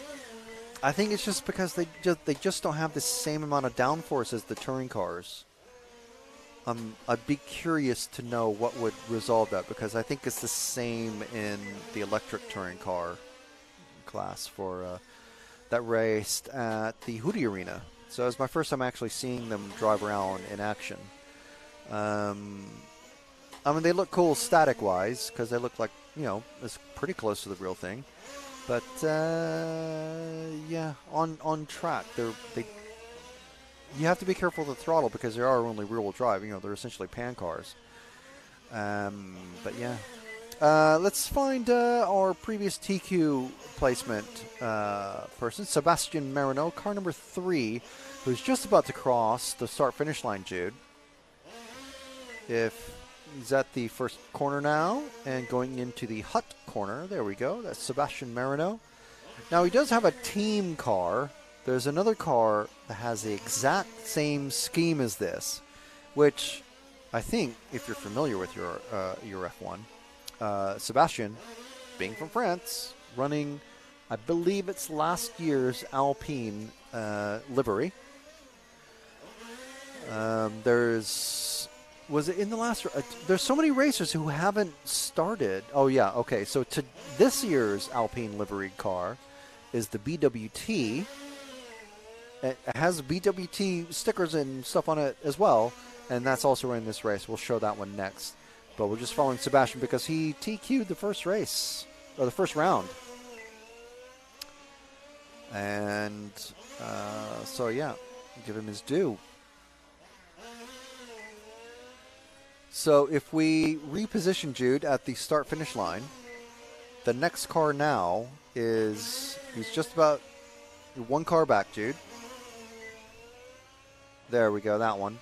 There's our BWT liveried Alpine replica paint scheme. So this is the cool thing about the F1 class. I think this is the coolest thing. They may not drive exactly like a full-scale one, but they look a lot closer when they have the big, man, shame it wasn't on camera. Like a proper catapult flip for one of the racers. But yeah, they do look really cool. And unfortunately, this is another one of the cars that doesn't have the numbers placed in a very handy position.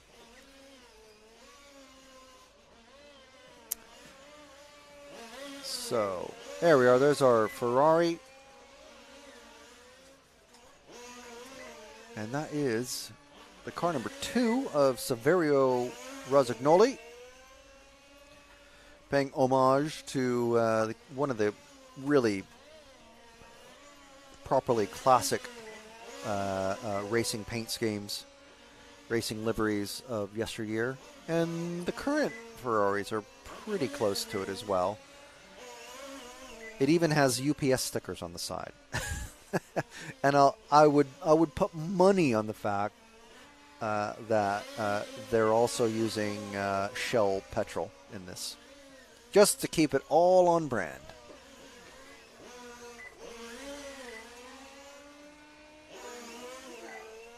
So some of the more informed and up to speed RC geeks telling me Lotus was sponsored by Martini at one point.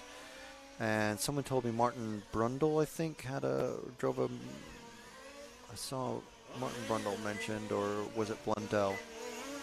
The pairing of racers that was a nightmare for Japanese commentators back in the day.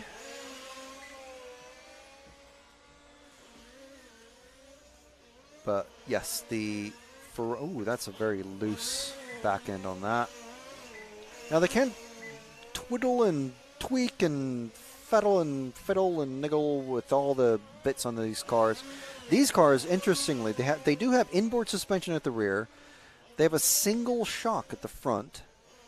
I am completely unaware of how it works because I'm very hesitant to touch someone's race car when I don't know them and just walk up to a random international racer and just start poking at their car with my fingers. A single shock at the front, and I'm assuming a very complicated looking sway bar setup, and then a dual inboard shock setup at the rear. And there's very large gears that basically form the transmission. They're exposed, so there's rocks and whatever don't get caught up in them. And yeah, it's all very chunky metal bits. And we will have some cool photos of these various cars, on the EFRA Facebook page later today. There's already some cool photos of the racers from the opening ceremony. So there's just a couple minutes left. Let's see if we can find a different car. There's only 5 running, unfortunately. So let's drop back one car from the Ferrari to this spinning car who's now in the grass, and let's see if he can get unstuck, and he probably can't. That's a shame. Just as we got on him. Of course, that's what happens. But if you're unfamiliar with the large-scale racing on the European scene, you see a Marshall. Now that Marshall ran all the way from the pits that are directly underneath the driver's stand. So the mechanics have to marshal their own cars just for safety's sake. You don't want something that's traveling at 88 kilometers an hour. That's, I can't even imagine how heavy these things are. I want to say they're 10 or 12 or 15 kilos or at least. They're huge. Barreling at you out of control, whether it's just loss of steering or loss of brakes or something's coming stuck somewhere. Not good. So, no marshals out on track. Mechanics have to marshal their own cars.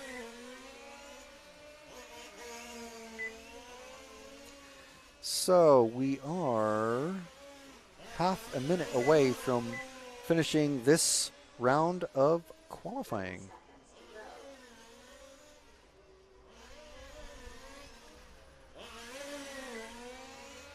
And we will restart at 4 p.m. local. That's Central European time.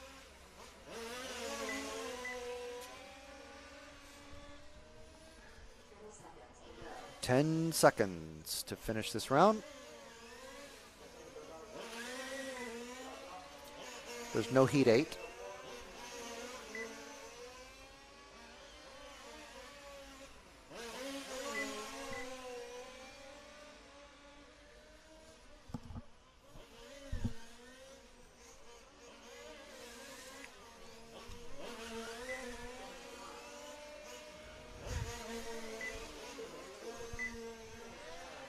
And the race is finished, and they are finishing on their laps they are on. So looks like Marino is going to take this one just by 3 seconds.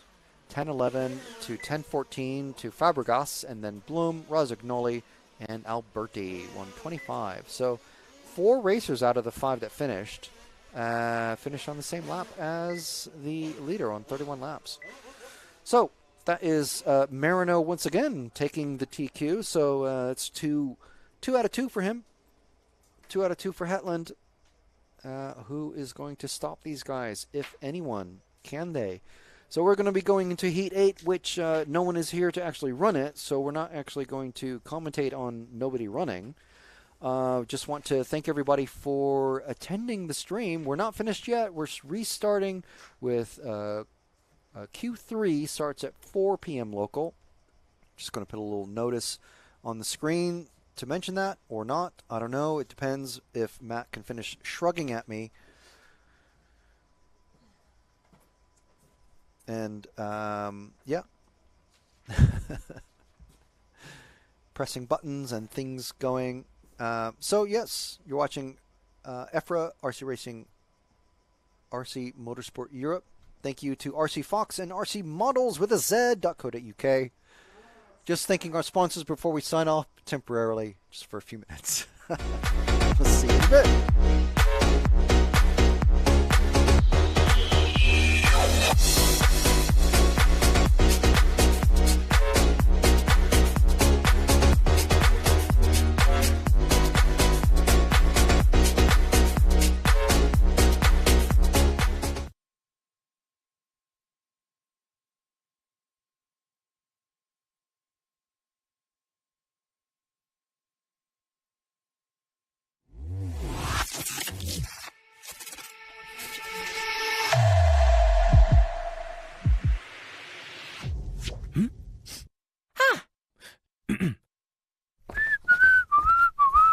Oh, hi, ich bin Neo. Du suchst ferngesteuerte Modelle? Da bist du hier, genau richtig. RC Fox liefert dir eine mega Auswahl. Ich liebe es, im Dreck zu bashen, auf der Rennstrecke zu performen und Felswände zu erklimmen. Im Wasser bin ich zwar noch kein Pro, aber kurz davor. Wow, was macht mein Flieger da? Unser Chef bestellt Tag für Tag neue Ware. Und wer räumt's ein? Ich. Bei uns bekommt ihr die Produkte hunderter Hersteller, egal ob ihr Profis seid oder absolute Beginner. Karosserien, Farben, elektronisches Equipment, Akkus, Reifen. Hier gibt's einfach alles an Zubehör. Ob der Kunde weiß, dass es über 80 km/h fahren kann? Wenn nicht, ich mach sie mal vor. Wow! Hey Neo, echt jetzt? Sorry, aber hey, Freddy hat gesagt, ich muss Gas geben. Das Paket muss heute noch raus. Wir verschicken jeden Tag Hunderte von Paketen, damit ihr schrauben, basteln und Spaß haben könnt.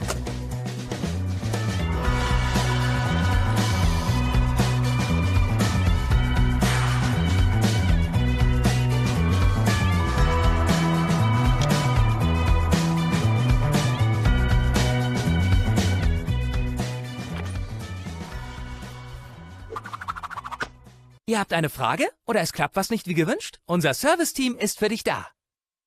So, jetzt kennt ihr uns. Wir aber euch noch nicht. Also, kommt vorbei. Oder besucht uns online unter www.rcfox.de.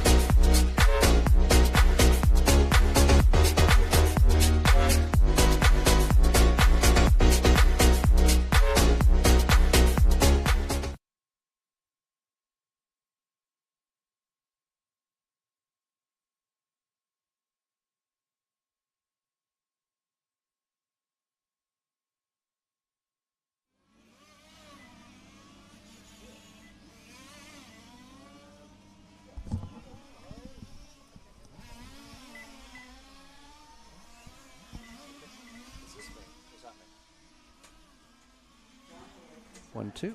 There we are. Okay, we are back. For qualifying round 3, starting with Heat 5. And that is going to be Q shuffling of papers. Yeah.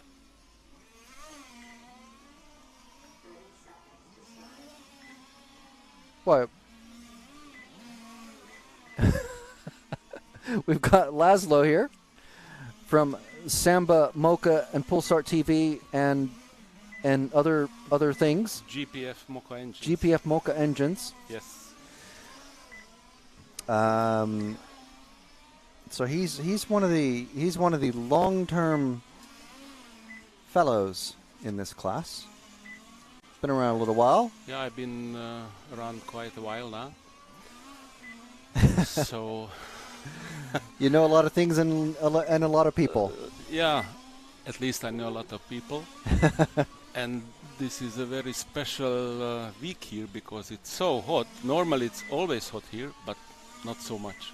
Well, there's a heat wave across everywhere at the moment. Probably. So, yeah. All around Europe, yes.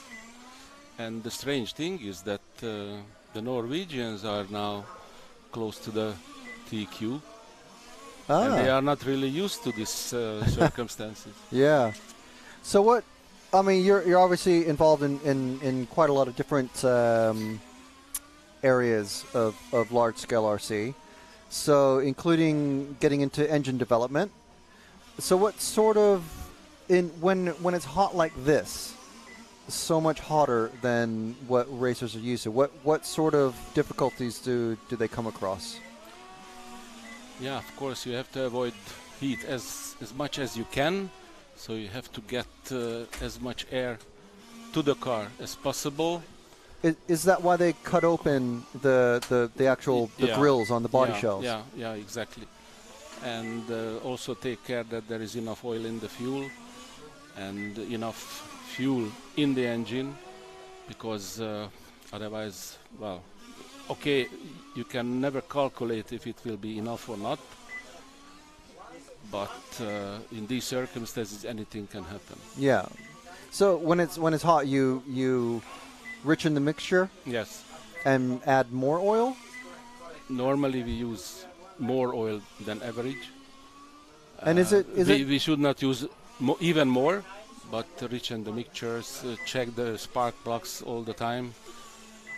And are these racers? They're probably changing the spark plug every run. Well, not really, but at least we need to check it. Yeah. And if you look if at it's the spark too black plug or too dry, exactly. Yeah, that's all if sorts you of look things, at the spark plug, then you know what the engine is behaving. So he likes it or not.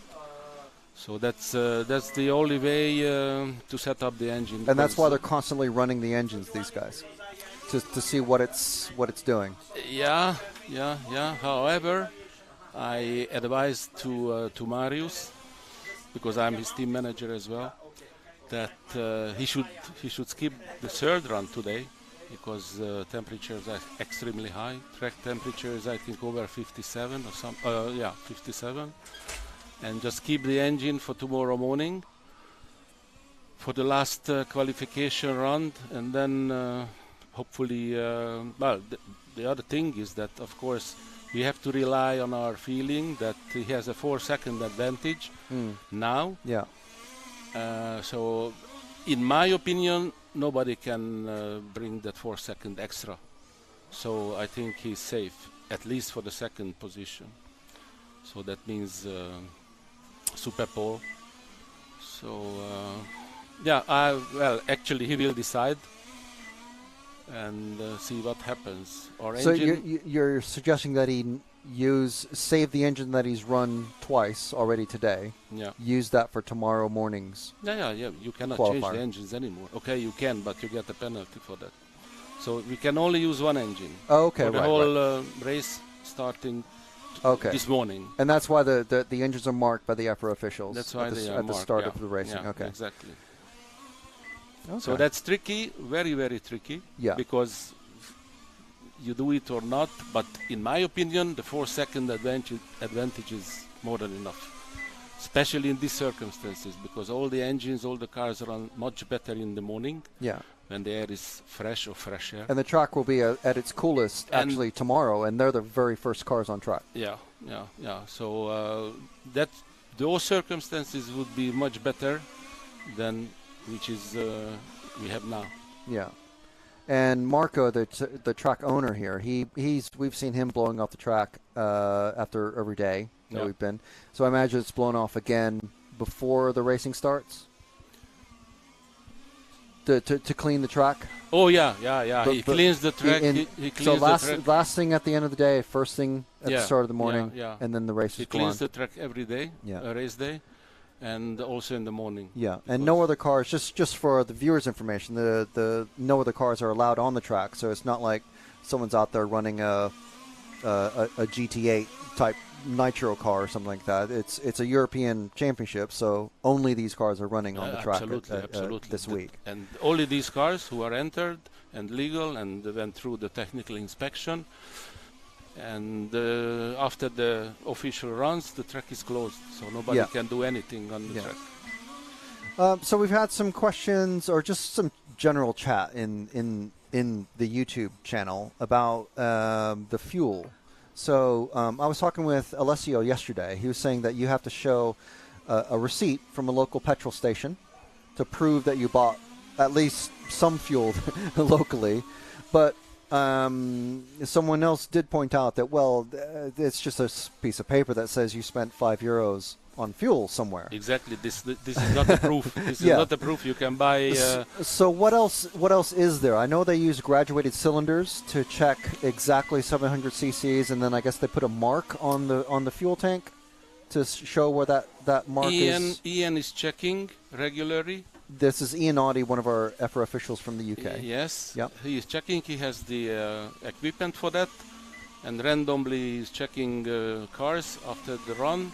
Checks the fuel and so this is checking the fuel sample, the actual taking the fuel out of the car. Exactly, yeah. Right. The fuel sample, and then it shows because he has two samples, because I think now there are two stations officially, one across the road and the other one, I don't know exactly which one, but they have two samples from both stations. Right, okay. And if the sample from a car is different, then there is still another option that he is using, the driver, a different kind of oil.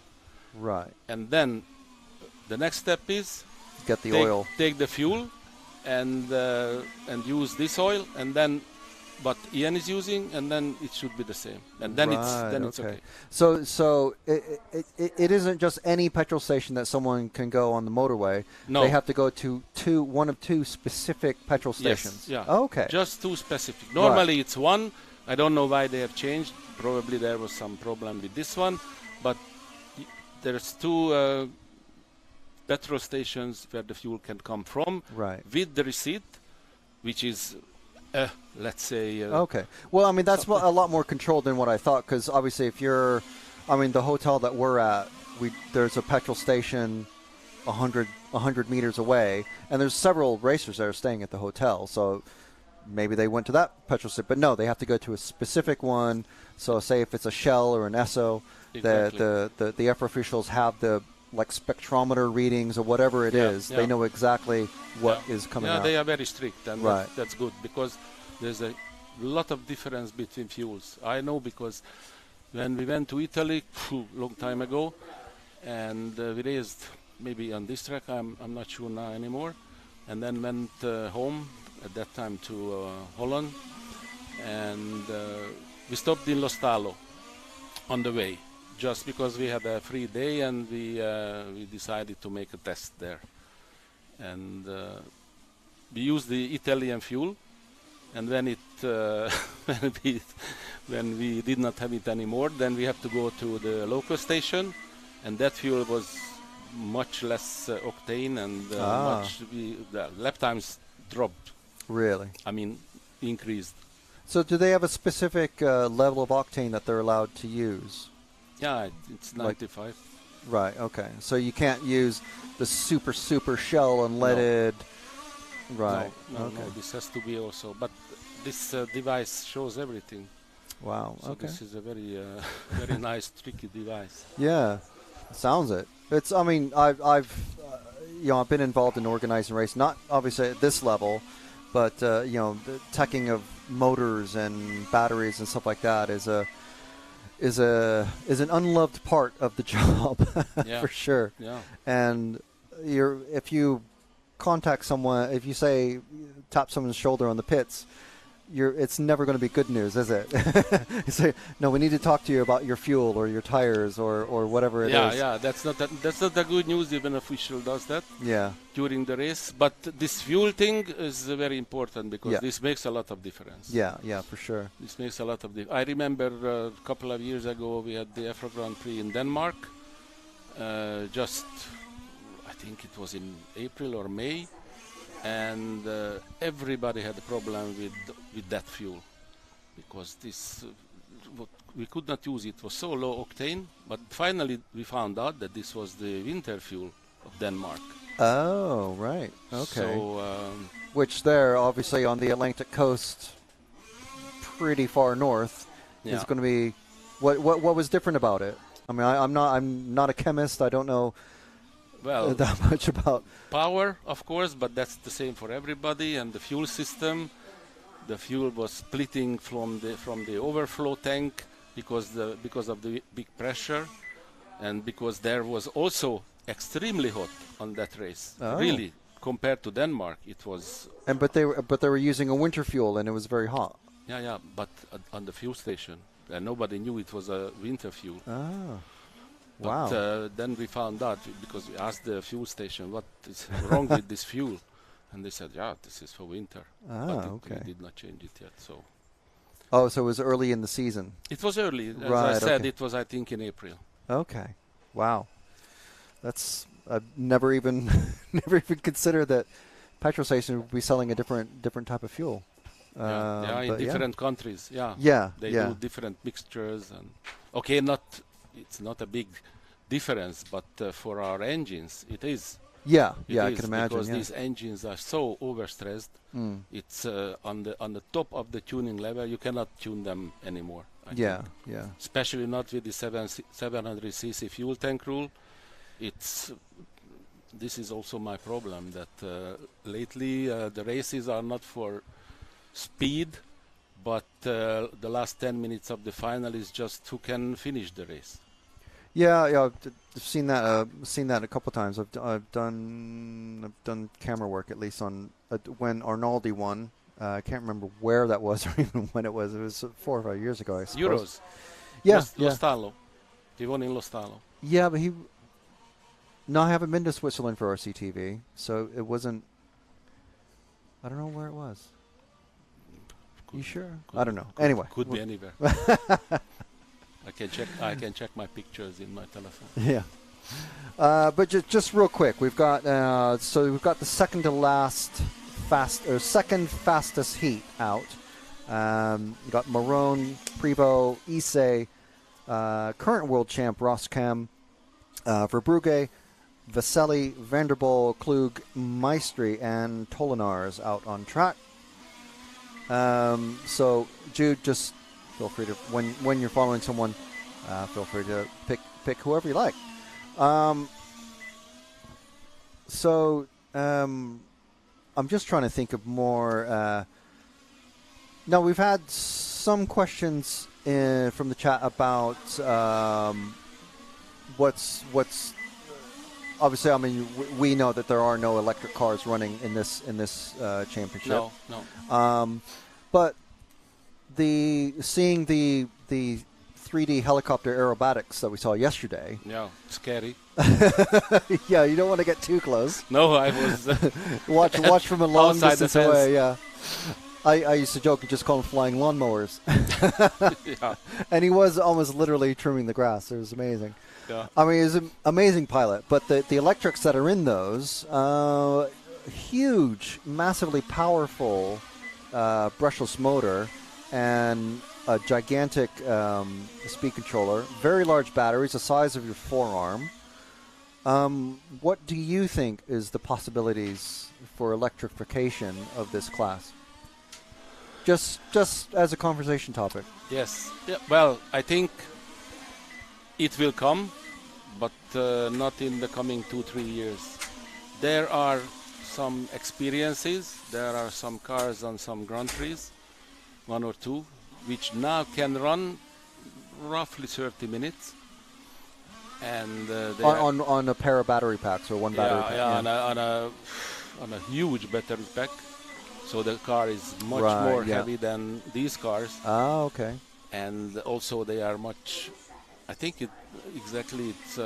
it's also much more expensive as well, because the controllers. Yeah. The engine is not a big issue, but the controllers and the batteries. Yeah. They are really expensive. The chargers, you probably need like 3 chargers just to going at the same time. You need special charger. So it's. I've seen already. I think it was the very first trial for Chris Wright. You might remember. He had a Formula 1 car in 2004 in Mühlau, Germany. Formula 1 European Championship. And I've seen that car completely destroyed in the pits. From a lipo fire. From a shortcut, yes. Right, yeah. From a shortcut. But okay, it's not the real problem nowadays. It was a long time ago. Yeah, the early days of lipo was but it's scary, more expensive, heavier. Yeah, okay, you don't have to deal with these kind of petrol engines. I think it's too early to speak about that. But definitely there are. That's kind of what I assumed. I was talking about it kind of to myself on chat, just to have something to say.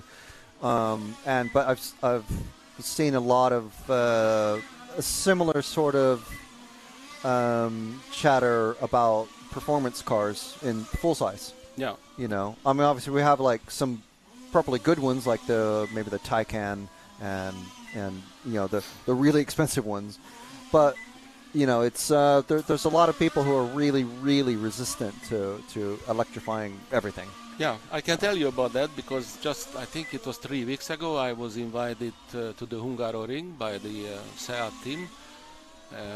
Markus Michelberger from SAS, also sponsor of us, working for Audi, and SEAT wants to build a fully electric real car and release it in 2024.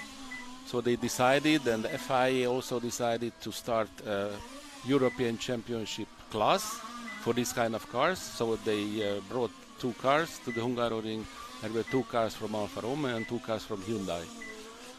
And I was in the pits, and it was very strange because when they let the cars from the Javelin and then rolled out to the pit lane, you did not hear anything. What kind of racing car is that? That was first, and then the other thing is that they have several not categories but several options how they race. All the 3 teams. Right. Yeah. And there is a 500 kilowatt car race and a 300 kilowatt car race. 500 kilowatt is enough for an out lap, a fast lap, and just come into the pits. So that the 300 can make 3 laps, timed laps. Yeah. So, well, I think that's also at the very beginning of the development, relatively. Yeah. But the torque and the speed of these cars is incredible. Yeah, and if you look at the cars, well, 2 engines on the rear axle, a huge battery, the controller takes a lot of space from the car. Yeah. And in the front, all the electronics and the huge cooling device. They use dry ice during in the pits to run the system.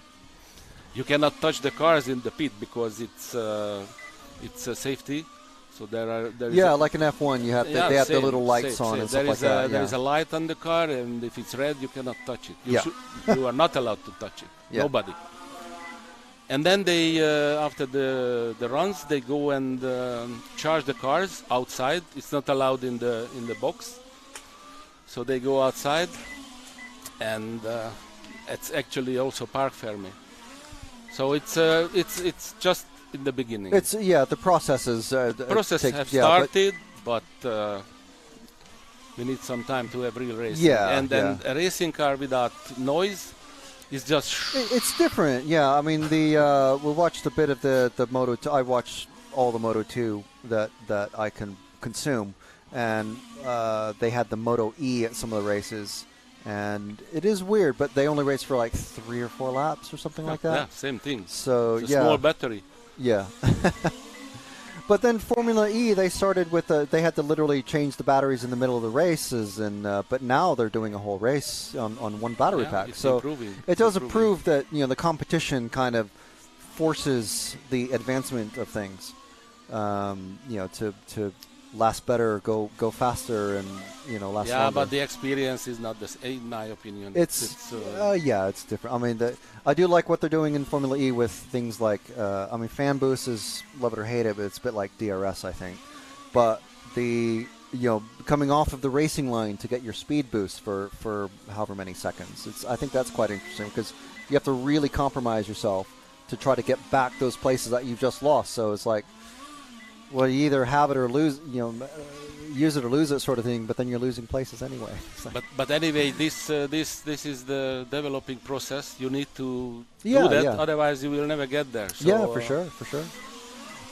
Now, just on the cars that we're watching on screen, are you involved or have been? I know you do a lot of work through Samba. You do a lot of work with titanium exhausts, and obviously you have your motor development company now. Do you do anything with? I'm just curious for myself on the suspension or chassis development or anything like that. Or is that anything that you know much about? Because I have all kinds of questions about that. Not really. At least nothing is going on. I have planned long time ago a couple of things which are still in process. But for the chassis and for the suspension, the most important thing is the shock absorber, and I think this is the key for these cars as well. Not to speak about the off-road cars, because in the off-road cars it's a lot of the most important thing. There is one brand who is doing, and maybe others also do that, special shock absorbers like they use on real off-road cars. But in small, to make this like the big ones use, it's difficult, especially because the big ones are filled up with gas. Yeah. And on the small ones, it's I was thinking on it to make it. I still did not give it up, but for that you need very, very special material. Because if the gas goes away, then it's just a normal shock. It has to be super but sealed. all these big off-road cars and even the normal cars, they use the shock absorber with gas. So. Right. Well, I was particularly curious on the suspension differences between the F1 cars and the touring cars are so different. You mean here? Yeah, for the large scale. The only big difference is that for the Formula Ones, the wishbones are longer. Yeah, but they have a single shock up front. On some, and then back, some, it's a cantilevered inboard shock. Yeah. On some, it is like that with pushrod system. Yeah, which is very good. Also, we tried in the past as well. The only problem with the pushrod system on these cars, maybe Formula One is a little bit better.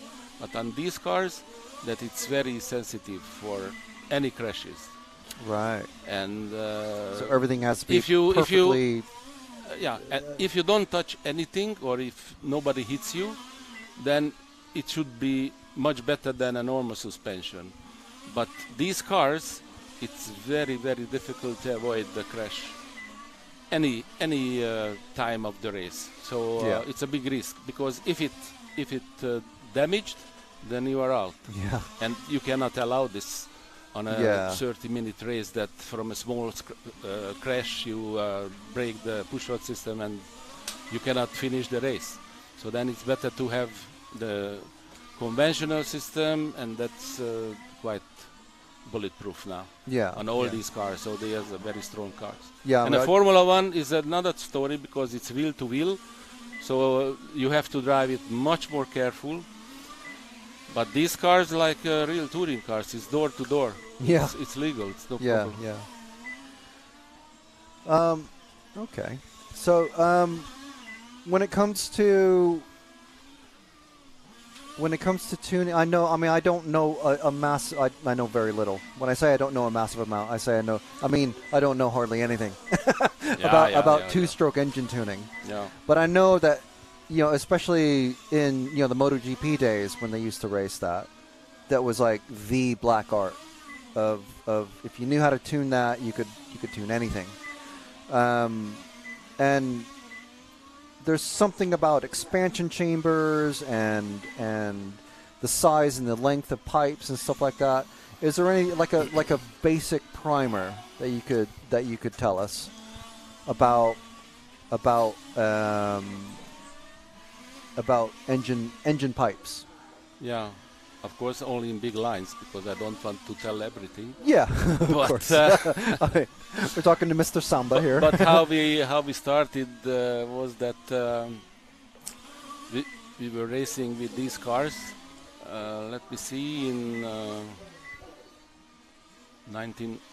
started in 1994.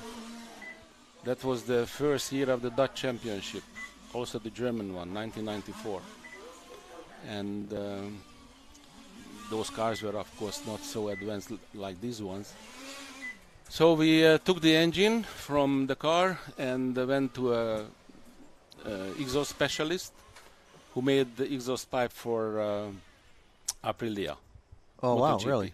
Yeah, 125 for the 252 pipes of the 125s, different shapes. And I showed the guy this engine we have in the car, and we would like to have a pipe for that, a real one. And then said, oh, okay, I will do. So he did. We put on the cars, and we were 2 laps a lap faster than anybody else. So this is how it started. And then in the meantime, of course, had a lot of experience and a lot of studies and everything. But it all depends on the engine. Our engines are quite, how to say, these engines are for garden machines normally. Yeah. So they are designed for 5,000 RPM. Not for 25, but they do now. So it's quite restricted what you can do with these engines. And we had a lot of development time for the with the pipes for these engines. And now the engines reached, of course, the peak power. You cannot go further. And the pipes are at the same level. So we have a pipe now, but here most of the people use, or almost everybody use, is a pipe what we developed, finished development just for the Valencia Euros, which was 10 years ago. Wow, okay. We have another pipe. Especially I made that because this pipe was quite liked by competition, so it looked similar. But just wanted to make a new one, very different shape, which is still very good. It's little less torque, and they like the torque here because it's a very high traction track. But that pipe is a little faster in the straight. It's almost 90 kilometers per hour in the straight. I'm just curious. I mean, I imagine you have in-house or outsourced development engineers or whatever. But I'm just curious, in a general sense, it is possible to have, if this track, say, these infield short bits, if they were just much shorter, you could have a pipe that develops way more torque. So it's like almost like I suppose a buggy would need a lot of torque to get over short little hoppy jumps or anything? The buggy not. No? The buggy not, because the buggy has no traction. So, and you also have to calculate these cars, or these engines start to give power over 9,000 RPM. So the clutches are set for 10, 11,000. Right. Okay. So you have to So- take care of that. The other more important thing is that these cars do not have a gearbox. Yeah. Because if you have a gearbox, It's it's, just a different straight gears story. all the way It's to a the different rear diff, story. yeah. So actually, the gearbox is a good pipe because it has low torque, it has speed, and there has to be a compromise between these two. Also, okay, according to the track as well. But this is the only solution, that you make a pipe which makes the compromise between low torque and speed. And for each and every track, you don't make a different pipe. We tried a very high torque pipe, but we stopped making because the difference was so little, and it's no.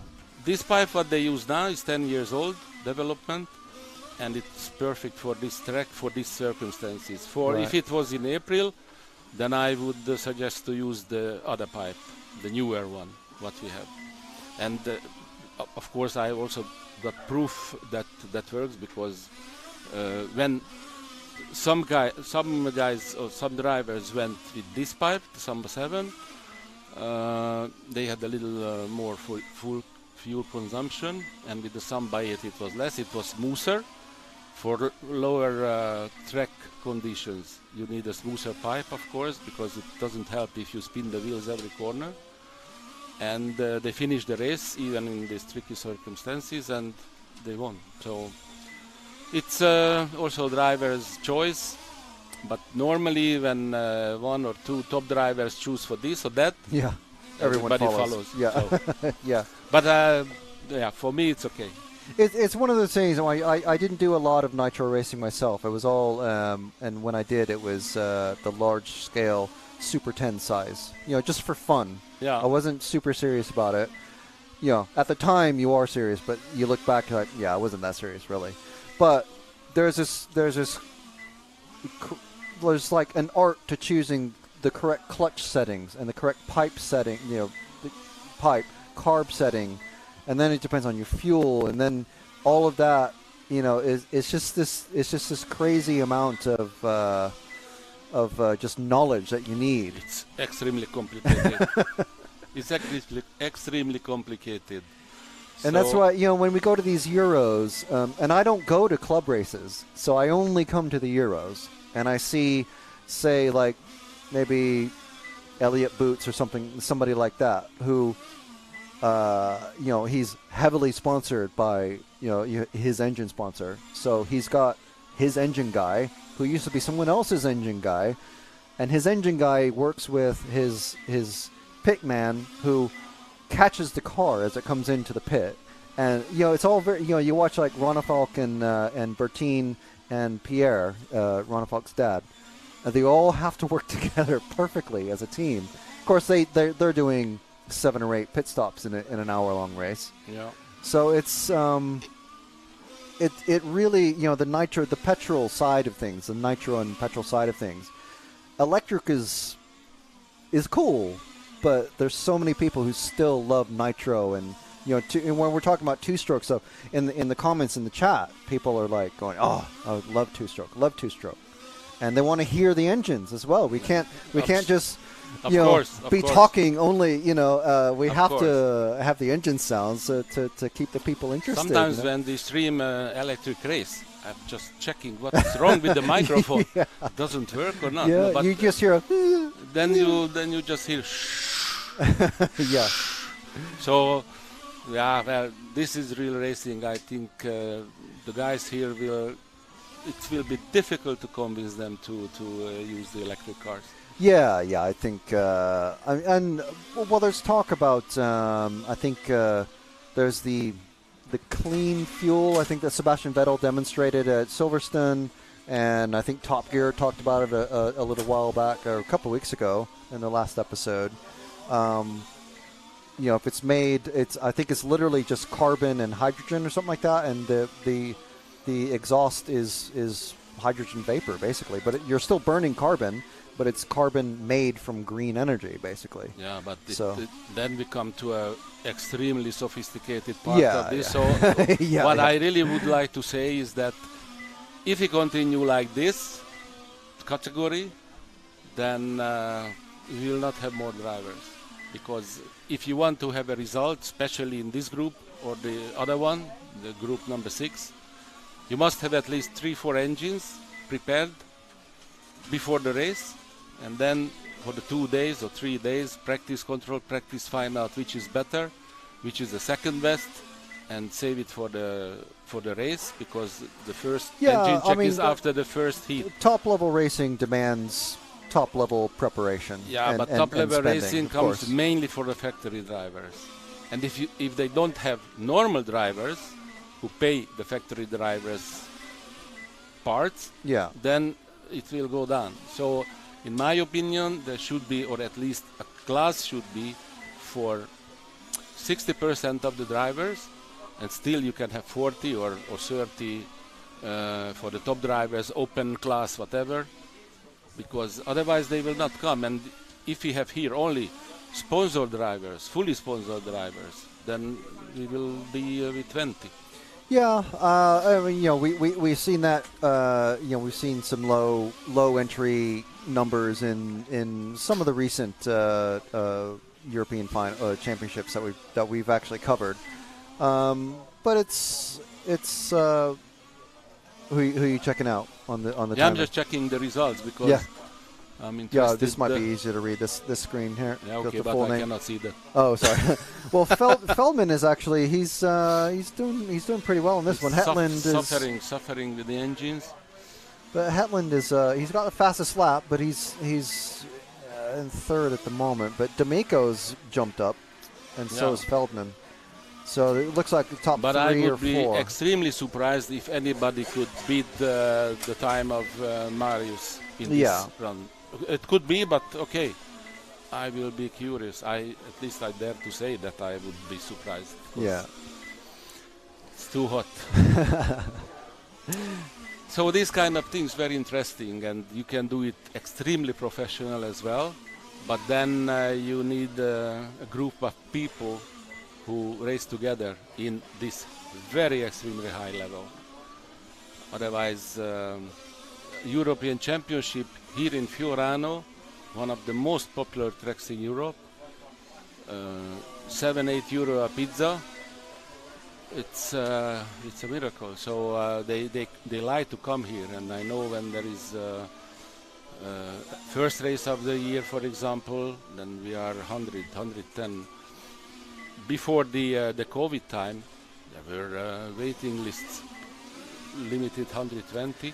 Well, I am curious if things like the pandemic and enforced stoppages of racing seasons and stuff like that. I don't know how many large scale races happen, but I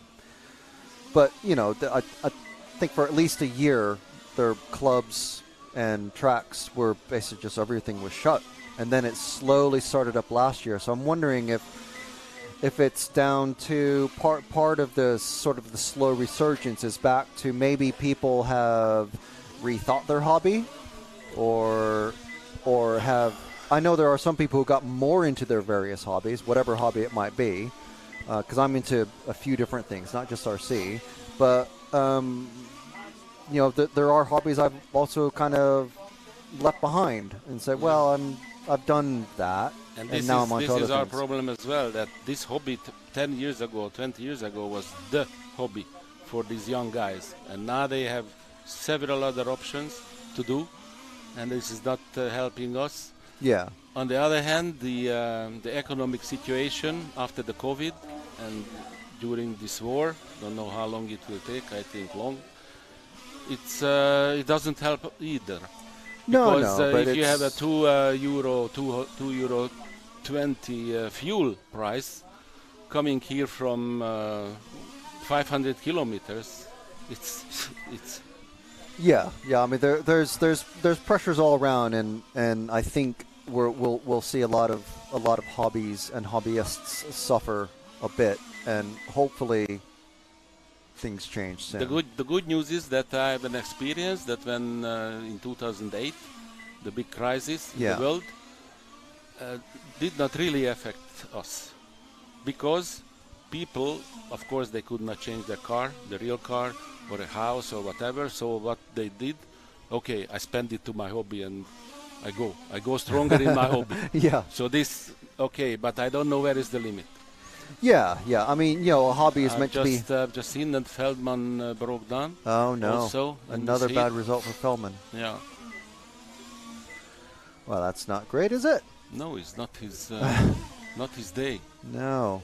And we're just a few laps away from the end as well. There's 40 seconds left in this one.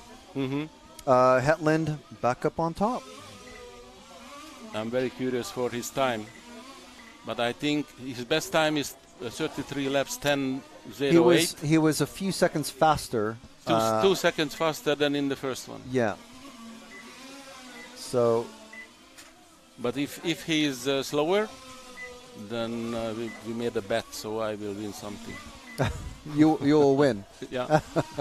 If it's more than because the track has absorbed the heat all day. Yeah. It's extreme. No, I'm just curious. Obviously, we see the racing line. It's very obvious to see, especially in the braking and acceleration zones. Is that? I know that there's rubber going down. Have they sprayed anything on the track? The traction additive or anything like that? Yeah. No. You don't need. So it's completely green. It's as completely green. This track.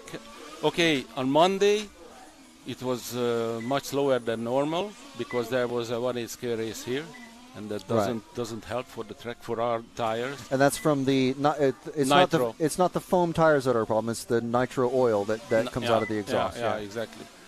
And but this track has always the best traction, even in winter time, because there's no snow here actually, maybe a couple of days, and they use this track from February till November. Almost every second week there is a race. So last year we streamed almost 100 races from here. So it's pretty good if you're a local club racer here. Yeah, well, you can come pretty much any weekend. No, I don't come. I mean, if you're a local racer. Oh, you mean yeah. If you're a local racer, yeah. And they have 50 guys minimum, but on big races they have 80. And Ernesto, the timekeeper at the track this weekend, was telling me that they do 10 scale and 8 scale nitro as well. Yeah. So it's pretty fast. They have everything. Yeah. And they're doing. Do you know what speeds they hit? Because I know they've got a radar gun. Yeah. We're seeing 88 kilometers an hour is the fastest possible. I've seen. Yeah, that's a good. That's for the 5th scale. But do you know for the 8th or 10th? It's over 100, 110, 112. Wow. So that's well over 60, maybe up to 70 miles an hour. Divided by 1.6.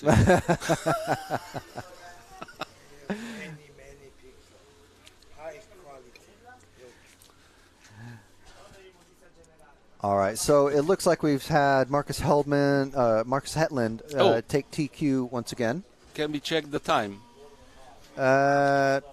We actually, let me see if we've got the Facebook page. Actually, if you want the live results, folks who are listening on the stream, we've got the link for the live results. We don't have live timing, unfortunately. No live timing. But we do have live results on our stream. Just for curiosity. And that link is on the EFRA Facebook page. If you search for RC Motorsport Europe on Facebook, you'll find that.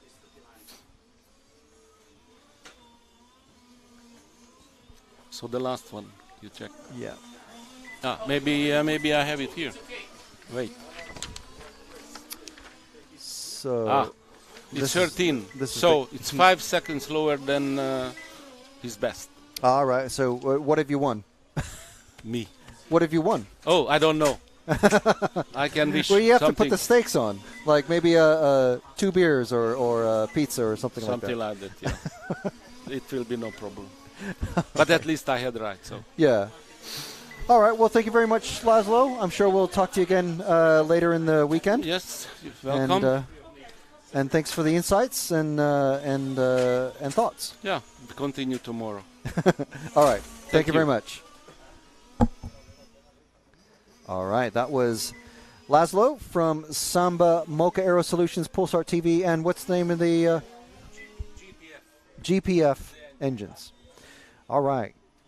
Very good. So, yeah, we weren't able to cover the let's see, where's the results? Qualifying, is it qualifying composition? Is that? Third round. But this is No, this is heat 3. We have to go to heat 7.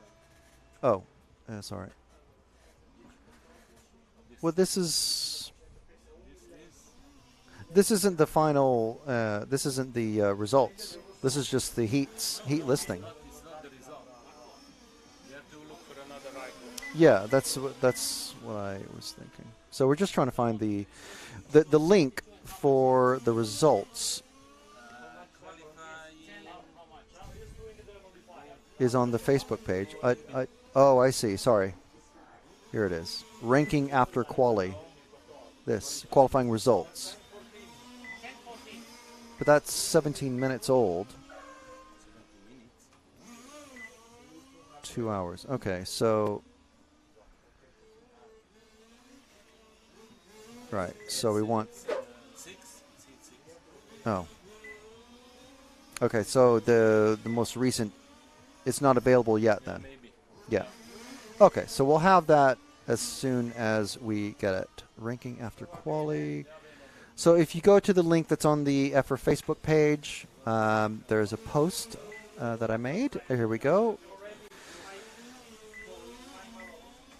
Actually, it's Emanuel D'Amico who took that one with 33 laps in 10:12, and Marius Hetland finished second overall in that round, 10:13. So D'Amico actually looks like he took the TQ, and I don't think anyone in the second in the previous heat is going to finish that one. So it's not that one.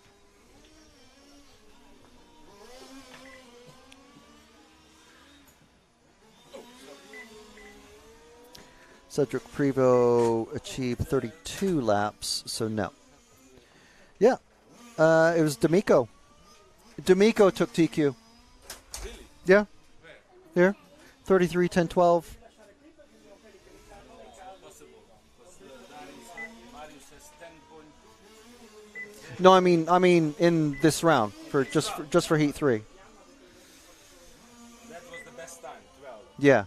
And Marius' first qualification was 10:10, and the second one was 10:08.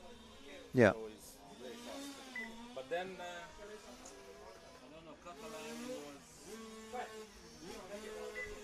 Yeah, it all depends. I don't know Catalan's time, but maybe D'Amico is second. But Feldman definitely not. Yeah, Feldman is. Well, I mean, in a 30-minute race, if he starts second or third, it's not a massive deal, is it?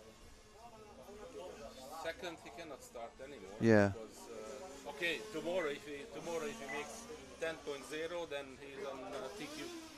So don't. Oh yeah, I know. I don't count him out. No way. He's a 10-time European champion. He's a former world champ, Marcus Feldman, the German. Right. Okay. So that was interesting. I hope everyone was able to take away something from that. I hope I asked the questions you might have been thinking of.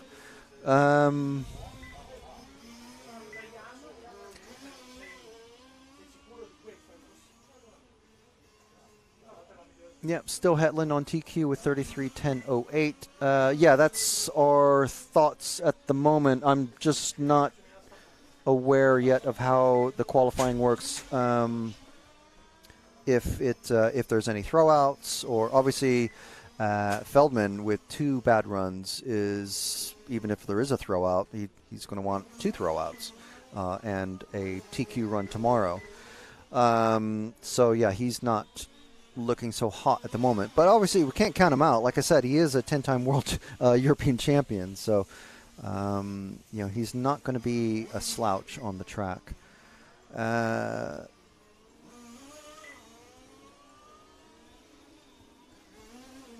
Okay, so I have a question about MyRCM covering. No, MyRCM is a different timing system than what they're using here. I can't remember what the name is called here, but not every track uses MyRCM. Fortunately or unfortunately, unfortunately for us, because our timing system is, well, it's custom written code by very, very, very clever people, and we're able to extract what we can and make it look like it's what you're used to seeing from RC Racing TV, but it is not MyRCM, so there are no live streaming results, just the live completed results. Best round counts. Okay. All right, so maybe I'm phrasing it weird. So my question, which is not an uncommon thing, is Ian Audi racing or just scrutineering? Ian is, well, he's not scrutineering. There's someone else from the track scrutineering, but he is doing some scrutineering, but he is an EFRA official this week. So he's here all week. He's watching the racing, and when the racing is finished, he is helping scrutineer the cars, yes. I think he mentioned that he's racing next week. He does do large-scale racing in the BRCA series in the UK. I commentated on one of his races where last year where he basically just ran away with a win. So he's no slouch himself either.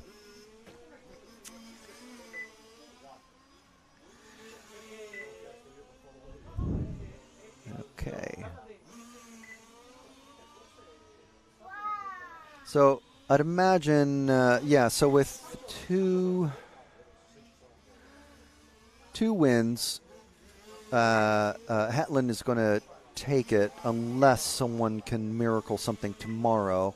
And like we said, you're not going to put it past a few of these guys, or, well, Feldman at least, to come through with a knockout run in the next round of qualifying, which kicks off tomorrow. 9:30 is when the fourth and final round of qualifying begins, and it begins with the fastest racers on the track at the fastest time of day. So that will be very interesting, and we shall see what happens in this race, which is heat number 1. We've got Paul Hards, Jethro and Titus Letojarvi, Dario Lovrencevic, Michael Donovan, Louis Samoz, and Mario Dada. And we've had a couple. Well, Lewis doesn't seem to have started his last couple races. Paul Hards did race in the last run, but he's dropped out of this one. Titus is ahead of Jethro this time. Michael Donovan seems to, once again, well, he's not quite running away with it. He seems to be swapping the top spot with Mario Dada. So they're going back and forth. Each time one of these races crosses the track, that is, they're taking the lead. So let's see if I can spot the number 5 car.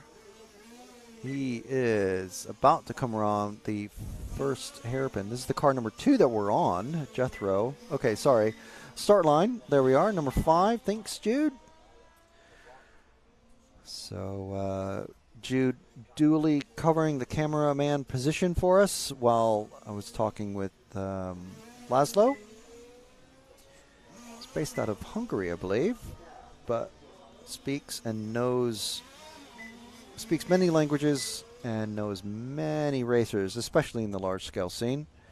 I was hoping to get some input about how the shape of a pipe affects the torque and the RPM and all that stuff. It's just something that's basically just a black box to me. It's and I'm sure it is to many people. You just buy whatever the fastest guys are running, and you hope you can drive like them. But it's one of those special things.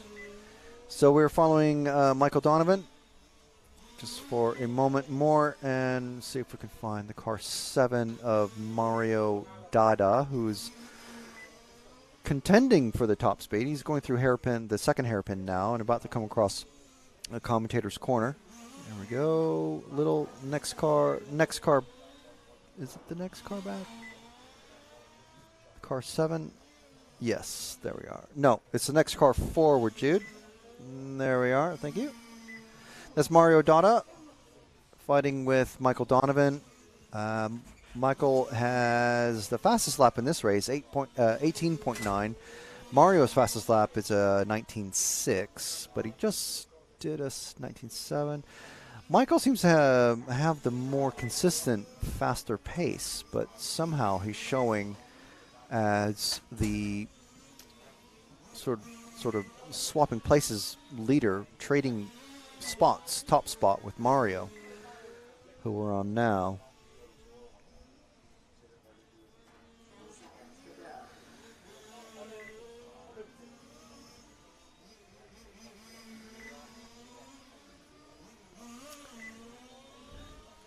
So Mario Dada going through the first corner and into the short chute there around the Omega over the kink, staying off the grass nicely, and time has expired, so he might get caught on this time around. I think he has. Yeah, so his name has gone green, as you can see on the screen. So Donovan takes it in the end. Dada can't really say, well, okay, so, oh, okay, well, there's the total time. So 10:07 and 10:19 for Dada. And once again, if you go to the Facebook page, the link for the final results, it's, I don't know what it's going to be like on mobile, but it will be. Yeah, I can imagine, because you have to scroll sideways to get all the way to the end where you can see the results for the most recent heats. So the next race we've got Andre Resende, David Lebescond, Ewan Mariod, Roberto Mazzi, Neo Lebescond, Perez G, Chavez, Magnar, Bernland, Time, Angelo Vicini, Matt Buxton, and Ian Southey. The thing is, with some of these lower heats, we just don't see them. 2 or 3 of the racers sometimes just don't even start. So, be curious to see what we end up with here. So, just want to remind you that we are being brought to you free and worldwide, no charge to you, by RC Fox and RC Model X. Sorry, RC Models with a Z.co.uk. Thank you very much to our sponsors. Please visit their websites. You'll see little spots by them pop up on the live stream every now and then. So please do visit them. They're providing this coverage for you for nothing. You're able to watch pretty much ad-free, except for when I'm talking about them. And there's our next group of racers on screen there. Names popping up. So you can find us on the EFRA Facebook page, Red RC's Facebook page, and RC Racing TV's Facebook page as well. Slightly better quality streams on YouTube.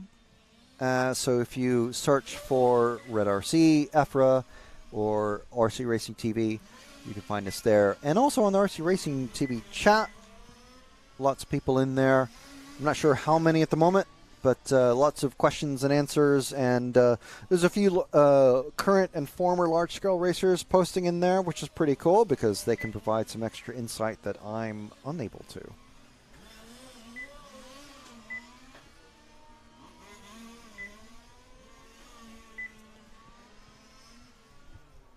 But meanwhile, while we wait for this next race to start, I believe we're going to be going all the way up to.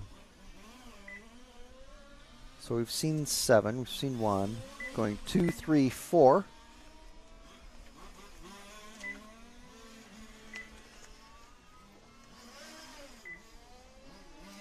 Two, 3, and 4, and then we start. We're going to have a little bit of a break, and then go into heat 10 and then 9, which are the two formula-style heats that we've got. But meanwhile, if you have any questions or you want to tell us how awesome the stream is and how much fun you're having watching large-scale racing here in Fiorano, Italy, let us know in the chat.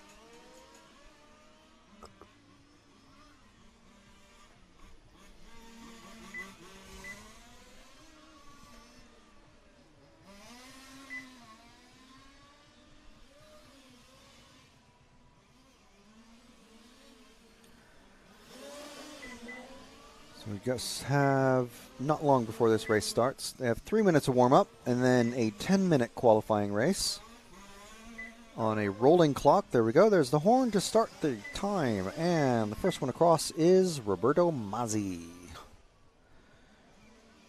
And Jude is scanning and searching like a Terminator, looking for the car to follow. We're following this half red, half white car that I completely missed the number on. But he's going through the short chute. Car number 9, it looks like, of Matt Buxton. I don't think he raced the last heat. So he was having problems or something. He's got the great big Union flag on the top, not the Union Jack. That's only the name of the flag. Oh, that's not great. Maybe he's contesting the naming of the flag on top of his car, but the Union Jack is only called that when it's on a Royal Navy ship. So there's one for you. But confusingly, this is the first time I've actually seen in action a half and half car like this, because going this way is white. Oh no, wait, no, it's red. No, wait, no, it's white again. Hang on, it's red. No, it's the number 9 with the Union flag on top. It's the first time I've seen it on track, so yeah. So Resende is a familiar name if you've been following the stream all day. He's on top once again. Fastest lap, 19.869. Timing goes down to the 1,000th of a second. Magnar hasn't made it out. He's the only one who hasn't started. And it looks like David Lebescond may be missing as well. He did start. He's due to finish the lap because the computer kind of guesstimates where they are on the track. Looks like he's got a slow lap. You see how his name has gone, the number on Lebescond's name in position 9 has gone black. That means he's got a slow lap, which means the computer has been expecting him to finish, and he hasn't.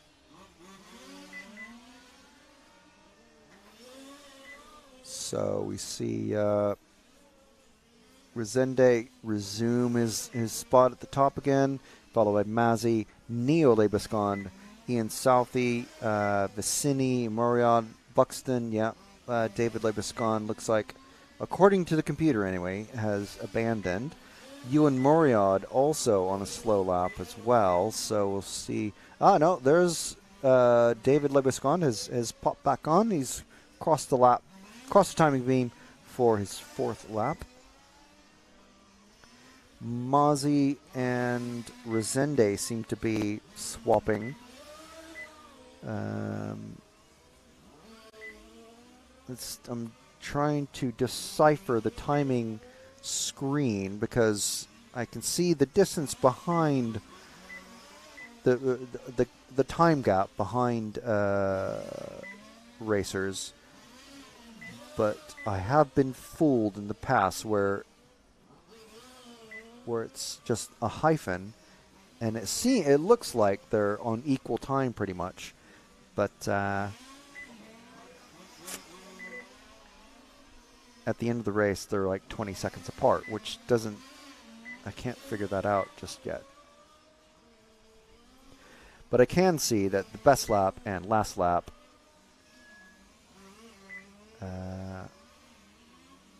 time totale, time Giro, which I know is lap because I watched the Giro d'Italia, and that means basically tour or lap. Rosende still has the fastest lap of 19.8. Most recent lap time 20.1, which is it's in the realm of consistency.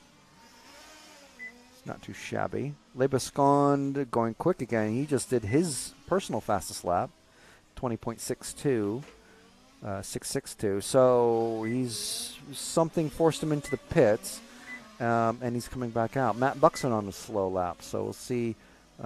If that red and white car, the half and half car, it is not out on track at the moment. So he has pulled off for the moment. Is there no one in? I see it being carried off unceremoniously, unfortunately. So Buxton is out once again. So he'll probably be in the one of the early finals, and hope to bump up into the higher finals.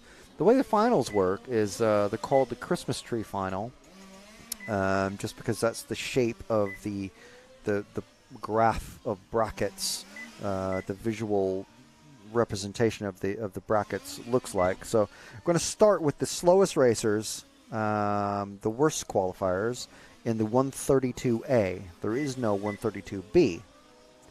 And then the top three from that one race will bump up into the 116th A. And similarly, there will be a 116th B. And that all feeds into the top three from those will go into the 1/8. And then the top three from those will go into the 1/4 or the quarterfinals. And then on Saturday, we start with the semifinals, or the 1/2 B, 1/2 A. So we have semifinals for both the Formula One and the GT or touring car class, which is what we're watching now. And the top four from the semifinals bump up into the main final, where there will already be 6 racers qualified. I think it's 6. And the finals day starts on Saturday, 9 a.m. Central European Time. Tomorrow, which is more pertinent because it's just closer, we start at 9:30 with Heat 7 of Touring Car.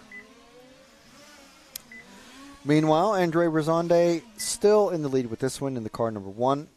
Roberto Mazzi in the car 4 battling, but I think it's going to be Rosende who ends up taking this one. So we're on the car 8 of Angelo Bassini. He's not going to trouble Massi or Rosende, but we'll see how the rest of the race pans out for Angelo.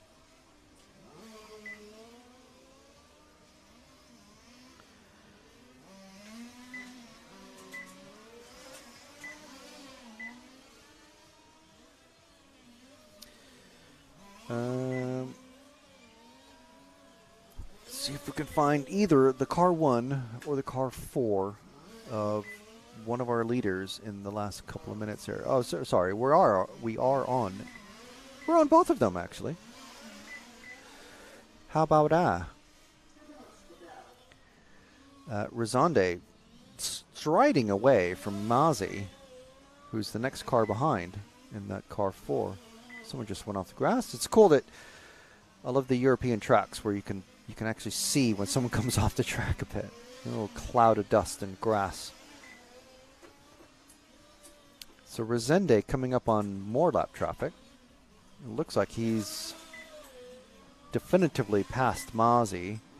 Neo Lebescon in the car 5 is 8 seconds behind Rosende. Mazzi must have had a nightmare somewhere along the way because he's showing as 10 seconds behind. Now 11.1. What has happened there? unfortunate for that's the car 0, I believe, of Ian Southey, who we were following him earlier, and we had to come off him because I was sure it was the camera being on him, making him spin out. Just way too many times. Well, once is enough, as you know.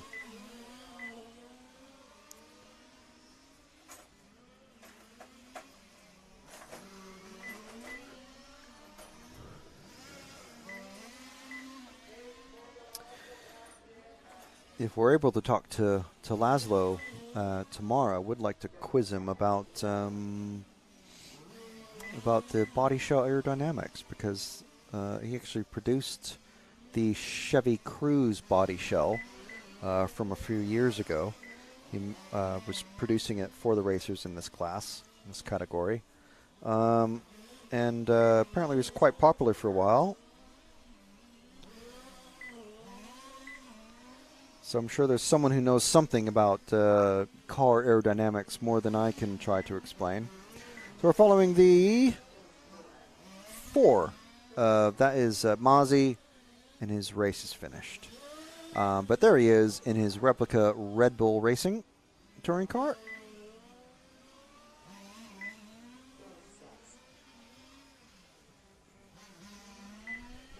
Coming around commentator's corner. And Javier's elbow. Your lap is finished. Your race is finished. The only one still running technically is David Lebescon, but doesn't seem like he's going to cross. We have a dead car.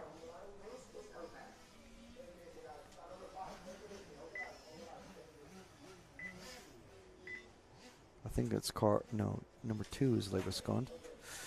Car 5 is the other Neo Lebescon. I mean, they're just doing like extra laps for nothing now, just to drive their cars. Which, fair enough. But, there's a time schedule to keep.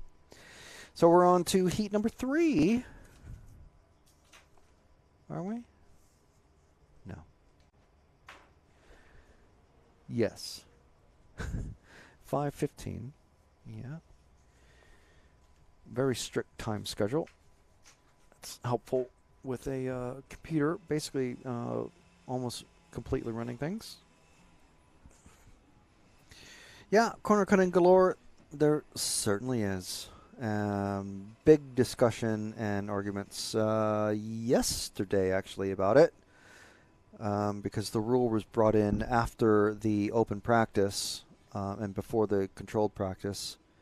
But basically, the racers were warned, don't get caught. So if you're in a battle, don't because the judges will be watching you. If you're in a tight battle with somebody, don't get caught because you will get penalized. Is what they were told. I'm assuming that rule that directive is still in force. But like I mentioned to the guys yesterday, the officials, if Formula One and MotoGP, with their endless sums of resources, money, manpower, stewards, cameras, and all sorts of things, can't make everybody happy, then they're in good company, aren't they? So I don't think there should be any corner cutting. I think the large corner dots should have stayed in place. And if anything, make it even worse. Put AstroTurf or something really slippy down, linoleum tile or something. Make it just really, really disincentivize corner cutting. Basically, we did see one driver try to do the full rally, riding the berm, the inside rail of the corner, and then get stuck on the grass. So, it didn't work out for him, and that was a qualifying run. So that's the way it goes. Sometimes you might not get caught by the actual referee whose job it is to watch 10 cars go around. But you might get caught out by the RC gods.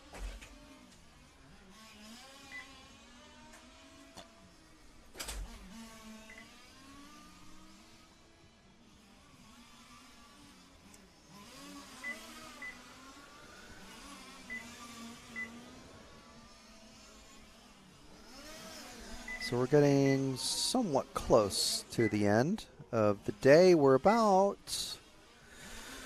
an hour from finishing the broadcast. So we hope you're sticking around. Thank you if you are.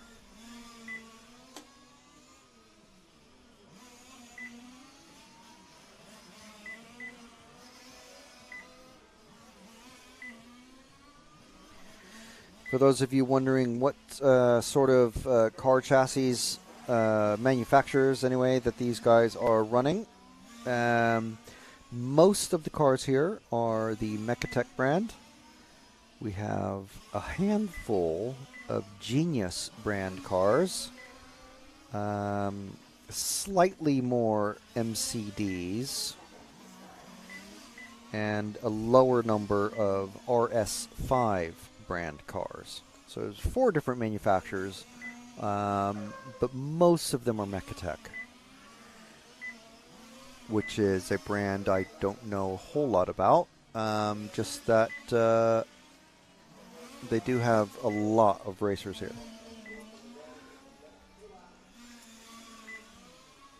Whether fully sponsored, factory sponsored, junior team sponsored, or sponsored by mom and dad, very few here are going to be sponsored by mom and dad. At least in the top 3 heats. In the lower heats, more likely. So let's see who we're following. We're following, that's the car number, it's 88 in the paint scheme, but it's car number 7 on the side. That's Sami Pajalin from Finland.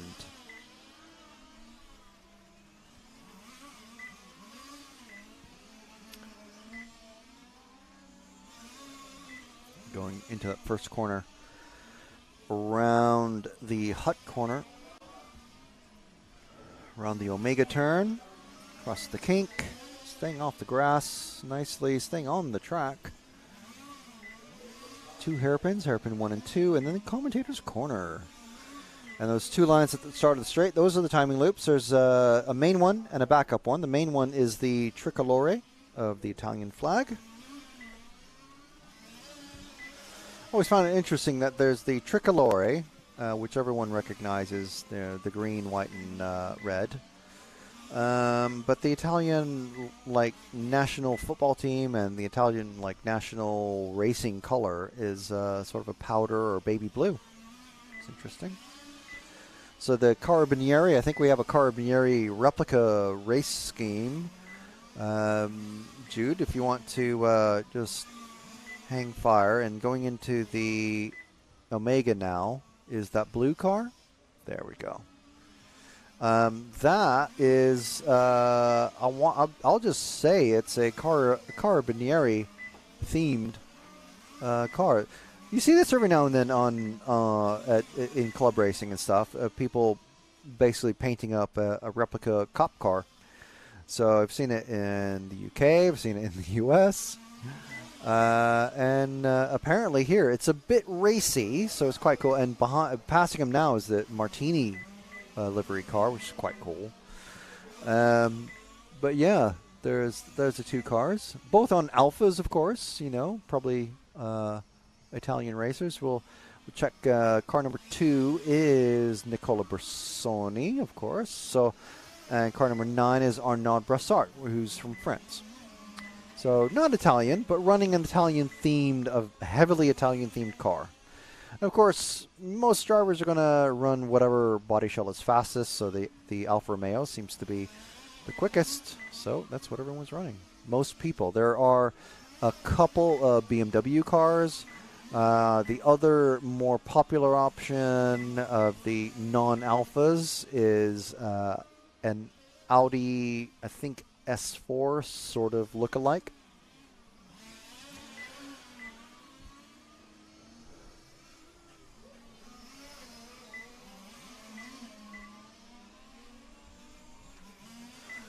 And I believe, obviously, you're going to get probably more steering with the Alpha. It's going to be a bit slippier in a straight line, maybe.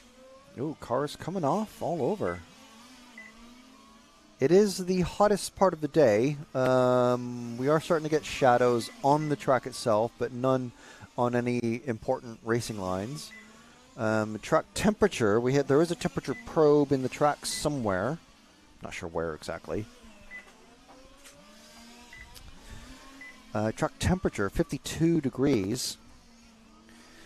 Fairly warm. It's about 120 Fahrenheit. You wouldn't want to sit on it. Ooh, another car's gone off at the turn 2. Oh, no, he's passed now, so there's no danger. Now, that's the car that just went off. Let's see if we can follow him for a bit. Why not? Car number 7, who we've already followed, I think. Sammy yeah. So, let's see. Ooh. I wish I knew how to do replays because I missed what happened there. Someone must have spun out. So when the track gets really hot and the tires just start losing their tread, or if it's, I mean, you can't have a tire that's just too soft. Once the tread wears out, that's it. It's gone. So not sure what happened. Obviously, these guys they have a selection of tires to choose from. There's 2 different major tire brands, PMT and GRP. Both, I believe, are Italian brands. So I'd imagine, whoa, there we go. That's probably what happened initially that caused the accident with Sammy. Well, I say accident, just call it what it is. It's a crash. It's car 6 of Georgi Coxmoros. I believe that's our lone Hungarian racer. So if let's drop back. Ooh, he keeps spinning out there, doesn't he? Let's follow that Martini, the mostly white car with the red and blue stripes. There you go, in the lead. So he's got a lot of clear track behind him, and he's left behind these guys who he's passed. The Georgi, the car 3 of Joel, and I think that was the car 6. No, it was different. Anyway, he's got a lot of clear track ahead of him. So, it's a car number 1 of Pierluigi Bonensegni.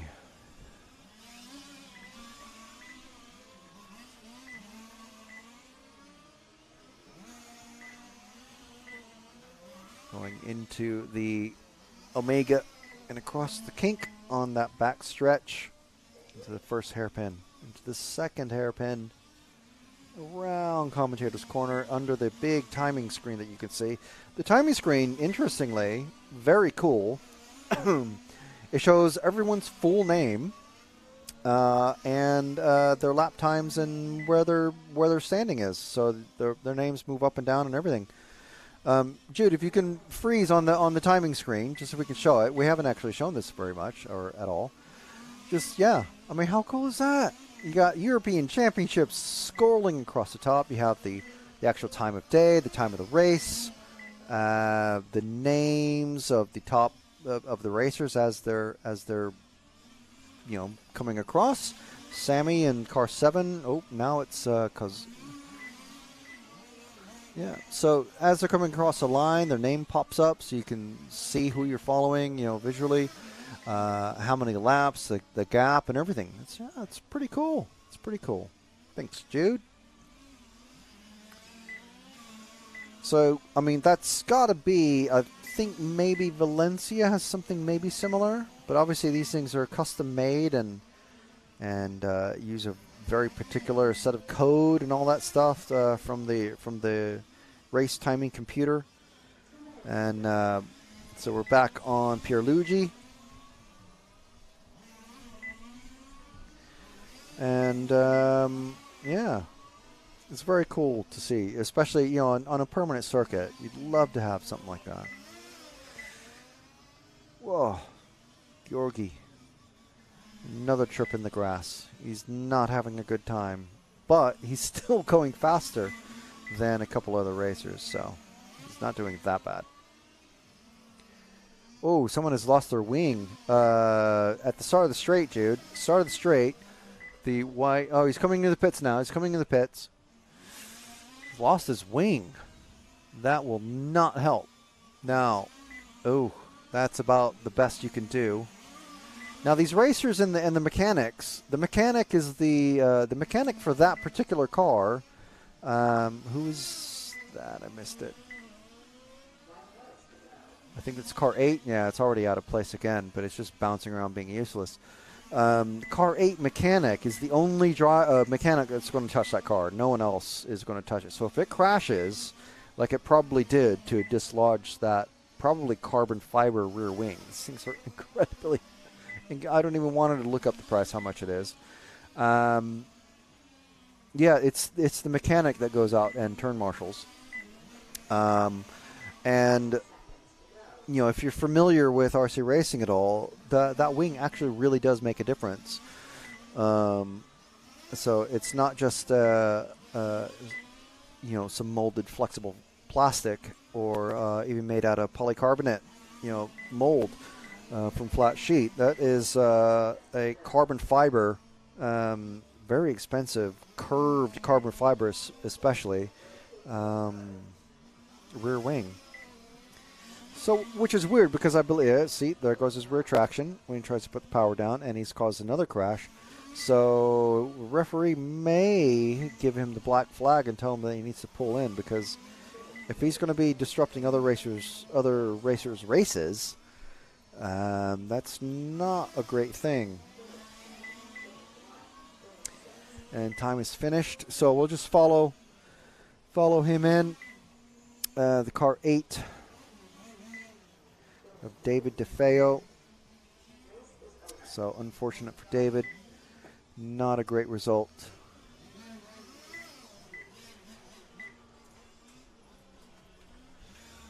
But his race is done for today, so that at least he can start packing up before the actual race day for us here in the control tower and the officials is actually done. So we've got about another 40 minutes or so of racing. We do have a little mini break for the Heat 8, which is the first heat of the Formula One cars. These are racers who the organizers were not told weren't coming. So the duty of the racing organizers is to... make the track available for anyone who's registered. So technically it's going to be just empty for about 14 or 15 minutes.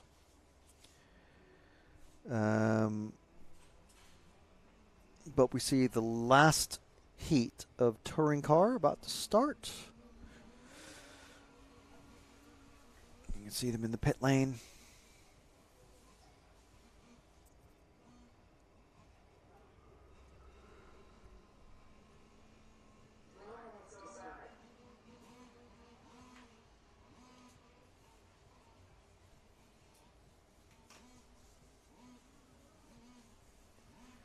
And this is heat 4. And in this heat, yes, heat 4. In this heat, we've got Stefano Bianchi, Nuno Pinto, who's, I remember, has a blue car. Oriol Gill, John Pritch from Holland, Luca Rowley, Rudy Vasseur, Noel Tybalt, Pascal Hervey, Christian Weber, and Giuseppe Rosignoli. And there they are on screen. You read them yourself.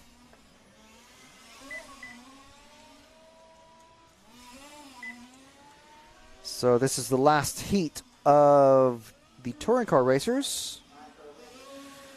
Just to remind you, we do have a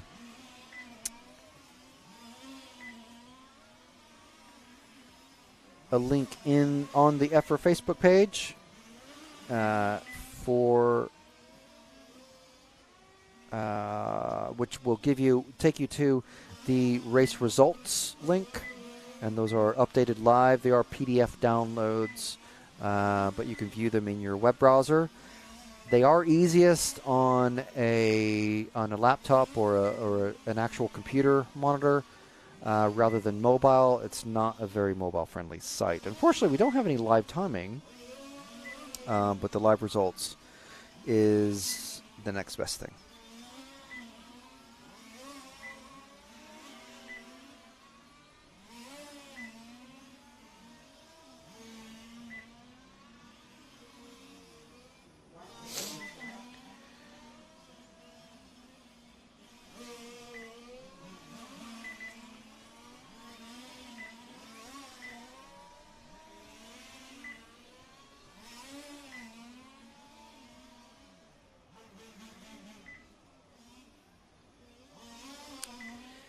So, just to recap, I believe I'm told with some confidence that it is the best single lap of qualifying, or best single qualifying result that decides the qualifiers. And that the moment, with one not great result and 2 TQs, the top qualifier for touring car is Marius Hedlund. We've expected Marcus Feldman to be at or near the top, but he had a couple of bad rounds. He did well in the first round and got, I believe it was second overall in that one. And then he didn't start, I believe, the second round, and then came off the track early in the third. So he can probably boss it for a really good run tomorrow morning when the top drivers will be running at the best time of day with a cool track and when it's not so hot. Although, I mean, the temperatures come down a bit. It's only 36 now. But yeah, so that's the story of qualifying for touring car. Story of F1 qualifying after 2 rounds is basically Sebastian Marino, who has completely bossed it. So yeah, he has basically been the story of qualifying so far. Those are the 2 main stories.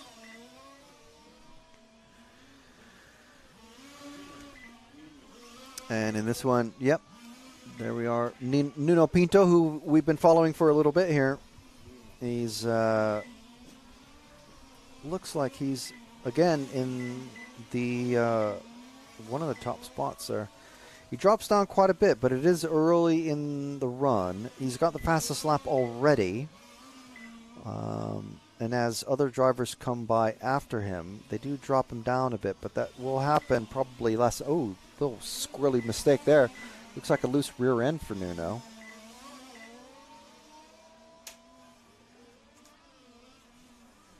Let's follow him a bit more with some intent, because I've been babbling on about other things, but meanwhile Nuno's got a squirrely rear end, and the car number 3, it looks like, of Oriole Gill trying to chase him down. He's not enjoying the hot circumstances on track at the moment.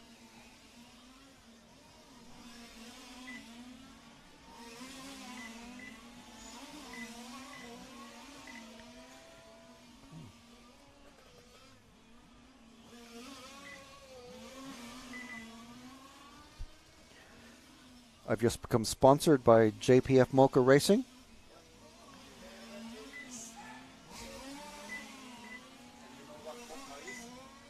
Sorry? I know mocha is a type of coffee, but that's about it. It's the short version of modern car. Oh, okay. Yeah, yeah. Which is the name of the group. Mocha. Yeah. I gotcha.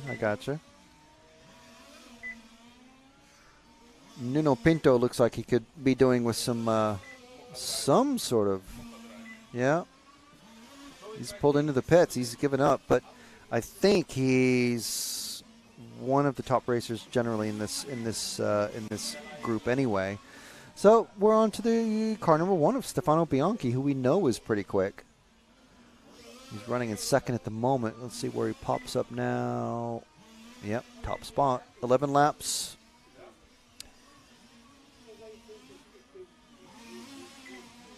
John from Holland not starting this one, as you can see on the top right of your screen.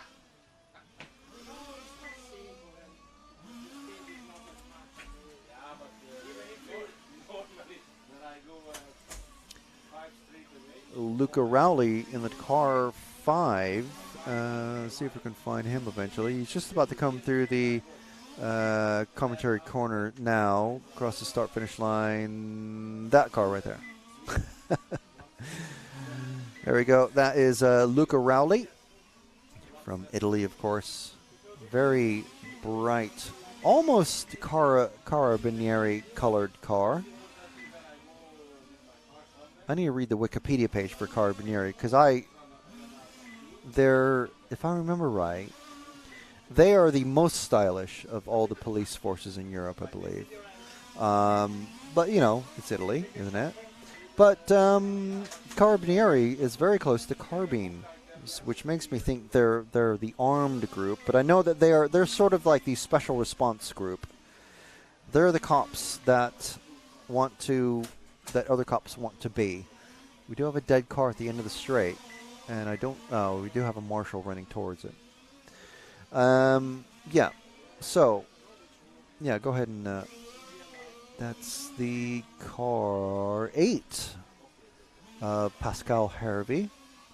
Doesn't look like it's running. Kind of a pensive look from the mechanics. I got to run with this all the way back now to try and fix it. See if we can get going again. But at the end of the straight there, you can see that there's we're in a timing shed, a very large. I suppose you might call it garden shed if you're British. Quite a large garden shed. I mean, it could easily be a car garage for a car and lots of stuff. But down at the other end is a much larger log cabin with at least one, I think 2 rooms, meeting rooms, and then basically a cafe where it's got, that's a Gripple almost, up on 2 wheels. I don't think he actually even touched anything, just a little bit too tight a turn. So we're going from some cars with just loose rear ends all over the place. Let's see what happens here at the end of the straight. No, we're following the same car. But we're just seeing if he was going to tip over. Yeah. Ooh, fast car coming up, that pink and white car. Drop back 1 car. It'll be a pink and white car. There we are. Or white and pink, I should say. He just went past the Carabinieri neon car like it was standing still almost. So let's see what car number this is. See if we can read it on screen. Oh, it's the car 1, of course. Stefano. Trying to chase down car 0 of Giuseppe Rosignole.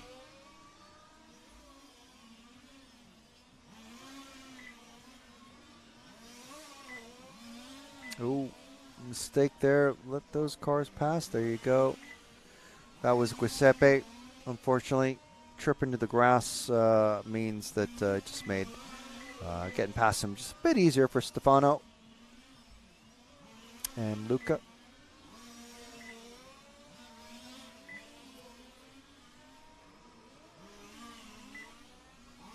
Not sure what happened to Nuno Pinto. But we're sure he'll be back tomorrow. He was running pretty strong. I believe he was consistently in the top group of racers in this particular race, this particular heat. We've got another car dead out there somewhere. I don't even see where. Oh, it's upside down on the back stretch. Marshall running up to get it. Upside down.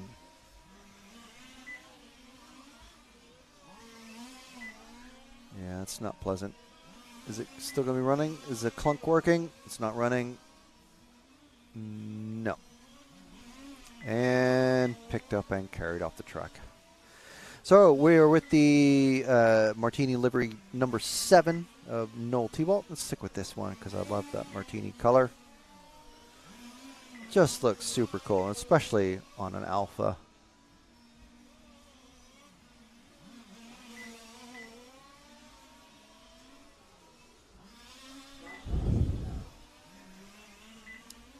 And down the main straight, you see that tricolore pit lane, the pit wall. Very cool.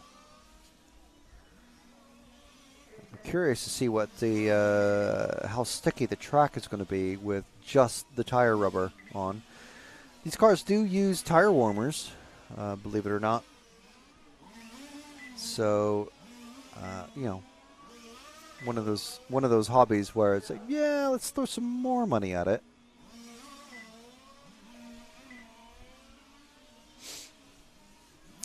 Got Bianchi, Rowley, Gill, Thibault, or Thibault, Weber, Rosignoli, and Hervey.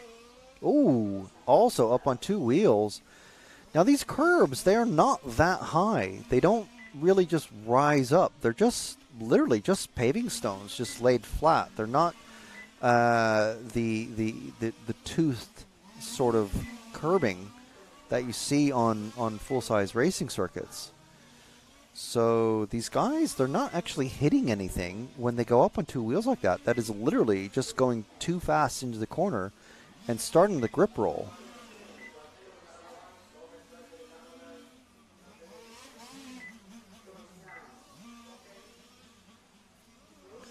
Yeah, just keep it zoomed out about there, Jude.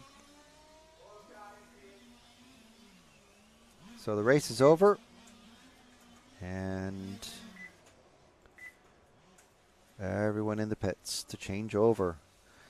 See the cars get picked up. They're quite big. If you've never seen a large scale or fifth scale car before, they're quite big.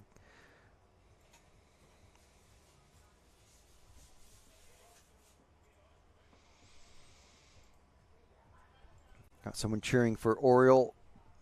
I didn't see actually where he finished, but I don't think he was really troubling the top guys. So we've got a little bit of a break now, so I'm just going to rest my throat a tiny bit. And we're going to come back at approximately, what time are we looking at here? So 6 even. Oh, thank you very much. We have the top results from Touring Car. We'll go over that in a moment as I just put this.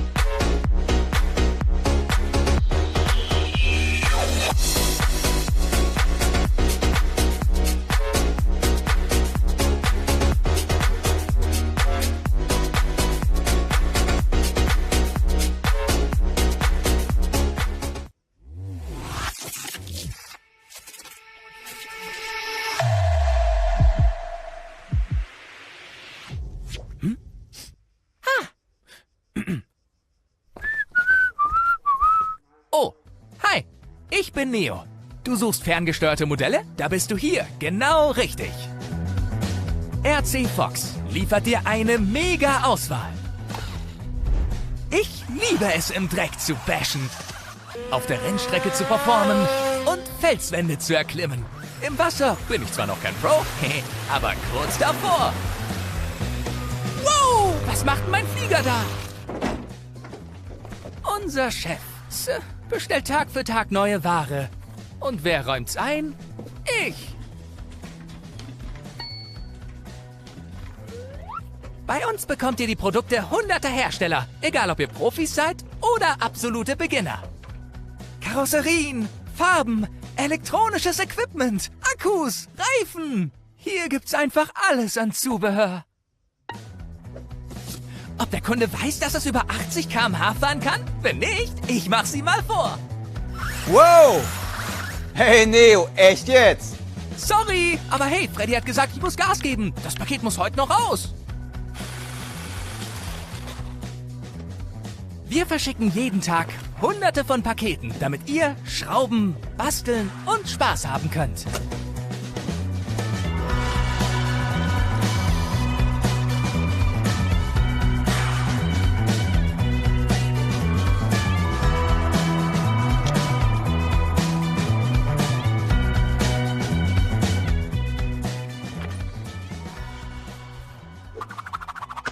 Ihr habt eine Frage oder es klappt was nicht wie gewünscht? Unser Serviceteam ist für dich da.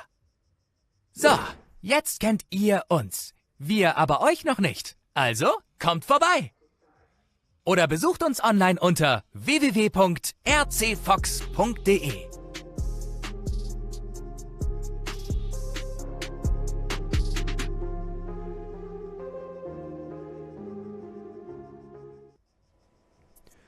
All right. So, one of our other sponsors, Team RCMZ, rcmodels.co.uk.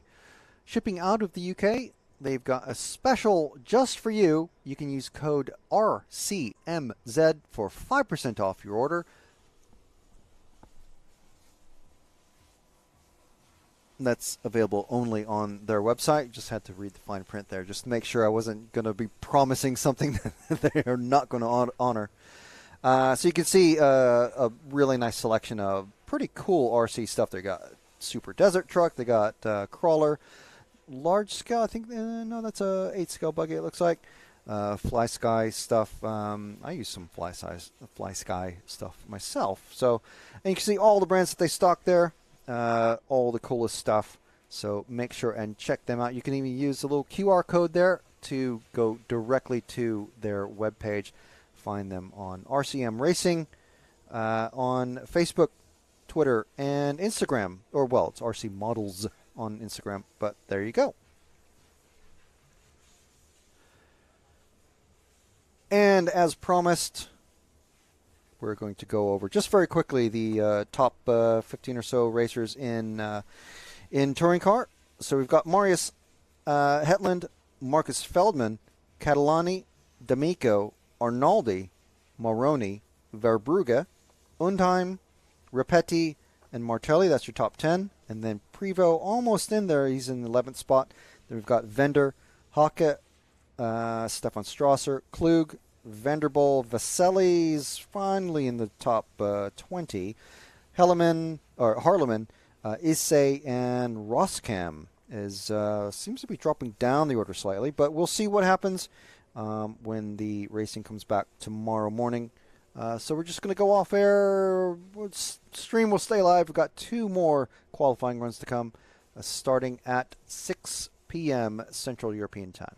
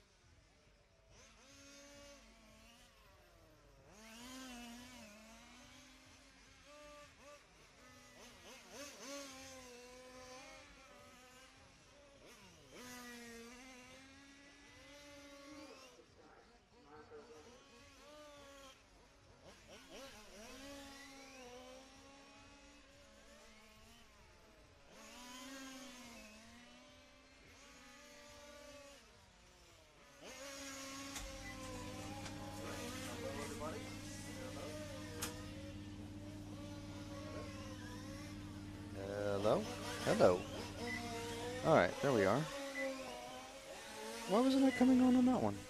Anyway, I'm sure you enjoy hearing me try to puzzle things out in my mind on this soundboard, which I've hardly ever used. Yeah, so we are back for the last two heats of the day. We're on the Formula One class. Is coming up next. So, all rear-wheel drive. Oh, there's the Buzz and Hornets special. We've got the Alpine, the 2022 Alpine, and we have the 2021 Alpine as well. We've got the Red Bull. We have another Red Bull, and the white Red Bull, which is, I think that is David Coulthard's Goodbye Brazil 2000, whatever his last race was. I think it was a white Red Bull. So I think I've successfully geeked out on the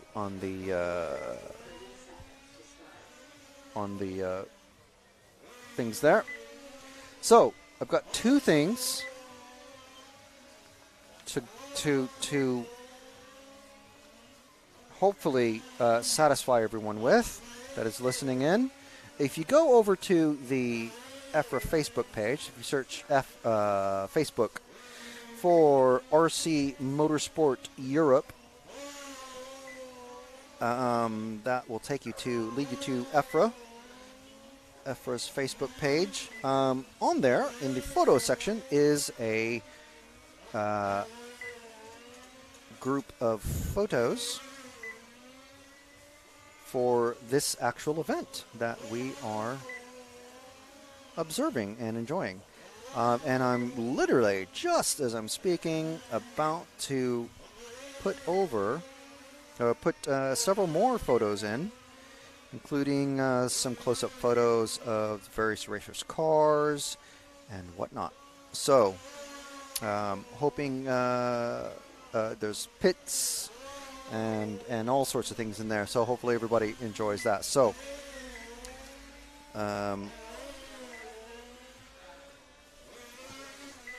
there we are on the Buzzin' Hornets replica car.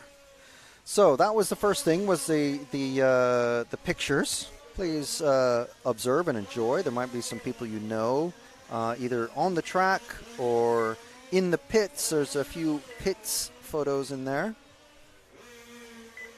So that's just been uploaded and is ready for you to view and enjoy. Please share those. The other thing was information about the qualifying. So I have been puzzled all day. I've been asking left and right, and we haven't had a lot of information about it. Someone in the comments did tell me that it is based on best single result, and I have confirmed that on page 137 of the EFRA rules. 2.5.3 of the in Appendix 5 large-scale IC rules. After all series have been completed, the series of qualifying, the qualification order is established by taking the best result of each driver. So tomorrow morning, basically, it's rocket round qualifying. Yeah, so that'll be interesting to observe. So if Hetland, say, he breaks and anyone else does better than his, I believe it's a 10:08, 33 or 31 laps in 10:08. That's it. They're going to be TQ, and everyone else goes into Super Pole. So, in these races, is the spec 510 or 530 millimeter chassis, or the driver can choose? I have no idea. Actually, you can check in the EFRA rule book. I've got more of the race procedure section here in front of me. Oh, no, here's... So, 510 or 530. I'm assuming, I don't know what that means. Wheelbase is 620 for the F1 class. For the... Let's bug the information. I can't find the wheelbase for length and width, height, tank capacity. So I'm not sure what that is specifying. Sorry about that. If you can, I'll try to look that up as we go along. So we're following the 2022 replica Alpine, the car number 1, I believe, of Andy Bloom, who's done pretty well in this class. He is racing against Sebastian Marino, who has 2 TQs already, which, again, because there's a rocket round tomorrow morning, doesn't mean anything, because if Andy or anyone else can beat in any fashion Sebastian's best time, then they are TQ. So yeah, that makes it interesting. So it's not just there's no throwouts per se. It's just best single result of your 10-minute race. So I think, Jude, if we can go to the hut corner, the white car coming around the Omega now and down the back stretch. There we go. Of course, I didn't look at the car number. I don't think, no, it does have a car number. It's car number 7 of Nathan Breno. I don't think he's run. That's why I haven't recognized this car. It just hasn't run. I don't think. But I'm going to go ahead and say this is the tribute David Coulthard Brazil race, his last race in F1. We do have a Red Bull Honda out there, and we have another Red Bull Honda out there. And these cars do have functional Venturis on the backs, made out of carbon fiber, so you don't really want to spin out and crash rear first into something. Oh my goodness, how expensive is that? The rear wings are carbon fiber. The front wings are flexible black plastic, like a 1/8 buggy. But yeah.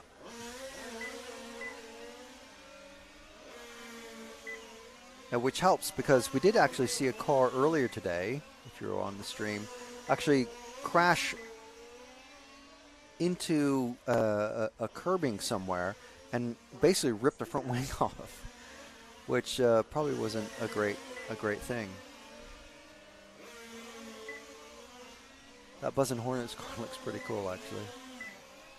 It looks like it's missing part of its front bit, but it's not. Okay, so we've got just ahead, the 2 cars ahead. They've already passed each other, but at the end of the straight, going into the infield, Jude. Yeah, these 2 cars, the 2 Alpines, shall we say. I'm pretty sure the one in front is that is Sebastian Marino, but there is another car that is identical looking in the next heat. So this is Sebastian Marino. Our current TQ at the moment is a dead car. No, that was a Marshall retrieving. So Sebastian is the lead of these 2 cars. He is in the last year's Alpine replica scheme. Probably imagining a tiny, tiny Fernando Alonso complaining about the penalty that he got in Canada endlessly and forever.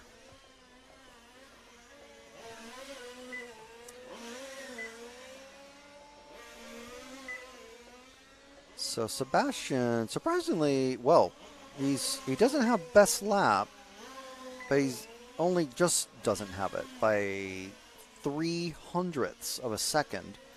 Ernst Utz in car 8, if we can find him somewhere, has taken best lap at 19.43. Wow, that is tight. Is this the car 8?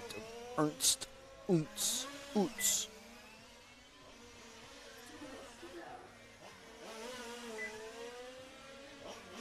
And you see, it looks like it's missing the front of its nose, but it's actually just painted black. So, yeah, it's interesting. I would have maybe gone with the shark mouth on the front, because that's shark mouth on almost anything looks pretty cool. That is pretty neat, though. And that is an RS5 chassis. So, yeah, a new Genius made the F1 chassis, but also RS5. Got a couple of drivers that didn't, well, one that didn't start, that's Saverio Rosignoli, and one who has dropped out, it's Claudio Alberti.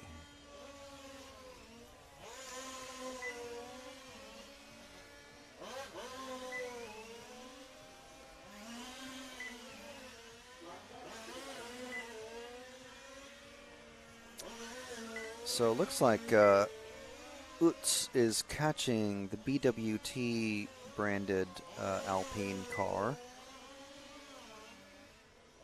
Very slowly reeling him in, maybe slightly fast. That is Andy Bloom.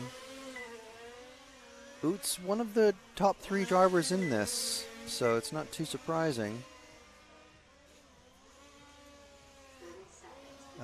Marino still on track to win this one. Utz about 1.3 seconds behind.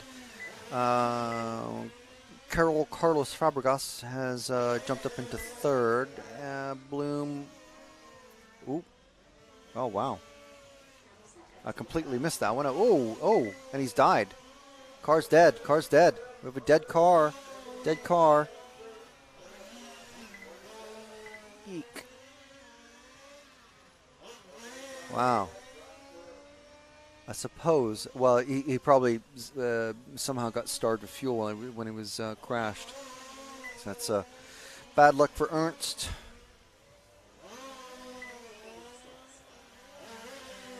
And right at the end as well. That's bad luck. That's racing.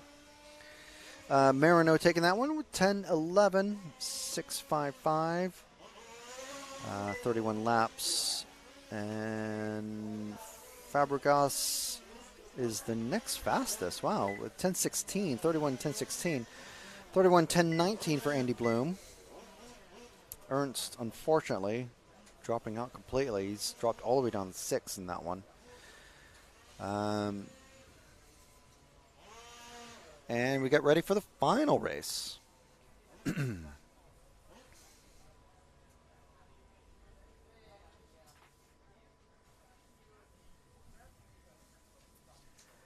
So this one is going to have Maurizio Borsoni, Tony Sealer, Mirko Tinti, Tony Gilmarti, who didn't finish his last one, I think it was, or didn't start it. Can't quite remember.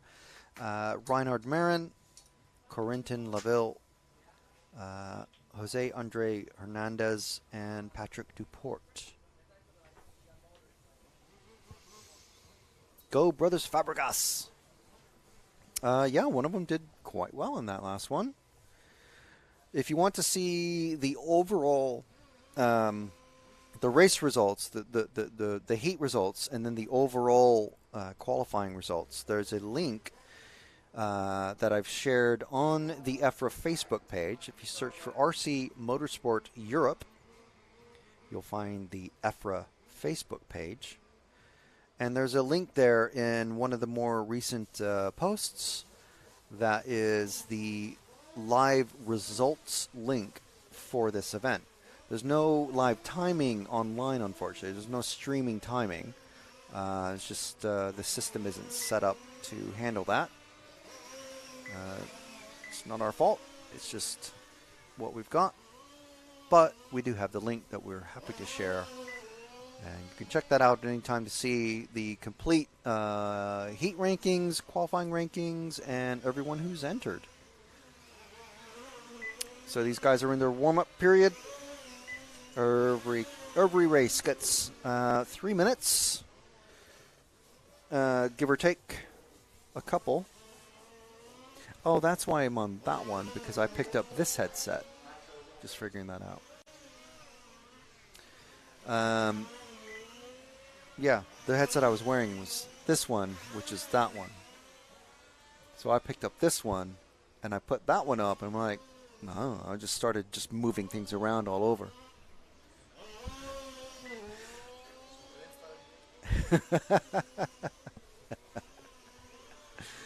Matt's enjoying my explanation anyway. Why? Well, I was like puzzled on my okay. Well, I'm just moving things around. I only move those things. Don't worry. The warning look of death from Matt. Right.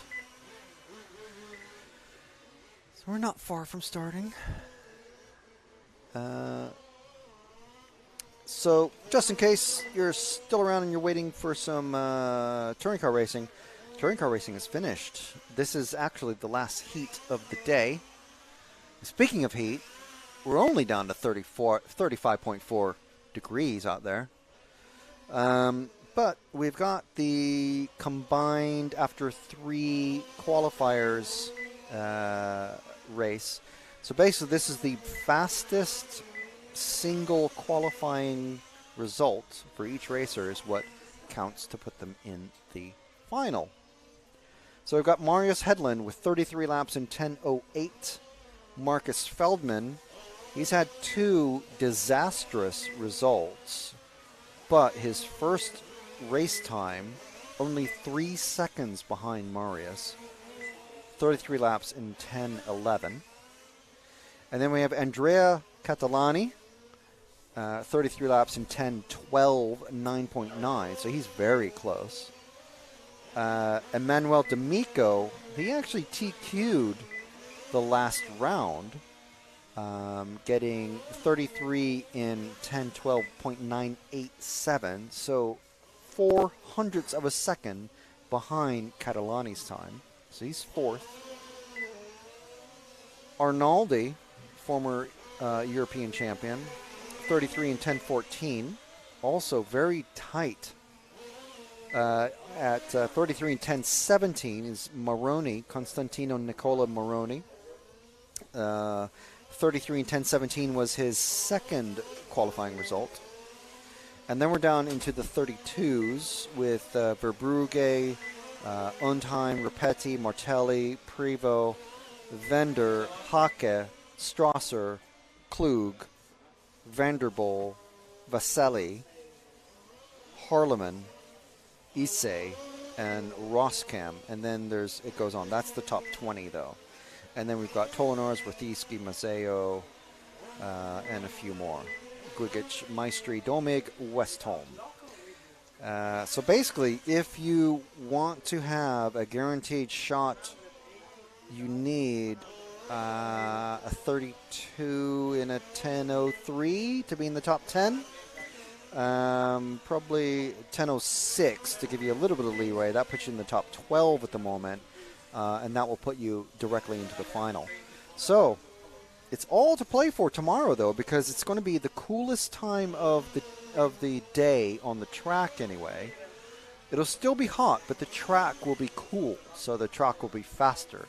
So if Hetland crashes out or has an engine problem or breaks or something goes wrong, someone could be there to pick up the pieces, or Hetland could just go faster, or Hetland stays on track and someone else still goes faster, whatever. There's a lot to play for. We've got a cheer for Go Tony G! Tony G, Tony Marty, sorry. Let's follow car number 4 if we can find him out on track. Oh, he's just across the finish line. He's the second of the 2 cars at the first corner. It's the red car. Now he's the only car. He's the first car going into the Omega. And Jude's on him already. There we are. That's how great these cars are to follow. There's Tony G. I'm not going to call him that, but I'll call him Tony Gilmarty. But Tony G, best lap, 19.7. We have another Tony in there, Tony Sealer, who's in 3rd at the moment.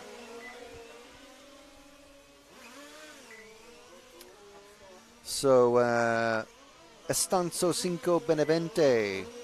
If you are in contact with Tony G, you can tell him, hey, go to RC Racing TV YouTube channel and scroll forward to your race, and you know you're on there for several laps. So the running order at the moment, Gil Marti, 10 laps, doing 19.7s, not too shabby. Borsoni, Sealer, Laville, Morone, Hernandez, and Tinti. Well, the bottom three seem to be swapping places around pretty evenly. Patrick Duport didn't start for whatever reason, unfortunately. Okay, top speed 0 kilometer per hour. That's fine. Okay. Fine with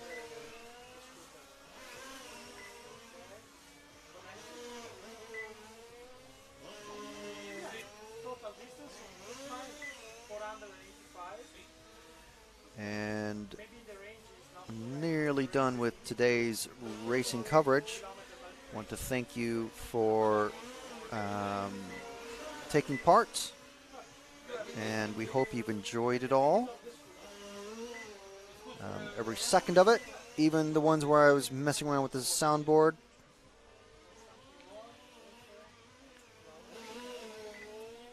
And we would just like to remind you that we've been brought to you by RC Fox and RC Models.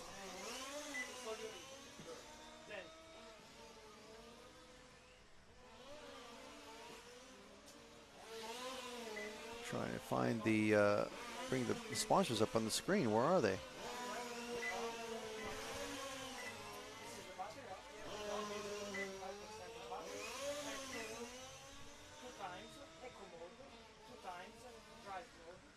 Where is... I can't bring it.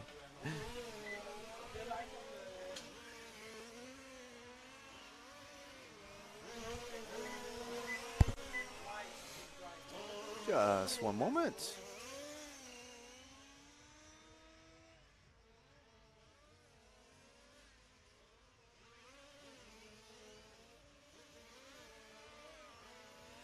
All right, there we are. Yeah, so there we are. Again, just to make sure. So RC Fox and rcmodels.co.uk have delighted to have them on board, and through them, through their support, we're able to bring you this uninterrupted coverage of the EFRA large-scale on-road European Championships from Fiorano, Italy, in the heart of Emilia-Romagna. Lovely area, although a bit hot, but I think everywhere in Europe is hot at the moment. And we'd like to thank EFRA RC Motorsport Europe for organizing this race and bringing it to the masses, helping us bring it to you. Red RC for the additional coverage, and of course Control. We'll do a proper sign off, but want to make sure that we get everybody mentioned that really ought to be mentioned for bringing this coverage to you. So we're back with the Buzzin' Hornets car going around the Omega, and this is the number 7 of Hernandez.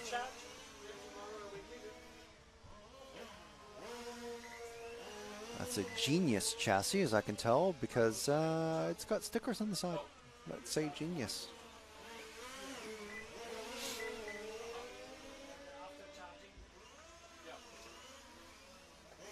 No, thank you, Tara. I'm sure we'll see Pecco do really well next week. We are at the large-scale off-road Euros next week in Austria. We're driving there on Monday, I think. And then we're going to coming back to Italy, driving all the way down to Gubbio, lovely Gubbio, for the 1/10th European Championships, 1/10th touring car. Cars will be going a bit faster and a bit smaller, and be a lot harder to follow on screen. I think we've had a casualty with the the other Jordan replica car.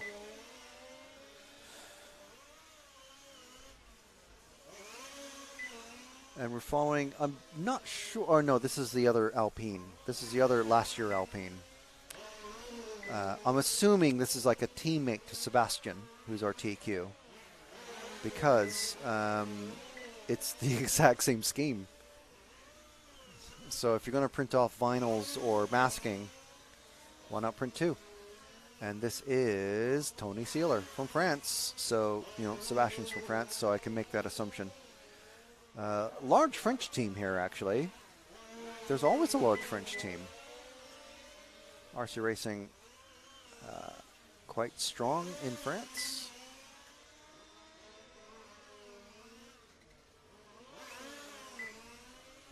Lots of successful RC model racers in France.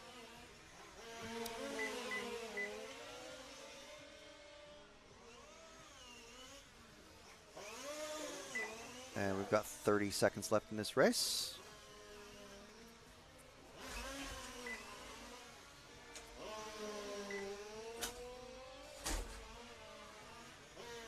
Seems to be a heated battle going down the main straight. If we can follow that, there we are, these two cars. Less than 10 seconds. If you're going to pull off a pass, do it now. Car 5 and 6 of Reinhard, Marin, and Laville. That seafoam green makes me think of the old Sauber racing team.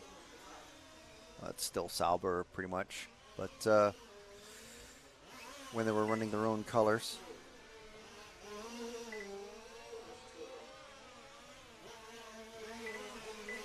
As they're coming across the finish line, they are finishing their race. So that's everybody that's running is finished.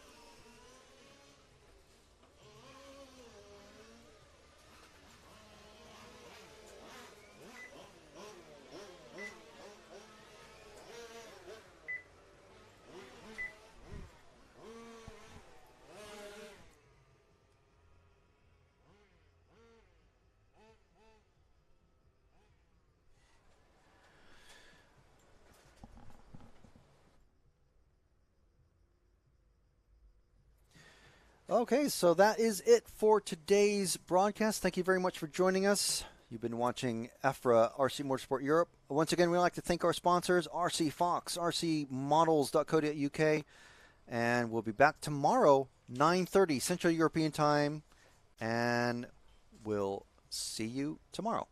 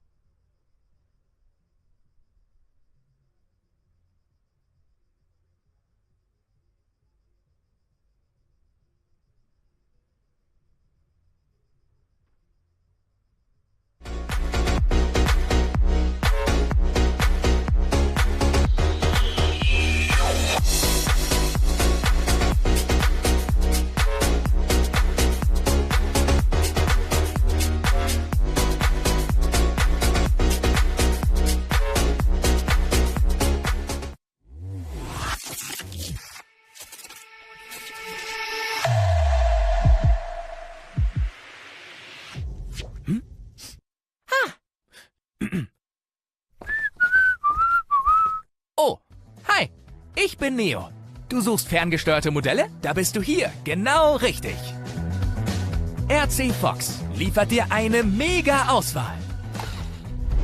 Ich liebe es, im Dreck zu bashen, auf der Rennstrecke zu performen und Felswände zu erklimmen. Im Wasser bin ich zwar noch kein Pro, aber kurz davor. Wow, was macht mein Flieger da? Unser Chef bestellt Tag für Tag neue Ware. Und wer räumt's ein? Ich.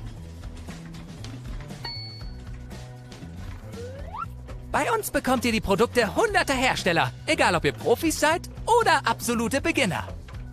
Karosserien, Farben, elektronisches Equipment, Akkus, Reifen. Hier gibt's einfach alles an Zubehör. Ob der Kunde weiß, dass es über 80 km/h fahren kann? Wenn nicht, ich mach's ihm mal vor. Wow! Hey Neo, echt jetzt? Sorry, aber hey, Freddy hat gesagt, ich muss Gas geben. Das Paket muss heute noch raus. Wir verschicken jeden Tag Hunderte von Paketen, damit ihr schrauben, basteln und Spaß haben könnt.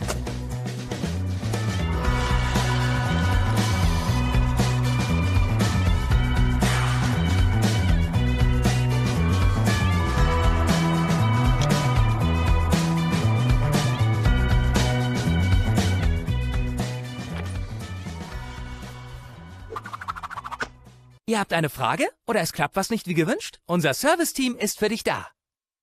So, jetzt kennt ihr uns. Wir aber euch noch nicht. Also, kommt vorbei. Oder besucht uns online unter www.rcfox.de.